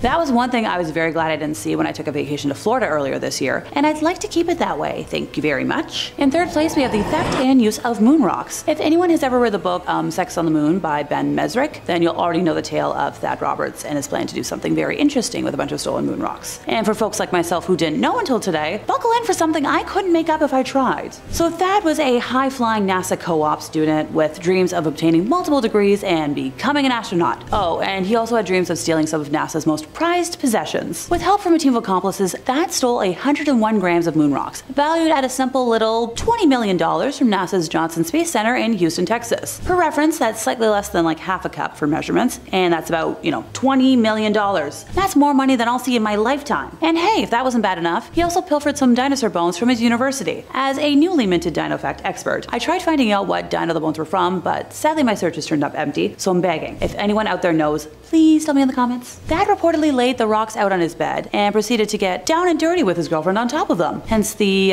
whole sex on the moon thing. The young man and his fellow thieves were caught in an FBI sting when they were trying to sell the other rocks and were sentenced to time in jail. Just when I think I've seen it all around here, I somehow find myself getting surprised. Boinking on space rocks? Oh, before I move on, during this theft, Thad contaminated the rocks, making them virtually useless to the scientific community. He and his buddies also destroyed 3 decades worth of handwritten research notes by a NASA scientist that had been locked in the safe. The absolute selfishness on display. In second place, we have Viking Lander aliens. A woman who claims to be a former NASA employee claims to have seen evidence of the most monumental cover-up in space history in 1979 as she saw 2 human figures in spacesuits walk calmly towards the Viking Lander across the Martian surface. So going by Jackie, she claimed to have been working for NASA, handling downlink telemetry from the lander, which was the first vehicle to send back images of Mars' surface. She and 6 colleagues were watching the Viking rover bustling about over various screens when she spotted, 2 men in spacesuits, which were not the bulky suits they normally used, but they looked protective. They came over the horizon, walking towards the Explorer. Now, naturally, some folks have claimed that the humans may have just been there to polish the lander's solar panels, and yeah, this is my judgy face. It seems a little odd, considering that if, there were humans there, presumably they could just fill the lander with petrol instead, or, take the photographs themselves. Jackie claims that while the folks were maintaining the equipment, their video feed was suddenly cut off without explanation, and when they rushed upstairs to another control room for answers, the door leading to the room controlling the equipment was locked, with paper taped over every crevice to avoid anything being seen. Hello, suspicious red flag alert. Yep, waving my imaginary one. If you don't understand how scary cover-ups are and why this is ranked so highly, then I worry about how blasé you are. Other theorists claim there were secret landings on Mars in the 60s, and the Apollo landings were actually a cover-up for wider exploration of the solar system. Former CIA pilot John Lear claims that NASA landed on Mars in 1966, and that humans adapted to breathe the thin Martian atmosphere. Nigel Watson, author of the Haines UFO Investigations Manual, said that these accounts of secret space missions seem to be growing in number and remind him of the infamous Project Serpo. Yes, I'll sidetrack. In November of 2005, a contact called Anonymous, who said they worked for the US Defense Intelligence Agency, started sending information about an extraordinary alien exchange program called, Project Serpo. Basing his claims on a 3,000-page document written in the late 1970s, he boldly claimed that 6 aliens were recovered from the Roswell crash. Claims that aliens, living and or dead, were recovered from the Roswell crash are nothing new, but in this case, it was stated that an alien survivor from the crash, called EBE-1, helped to organize 12 specially trained people to visit his home planet, Serpo, in the Zeta Reticuli solar system. This mission occurred in 1965, and they remained there until 1978. During their stay, 2 of them passed away, 2 remained on the planet, and the rest, after returning to Earth, have passed away because of the high levels of radiation they were exposed to on Serpo. I'm just saying, NASA has admitted that there are many things out there that we do not know about, and that UFOs are indeed real. So what else are they hiding? I swear, between them and the US government, I wish I could file like a million Freedom of Information pieces. In first place, we have Operation Paperclip. Alrighty, goofy word time. YouTube land doesn't really like a lot of the words to do with World War II, so bear with me while I talk about the Yahtzees and more. The Third Reich had built up a huge bank of scientists, engineers, and technicians over the course of World War II. And after, the conflict ended, the US wanted to use some of their knowledge for their own gain. Thus came Operation Paperclip, a plan to rehouse hundreds, if not thousands, of former Yahtzee scientists in the US and put them to work on various projects. One such project was You guessed it, the early days of NASA. Conducted by the Joint Intelligence Objectives Agency, it was largely carried out by special agents of the U.S. Army's Counterintelligence Corps. One of the people brought over in Operation Paperclip was Kurt DeBoos, a former V-2 rocket scientist. He was transferred over to NASA in 1960, and in just over 2 years was named the first ever director of its launch operations center. From there, he oversaw hundreds of rocket launches and played a pivotal role in the preparations for the moon landings. At the time, President Truman spent 16 months before making his decision to approve Operation Paperclip. Several of the Paperclip scientists were later investigated because of their links with the Yahtzee Party during the war. Only one Paperclip scientist, George Rickey, was formally tried for any crime, and no Paperclip scientist was found guilty of any crime in the United States or Germany. Rickey was returned to Germany in 1947 to stand at the Dora trial, where he was acquitted. In 1951, weeks after his U.S. arrival, Walter Schreiber was linked by the Boston Globe to human experiments conducted by Kurt Blohm at Ravensbrück, and to be safe, he immigrated to Argentina with the aid of the U.S. military. In 1984, Arthur Rudolph, under perceived threat of prosecution relating to his connection as operations director for V-2 missile production to the use of forced labor from Middlework, renounced his U.S. citizenship and moved to West Germany, which granted him citizenship. For 50 years, from 1963 to 2013, the Strughold Award, which was named after Hubertus Strughold, the father of space medicine, for his central role in developing innovations like the spacesuit and space life support systems, was the most prestigious award from the Space Medicine Association. On October 1st of 2013, in the aftermath of a Wall Street Journal article published on December 1st of 2012, which highlighted his connection to human experiments during World War II, the Space Medicine Association's executive committee announced that that award had been retired. Operation Paperclip remains a black mark against America's post-war activities, and NASA was unfortunately a part of it. It's a Nikki secret, one that doesn't get any easier to hear. In 5th place, we have the lights above the New Jersey Turnpike. On July 14th of 2001, drivers on the New Jersey Turnpike stopped on the highway just 15 minutes after midnight, where they marveled at the sight of strange orange and yellow lights in a V formation over the Arthur Kill Waterway between Staten Island, New York and Carteret, New Jersey. Carteret Police Department's Lieutenant Daniel Tarrant was one of the witnesses, as well as other metro area residents from the Throgs Neck Bridge on Long Island and Fort Lee, New Jersey, near the George Washington Bridge. Air traffic controllers initially denied that any airplanes, military jets, or space flights could have caused the mysterious lights. A national weather meteorologist could find nothing in the weather to also explain those lights. Luckily, when there's something strange in one's neighborhood, one can always call New York Strange Phenomena Investigators, or NYSPI. No Ghostbusters here. This band of inquisitive minds claim to have discovered the FAA radar report from Newark International Airport on the night in question that indicates an enormous number of airborne objects, without transponders, beginning at around 10:31 p.m. and ending at 12:51 a.m. EST. At least 15 people contacted the police department to report the strange lights, but Tarrant and other police officers are at a loss to explain just what it was hovering in their skies. Here's the thing.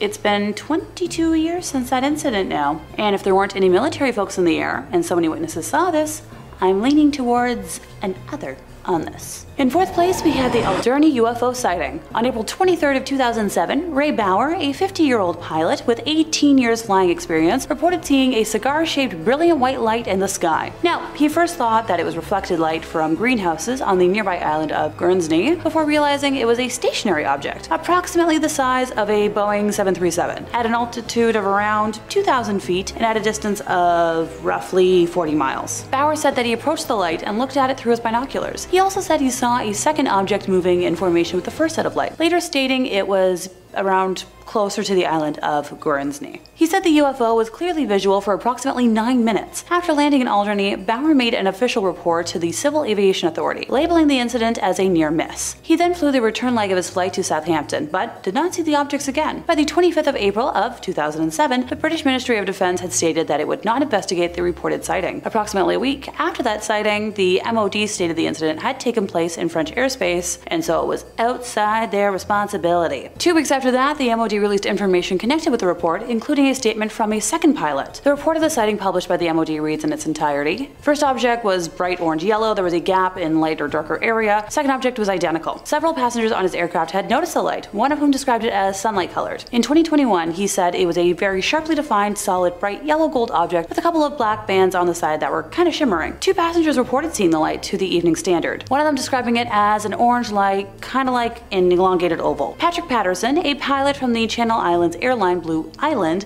reported that he saw a similarly described object in the same approximate position. It was later reported that this pilot saw an object behind him to his left at around 1,950 feet. One interpretation of this event was that this was an atmospheric phenomenon. Despite the pilot's openness about the incident, the cooperation of the military, and countless eyewitness reports from passengers and people on the ground, the incident remains a total mystery. I'm just saying, there are too many witnesses for this to be anything fake. In third place, we have the Belgian UFO wave. So the Belgian UFO wave began in November of 1989 and peaked with the events of the night of the 30th to the 31st of March 1990. On that night, one unknown object was tracked on radar, and two Belgian Air Force F-16s were sent to investigate, with neither pilot reporting seeing the object. No reports were received from the public on the date, but over the next 2 weeks, reports from 143 people who claimed to have witnessed the object were received, all of them after the event. Over the ensuing months, many others claimed to have witnessed these events as well. Following the incident, the Belgian Air Force released a report detailing the events of that night. Yeah, I'll backtrack, I promise. At around 11 o'clock at night on the 30th of March, the supervisor for the Control Reporting Center, or CRC, at Glans received reports that 3 unusual lights were seen moving towards Thorenby-Gembloux, which lies to the southeast of Brussels. Glans CRC requested that the Wever Gendarmerie send a patrol to confirm the sightings. Approximately 10 minutes later, some reports stated that a second set of lights were seen, moving towards the first triangle. Traffic Center Control tracked one object only on its radar, and an order to scramble 2 F-16 fighters from Beauvais Air Base was given. Throughout this time, in reports after the event, some people claim that the phenomenon was visible from the ground, describing the whole formation as maintaining their relative positions while moving slowly across the sky. And over the next hour, the 2 scrambled F-16s attempted 9 separate interceptions of the target. On 3 occasions, they managed to obtain a radar lock for a few seconds, but these were later shown to be radar locks on each other. After around 12:30 in the morning, radar contact became much more sporadic, and the final confirmed lock took place at around 40 minutes. After midnight. Following several further unconfirmed contacts, the F-16s eventually returned to the base shortly after 1 a.m. Members of the Wever Gendarmerie, who had been sent to confirm the original report, described 4 lights now being arranged in a square formation, all making short, jerky movements before gradually losing their luminosity and disappearing in 4 separate directions at around 1:30. During one of the radar locks, the UFO accelerated from 150 miles per hour to over 1,100 miles per hour, while changing altitude from 9,000 feet to 5,000 feet in a matter of seconds. After his retirement, Major General Wilfred de Bruy wrote in a statement that the Belgian UFO wave was exceptional, and the Air Force could not identify the nature, origin, and intentions of the reported phenomena. The Belgian objects have still never been explained. Look, Air Force folks are the ones to trust in situations like this. They're literally trained on how to recognize aircrafts in the sky. In second place, we have a sighting in Alaska. Japan Airlines cargo flight 1628 was a UFO incident that occurred on November 17th of 1986, involving a Japanese Boeing 747-200F cargo aircraft. I'm learning a lot about planes today. The aircraft was en route from Paris to Narita International Airport, near Tokyo, with a cargo of Beaujolais wine. Wine. Focus, Alexa, focus. Over the Reykjavik to Anchorage section of the flight at around 1711, so place 511 over eastern Alaska, the crew first witnessed 2 unidentified objects to their left. These abruptly rose from below and closed in to escort the aircraft. Each had 2 rectangular arrays of what appeared to be glowing nozzles or thrusters, though their bodies remained obscured by darkness.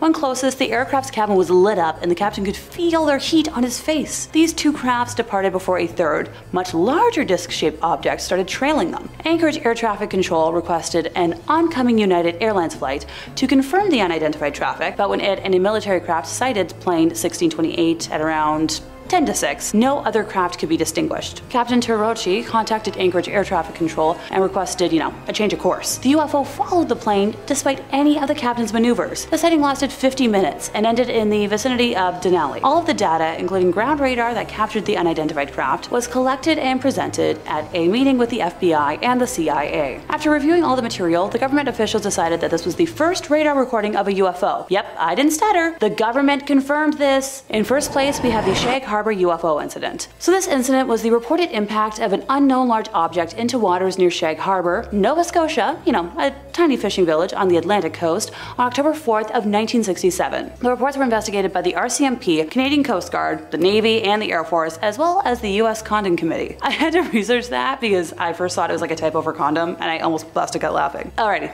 Time for facts. At about 11:20 p.m. Atlantic Daylight Time, at least 11 people saw a low-flying lit object heading towards the harbor. Multiple witnesses reported hearing a whistling sound like, a large kaboom device, and then a whoosh, and then finally a loud bang.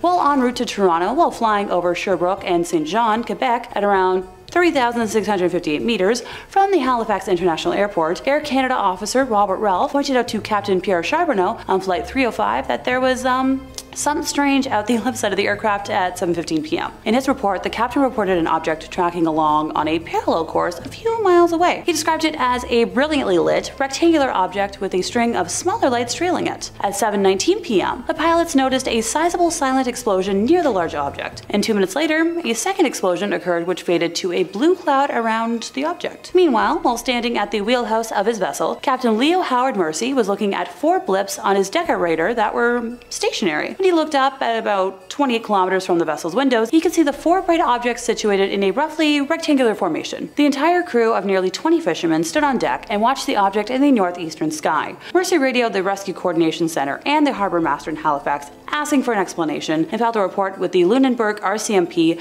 outlining his sighting when they returned to port. Over in Halifax, the Chronicle Herald and local radio stations reported a glowing object that was seen by many people who called their newsroom. They reported witnessing strange glowing objects flying around Halifax at around 10 p.m. Assuming an aircraft had crashed, within about 15 minutes, 2 RCMP officers arrived at the scene. Concerned for survivors, the RCMP detachment contacted the Rescue Coordination Center in Halifax to advise them of the situation and ask if any aircrafts were missing. Before any attempt at rescue could be made, the flying object, with the lights still showing, started to sink and disappeared from view, so a rescue mission was quickly assembled. Within half an hour of the crash, local fishing boats went out to the crash site in the waters of the Gulf of Maine off Shag Harbor to look for survivors. Here's the fun part. No survivors, bodies, or debris were taken, either by the fishermen or by a Canadian Coast Guard search and rescue cutter, which arrived about an hour later from nearby Clark's Harbor. By the next morning, RCC Halifax had determined that no aircrafts were missing. While still tasked with the search, the captain of the Canadian Coast Guard cutter received a radio message from RCC Halifax that all commercial, private, and military aircraft were accounted for along the eastern seaboard, in both Atlantic provinces and New England. That same morning, RCC Halifax also sent a priority telex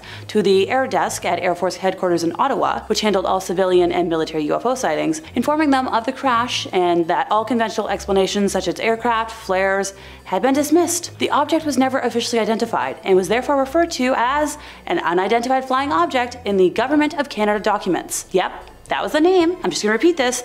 The Government of Canada officially confirmed it as a UFO. 2 days after the incident had been observed, a detachment of Navy divers from Fleet Diving Unit Atlantic was assembled, and for the next 3 days, they combed the seafloor of the Gulf of Maine off Shag Harbor looking for an object. The final report said no trace of an object was found. Just saying. Fascinating that no one found anything, and that the government confirmed it was a UFO. So take that, skeptics. In 5th place, we have the Hudson Valley UFO wave. So between 1982 and 1986, around 5,000 eyewitnesses reported seeing V-shaped UFOs with multicolored lights flying near the Hudson Valley, just about an hour north of New York City. So the first sighting was made on New Year's Eve of 1982 by a retired police officer in Kent, New York, who originally thought that he was observing an airplane. And hey, it's New Year's Eve. Make of that what you will. When the craft passed above his home, he realized that it was moving far too slowly and quietly to actually be a plane. So while most of the eyewitnesses described a slow-moving V-shaped UFO, other reports said the object appeared to be circular and capable of moving at fantastic speeds or disappearing altogether. Dennis Sant, a husband and father of 5 who had worked in local government for 17 years, described it as a very large object made of very dark gray, metallic, and made no noise. The lights were iridescent, bright, and stood out in the sky, and they were 3-dimensional. It looked like a city of lights that hung in the sky, so Dennis and his family followed them until he was consumed by what he described as a feeling of fright. A few miles away, traffic screeched to a halt on Interstate 84 as a mysterious object hovered overhead. A police cruiser stopped in the middle of the road to radio in about this UFO. Ed Burns, a computer engineer and senior manager for IBM, was driving home on the Taconic Parkway and claimed that his radio was suddenly consumed by static. And when he leaned over to, adjust the dial, he saw the triangular ship. He said that the back had to be as large as a football field, and once again, there was no noise. On that same night, eyewitness reports indicated that the object was slowly moving north over the Hudson River Valley. 13 others saw it in Newcastle, and about 10 minutes later, Ed Burns and at least 20 motorists saw it near Millwood. 10 minutes after that, the phones began ringing off the hook in the police station at Yorktown, and didn't stop for hours. During another sighting, the UFO hovered about 30 feet above the Indian Point nuclear plant. The security supervisor was considering, kabooming the craft down before it disappeared from sight. A home video showing a light formation above Brewster, New York was taken on June 10th of 1984 by local resident Bob Pazzulli. The footage has since been looked at by a number of photographic experts who indicate that the movement of the object on the video seems to be one rigid object and not individual objects. Now, despite eyewitness reports and photographic evidence, the phenomenon was never properly explained. In 4th place, we have Roswell. Okay, look, whether you like it or not, Roswell is forever going to be associated with aliens and UFOs, and there's just so much that I wasn't going to leave it off the list. So former CIA agent Oscar Wayne Wolf claims he saw both living aliens, retrieved parts, and remains of alien ships throughout his career. So he made these claims about Area 51, claiming he caught a glimpse of an extraterrestrial spacecraft and a living alien. So once again, he saw a UFO. The 77-year-old man was speaking to UFO researcher Richard Dolan, but concerned about giving up his true identity at the time, went by the anonymous. After he made his claim, it was then shared at the Citizens Hearing on Disclosure held at the National Press Club in Washington in 2013. So the agent is understood to have used a fake name throughout his career in the CIA, so the chances of his real name having been used in the account were never super high. He claims he worked for the CIA between 1957 and 1960, where he spent time at a military base in southeast US where they analyzed physical evidence. Now, in 2013, he thought he was about to pass away pretty soon, so he came forward for one more conversation. Yep, that one I mentioned a moment ago. He claimed that he was taken into Area 51 to look at items allegedly found and retrieved by the US government. He claimed among them was, a flying saucer that crashed and landed in July of 1947 in Roswell, New Mexico. Gee, where have we heard that before? He stated there were live aliens there and that he was taken to the S4 facility. In his statement, he described seeing different saucer crafts in the facility, with the first place he visited holding the Roswell craft, and it was, kind of crashed up, but apparently every alien that was in it died except for a few. And it was really strange because it looked like really heavy aluminum foil. And hey, that matches up with every other description we've had. He claims he viewed the autopsy film, where the colonel on screen said, what we've got here is a gray alien that we're interviewing. This man had no idea he was going to see this film, and he claims that the alien didn't look human as far as the skin tone and the overall shape of it, and the size of its head compared with a normal human. Oh, and after all this, he was obviously warned by the CIA to zip it. Look, we can all admit, something landed in Roswell. Ergo, a UFO did land there. Look, did I claim it was definitely an alien craft? I didn't claim that. Somebody else did. But look, it's definitely something of unknown origin. Ergo, UFO. In third place, we have the Go Faster video. So this video, uploaded by the UFO Investigative Group to the STARS Academy of Arts and Sciences in March of 2018, was secured by a Freedom of Information Act request to the US government. So this video was taken in 2015 just off the East Coast by an FA-18F fighter jet, you try saying that 5 times fast, using the aircraft's onboard Raytheon AN/ASQ-228 Advanced Targeting Forward-Looking Infrared Pod, also known as ATF-LIR. I'll pretend I know what a lot of that means scientifically speaking, but a lot of big plain words. I know myself too well, I'll trip over my tongue if I try saying that more than once, so we're just gonna call it ATF. So ATF is designed to allow pilots to track, target, and destroy targets on the ground at ranges of up to 40 miles. It should be noted though that it's good at spotting, but not engaging aerial targets. Alright, the video. So it's been nicknamed Go Fast by To The Stars, and it starts by explaining the various numbers and symbols that appear in the footage. Stuff like, the aircraft's altitude, which was around 25,000 feet, and the fact that the ATF was pointed ahead and to the left of the Super Hornet. The readout also explains that the aircraft was traveling at 252 knots and in a 5-degree turn, and the unknown object was approximately 4.4 nautical miles away. The video shows the Super Hornet's weapons system operator repeatedly trying to acquire the UFO with the ATF's built-in auto tracker, which apparently can pick out an object and keep it centered on camera. After 2 tries, the weapons system officer, or WSO, shouts, "Whoa, got it," to which another person, assumed to be the pilot, says, "Woohoo, whoa, what the bleep is that thing?" the pilot asks. The WSO later says, "Oh my gosh, dude," to which the pilot replies, "Whoa, what is that, man?" Now I know, this is where you skeptics start asking, but Alexa, how is this unknown object different from weird government aircrafts we don't know about? Well, alright.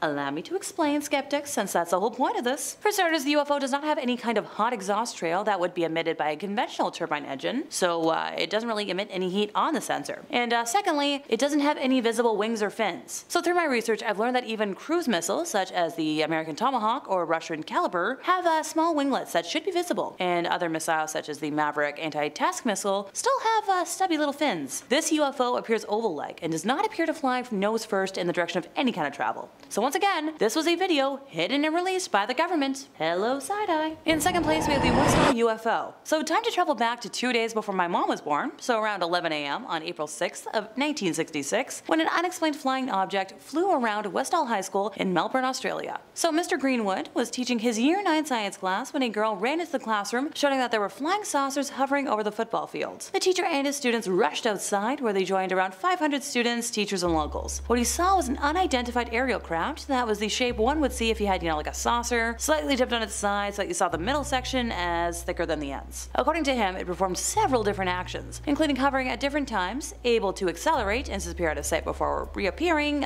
somewhere else. He said the craft was hovering 50 meters above the crowd, about 1 to 200 meters away, and clearly visible. More than 200 students and several teachers watched the UFO as it descended into a nearby field. Eyewitnesses watched the craft hovering around the school for approximately 20 minutes, and described it as being a gray saucer-shaped object that was about twice the size of a family car. Oh, and the Air Force reported that they were not in the airspace at the time of the incident. Just saying. In first place, we have the Cash Landrum incident. So on December 29th of 1980, Betty Cash, Vicki Landrum, and Colby Landrum were driving home from a night out when they saw 23 unidentified helicopters surrounding a huge diamond-shaped object that was hovering above the trees. So this all started around 9 p.m. while they were driving on an isolated 2-lane road in dense woods and saw a light above some trees, but originally dismissed it as an airplane approaching Houston Intercontinental Airport. Hey, as someone who used to live near Pearson Airport, trust me, you'll learn to ignore planes. A few minutes later, they saw what they believed to be the same light as before, but now it was closer and brighter. They said that it came from a huge diamond-shaped object which hovered at about treetop level, and that its base was expelling flame and emitting significant heat. So Vicki told Betty to stop the car, fearing they would be burned if they got closer, and both ladies originally got out of the car to examine the object, but Colby was terrified. So Vicki returned to the car to comfort him, while Betty stayed outside and was mesmerized by the bizarre sight. The object has been described as intensely bright and a dull metallic silver, once again shaped like a huge upright diamond, about the size of a water tower, with its top and bottom cut off so that they were flat rather than pointed. Small blue lights ringed the center, and periodically over the next few minutes, flames shot out of the bottom, flaring outward to create the effect of a large cone. So picture that. Every time the fire dissipated though, the UFO floated a few feet more down the road. But when the flames blasted out again, the object kept moving. So Betty said she had to use her coat to protect her hand from being burned by the door handle when she finally got back into the car. When she touched the dashboard, Vicki claimed her hand pressed into the softened vinyl, leaving an imprint that was evident weeks later. Investigators did cite it as proof of their account, but sadly the photos have not made their way to the internet. The group said that the object then ascended over the treetops and rose higher in the sky, and that a group of helicopters approached it, surrounding it in tight formation. Like I mentioned before, the ladies counted 23 helicopters and later identified some of them as ones used by military forces worldwide. With the road now clear, Betty says she drove on, claiming to see glimpses of the object and the helicopters receding into the distance. And they said it lasted about 20 minutes. A Dayton police officer, Detective Lamar Walker, and his wife also claimed to have seen helicopters near the same area. The witnesses claimed that after the UFO and helicopters left, Betty took the other two home and then, went to bed for the evening. But that night, they reportedly all experienced similar symptoms, although Betty to a much greater degree. They claimed that they suffered from nausea, vomiting, diarrhea, generalized weakness, and a burning sensation in their eyes. Also, like really bad sunburn, which, ouch. Betty developed painful blisters on her skin, lost clumps of hair, and was unable to walk. She was released from a local hospital after 12 days, although her condition wasn't super better, and she later returned to hospital for another 15 days. The Landrums' health was somewhat better, although they did suffer from that lingering weakness, skin sores, and hair loss. The duo of ladies sued the US government for $20 million, and testimony of officials from NASA, the Air Force, and the Army and Navy were given. But on August 21st of 1986, a US District Court judge dismissed their case, noting that they hadn't really proved that the helicopters were associated with the US federal government, and that military officials had testified that the US Armed Forces didn't really have a large diamond-shaped aircraft in their possession. And seeing as no government agency whatsoever possessed an aircraft resembling this UFO, the case was dismissed. Well then, thanks for proving that this craft, whatever the heck it was, wasn't of earthly origin. In fifth place, we have Planet 9. So in April of 2016, the New York Post tweeted that a newly discovered planet could destroy Earth as soon as that month. Now, obviously we're all still here, unless we've been replaced by AI or holograms without my knowledge. Honestly, 2016 was the year I transitioned from high school to university, and 'twas a very chaotic year for me. The newspaper was referring to Planet 9, a theoretical planet at the edge of the solar system. Based on earlier considerations, this hypothetical super-Earth-sized planet would have had a predicted mass of 5 to 10 times that of the Earth, an elongated orbit 400 to 800 times as far from the Sun as the Earth. So expert astronomers have suggested that Planet 9 may be the core of a giant planet that was ejected from its original orbit by Jupiter during the genesis of the solar system, captured from another star, once a rogue planet or that it formed on a distant orbit and was pulled into an eccentric orbit by a passing star. An accompanying video also claimed that the new planet would be throwing all sorts of asteroids and comets at Earth, which would supposedly end up pummeling our planet. Astronomers are actively looking for it to explain motions of some objects in the icy Kuiper Belt, a vast region of icy objects beyond Neptune. I tried to find a pronunciation for that word, couldn't find it, so if I'm wrong, let me know. And while sky surveys such as Wide Field Infrared Survey Explorer, otherwise known as WISE, and Pan-STARRS did not detect Planet 9, they have not ruled out the existence of a Neptune-diameter object in the outer solar system. When the planet is actually found, it will pose no threat to us, according to the California Institute of Technology's Mike Brown, who is one of the original backers of the Planet 9 theory. While it doesn't have an official moniker right now, it will likely be a name chosen from Roman or Greek mythology. Let me know in the comments what you think it should be,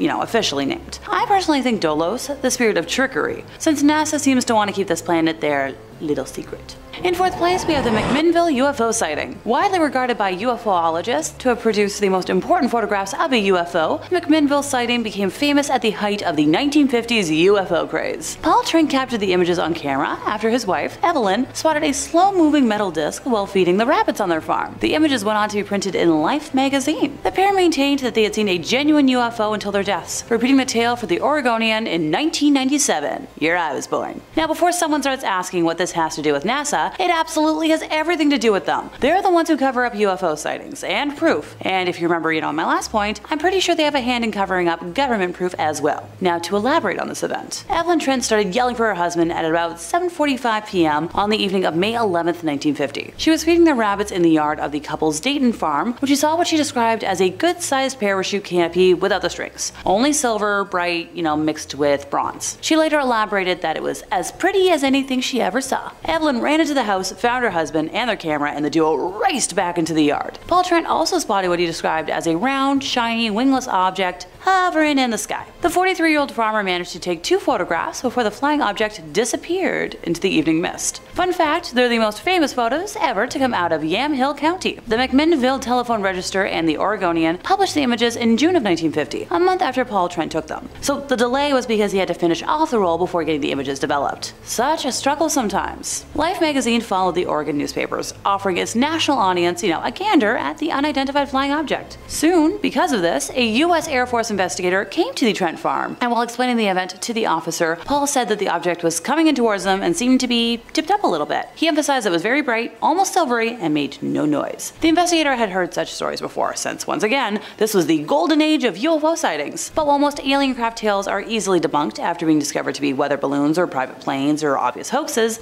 that wasn't the case with the Trent's photos. In 1967, the Air Force commissioned prominent nuclear physicist Edward U. Condon to lead an exhaustive UFO study. The 950-page report, exhaustive, titled Scientific Study of Unidentified Flying Objects, easily dismissed most of the reported sightings, but it stated at least one, showing a disc-shaped object in flight over Oregon, is classed as difficult to explain in a conventional way. The study determined that the photos were genuine and the Trents were truthful. It specifically declared that this is one of the few UFO reports in which all factors investigated from genetic to psychological and physical appear to be consistent with the assertion that an extraordinary flying object, silvery metallic disc-shaped, tens of meters in diameter, and evidently something, flew within sight of 2 credible witnesses. So explain to me why NASA has never released a statement on this? They're keeping pretty dang quiet, and so was everyone else. What can I say? Secrets make me cranky. In third place, we have life on Venus. So back in the 1970s and 1980s, the Soviet Union sent several uncrewed missions to study the planet Venus. 10 of these Venera probes landed on the surface of the planet and were able to transmit data and images for a few minutes before succumbing to the planet's extreme atmosphere. In 2012, the Russian news service RIA Novosti reported that Leonid, I cannot say his last name but it starts with a K, a scientist who worked on the Venera missions, suggested that the photographs showed living objects moving around on the planet's surface. According to Leonid, certain objects resembled a disk, a black flap, and a scorpion,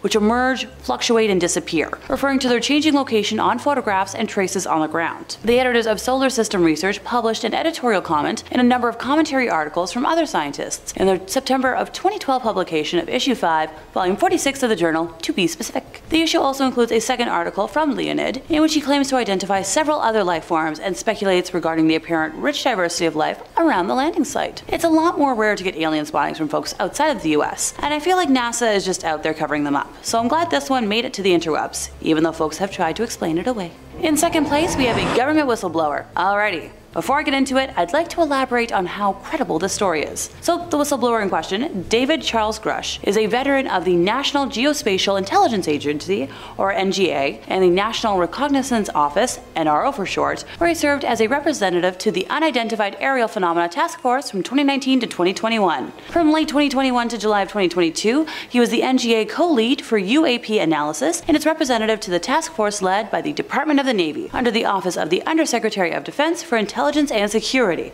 Whew.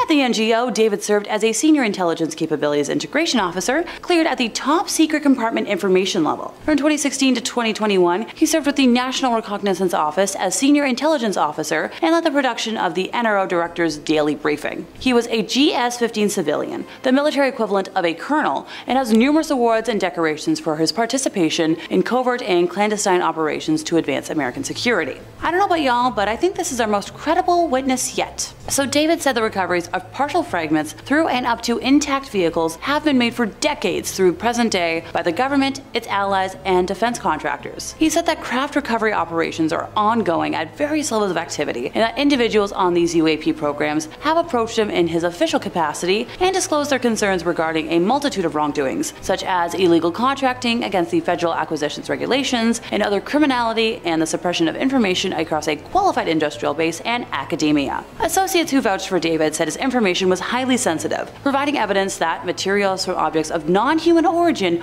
are in the possession of highly secret black government programs. Wow. Multiple government witnesses to boot. Although locations, program names, and other specific data remain classified, the Inspector General and Intelligence Committee staff were provided with these details. Analysis has determined that the objects retrieved are of non-human origin based on the vehicle morphologies and material science testing and the possession of unique atomic arrangements and radiological signatures. The investigation was centered on extensive interviews with high-level intelligence officials, some of whom are directly involved with the program, and they corroborated his information. David is certain that the information has been illegally withheld from Congress to intentionally thwart legitimate congressional oversight of the UAP program. He has also filed a complaint alleging that he suffered illegal retaliation for his confidential disclosures. In his statements, David claimed that UFO legacy programs have, long been concealed within multiple agencies, nesting UAP activities in conventional secret access programs, without appropriate reporting to various oversight authorities. According to the unclassified complaint, in July of 2021, he had confidentially provided classified information to the Department of Defense Inspector General concerning the withholding of UAP-related information from Congress. Christopher Mellon, who spent nearly 20 years in the U.S. intelligence community and served as the Deputy Assistant Secretary of Defense for Intelligence, has worked with Congress for years on unidentified aerial phenomena, UAP for short. He has mentioned that a number of well-placed current and former officials have shared detailed information with him, including the location where a craft was abandoned and recovered. He claims the reason more folks haven't come forward is due to a lack of trust in the leadership of the All-Domain Anomaly Resolution Office, established by Congress. The assumption that the United States alone has bullied the other nations into maintaining the secrecy for nearly a century continues to uphold as the primary consensus amongst the public at large. So you're telling me that credible US government officials have been adamant that the government is hiding things? Sounds right to me.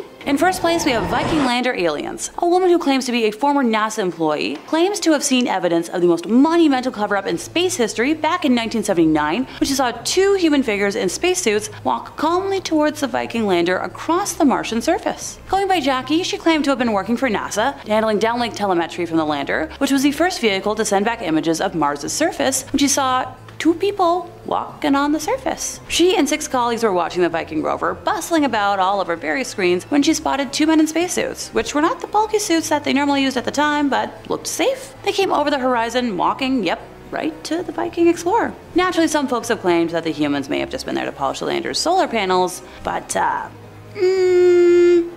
seems a little odd, considering if there were, just humans there, they could have just filled the lander with petrol instead, or take the photographs themselves. Jackie claims that while the folks were maintaining the equipment, their video feed was suddenly cut off without explanation, and when they rushed upstairs for answers, the door leading to the room controlling the equipment was locked, with paper taped over every crevice to avoid anything being seen. Hello? Suspicious red flag alert. If you don't understand how scary cover-ups are and why this is ranked so highly, then I worry about how blasé you are. Other theorists claim there were secret landings on Mars in the 60s, and the Apollo landings were actually a cover-up for wider exploration of the solar system. Former CIA pilot John Lear claims that NASA landed on Mars in 1966, and that humans adapted to breathe the thin Martian atmosphere. Nigel Watson, author of the Haynes UFO Investigations Manual, said that these accounts of secret space missions seem to be growing in number, and remind him of the infamous Project Serpo. Yep, I'll sidetrack. In November of 2005, a contact called Anonymous, who said they worked for the US Defense Intelligence Agency, started sending information about an extraordinary alien exchange program called Project Serpo. Basing his claims on a 3,000-page document written in the late 1970s, he boldly claimed that 6 aliens were recovered from the Roswell crash. Claims that aliens living and or dead were recovered from the Roswell crash are nothing new,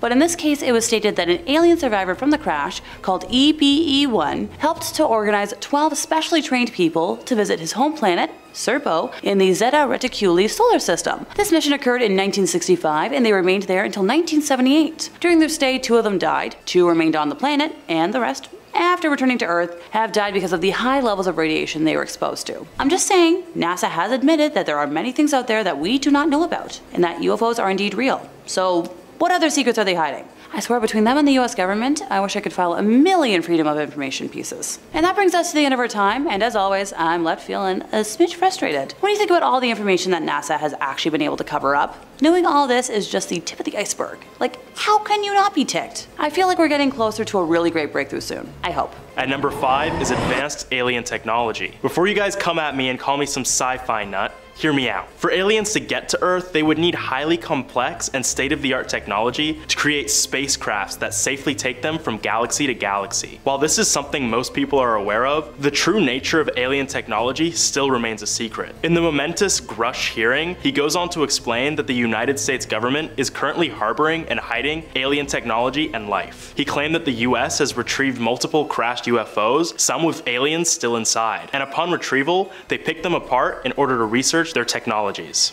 However, we still have zero information on what exactly they've found and what futuristic technical knowledge they've attained. We have a general idea of the great danger that we may be in when in contact with an alien threat, but the full extent of that danger remains hidden. We can only assume that the US is in the process of deciphering the secrets to making our own UFOs, which we could use to explore other planets within and outside our solar system, and perhaps even colonize them. But we might not have to wait for very long before we discover what it is we know and what it is we don't know. Harvard professor Avi Loeb has been in Papua New Guinea investigating a meteor that crashed in the neighboring ocean in 2014. This specific meteor was of great interest, as when it crashed, it moved at speeds that are too fast for it to be gravitationally bound to the sun, and that the material it's made of was significantly tougher than that of other meteors. These traits indicate that the meteor could in fact be some sort of spacecraft or piece of alien technology. Upon finally finding the interstellar rock, Loeb and crew found microscopic, marble-like objects made of an alloy never before seen in our solar system. If these small marbles are confirmed to be artificial, then we could be stumbling upon the first confirmed pieces of genuine extraterrestrial technology.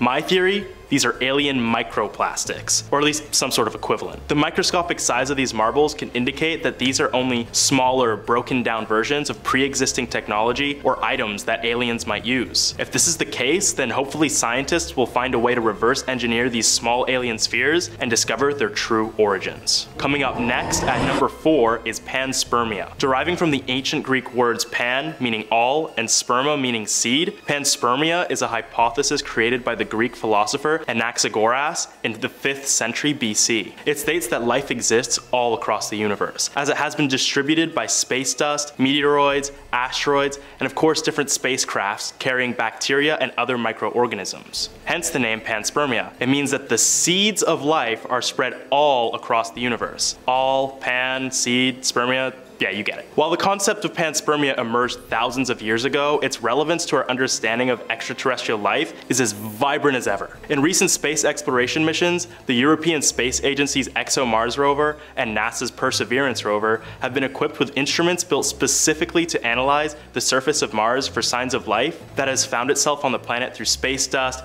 comets, and all those other fun space things. Furthermore, advancements in space exploration have led to discovery of something called extremophiles, resilient microorganisms that thrive in the extreme environments on Earth and other places in space. Their existence on Earth indicates that life can also thrive on the harsh environments of other planets. The most well-known example of an extremophile, you might have heard of them, is the tardigrade, better known as a water bear. These 8-legged microanimals are thought to be one of the most resilient life forms known. They are capable of surviving extreme temperatures, pressures, air deprivation, high amounts of radiation, dehydration, and starvation. In fact, tardigrades are so resilient that they're capable of surviving the cold, dark vacuum of space. If animals that can survive in space already exist on Earth, imagine how many other tardigrade-like species exist on other planets, opening the door for panspermia across the universe. Who knows, maybe there are plenty of extremophilic aliens on Earth already. We've just been looking in the wrong places. And at number 3 is going to be life on Mars. The existence of life on Mars is certainly not a new concept to anyone, especially with the discovery of water on the red planet, which is widely considered in the scientific community to be a necessary foundation for the development of life. However, even with all these findings, NASA claims to be incapable of finding actual life on Mars. But that might be because it's already found its way to Earth 13,000 years ago. Alan Hill's 84001, or just ALH 84001 for short, is an ancient meteorite discovered in Antarctica in 1984. The remarkable rock, ejected from the Martian surface 4.1 billion years ago, has offered many clues towards the existence of life hidden beneath our solar neighbor's surface. In 1996, a team of scientists led by David McKay of NASA's Johnson Space Center announced their discovery of intriguing fossil-like microstructures and features within the meteorite. These fossils imply that life on Mars did in fact exist, just long before humanity. And this isn't the only proof. In 1976, the United States landed 2 of their own Viking landers, making them the first US spacecrafts to land on the red planet. The crafts would be the first to take high-resolution images of the planet and analyze a variety of the planet's features. But most importantly, an examination of the Martian soil tested positive for metabolism, which heavily suggests the presence of life. Theories of them hiding the alien race to Martians having been long extinct, and that the red planet's desolate nature is caused by it being the ruins of a once vivacious planet. But what do you guys think? Is life currently on Mars? Has it already gone extinct? Or maybe there are already Martians hidden among us right now? Tell me in the comments. At number 2 is life across the solar system. Immanuel Kant, the renowned 18th century philosopher, posited a compelling argument regarding the potential existence of alien intelligence in his work titled Universal Natural History and Theory of the Heavens, which is probably the coolest book name ever, but I digress. Kant states that the universe is so vast that the existence of aliens is certain. I mean, there are just so many stars and planets that at least one of them has to sustain life,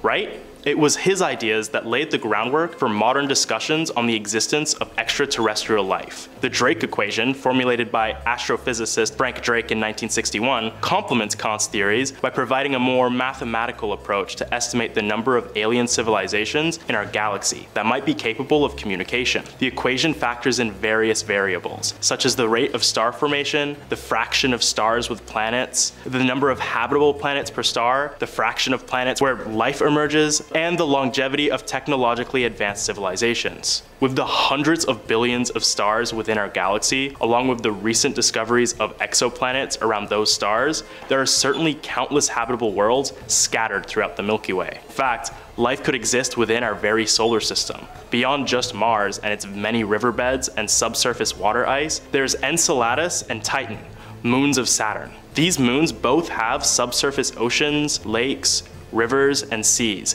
beneath their icy crusts, making them potential hotbeds for life. Some scientists have even observed on Titan that there may be living cells deep within its seas, making it home to several microbial Saturnian species. It's kind of a mouthful. Another theory of Kant's was that aliens' intelligence becomes more intelligent the further we are from the star that we orbit, meaning that planets like Mercury and Venus would not be likely to hold intelligent life, but planets like Saturn and Neptune hold highly intelligent life. Now, I don't mean to toot my own horn, but humans are already a very smart species. But if Kant's theory is correct, then that would make us the dumb ones in the solar system. Us, the dumb ones. What the hell? Anyway, at number 1 is the wow symbol. With the confirmation of alien life on Earth and its existence on other planets within our solar system, there is not a single doubt in my mind that aliens populate not only our galaxy, but the entire depths of space. However, what NASA doesn't want you to know is that we've actually been directly contacted by aliens nearly half a century ago. On August 15th, 1977, astronomer Jerry R. Amon, I probably pronounced that wrong, would find something incredible while working on the Search for Extraterrestrial Intelligence, or SETI for short, project at Ohio State University. Using the university's Big Ear radio telescope, he was able to intercept a mysterious and strong radio signal coming from the Sagittarius constellation, which lasted for 72 seconds and displayed characteristics suggesting an artificial source. Any Sag fans watching right now? The signal got its name because after Amon discovered it, he would circle it and write "wow" in big letters next to it. What makes it so fascinating are its unique characteristics. It was a narrow band radio signal, meaning it was confined to a very specific range of radio frequencies. Natural cosmic sources do not emit signals in such a narrow range, making the signal's origin almost certainly alien. Moreover, the signal's intensity varied significantly during its brief appearance, suggesting a point source moving relative to the telescope. The immediate assumption at the time was that this signal was caused by a passing satellite, but extensive research and attempts to recreate the signal has shown that it is impossible to recreate by human means. Unfortunately, the signal was so seemingly random that it is undecipherable, and humanity has yet to receive such a signal since. But with all these aliens close to us already, I have no doubt the ones way far out will contact us again soon. Let's just cross our fingers and hope they're friendly. If one thing is certain, it's that we're going to be interacting with alien life a whole lot more in the near future, and I'm all here for it. But what about you guys? Does the very idea of talking to an alien make you froth at the mouth? Or are you more in the camp of not caring about aliens because life is already too busy to be worrying about these kinds of things? Either way, this seems to be an issue that will only get more and more prevalent as time passes.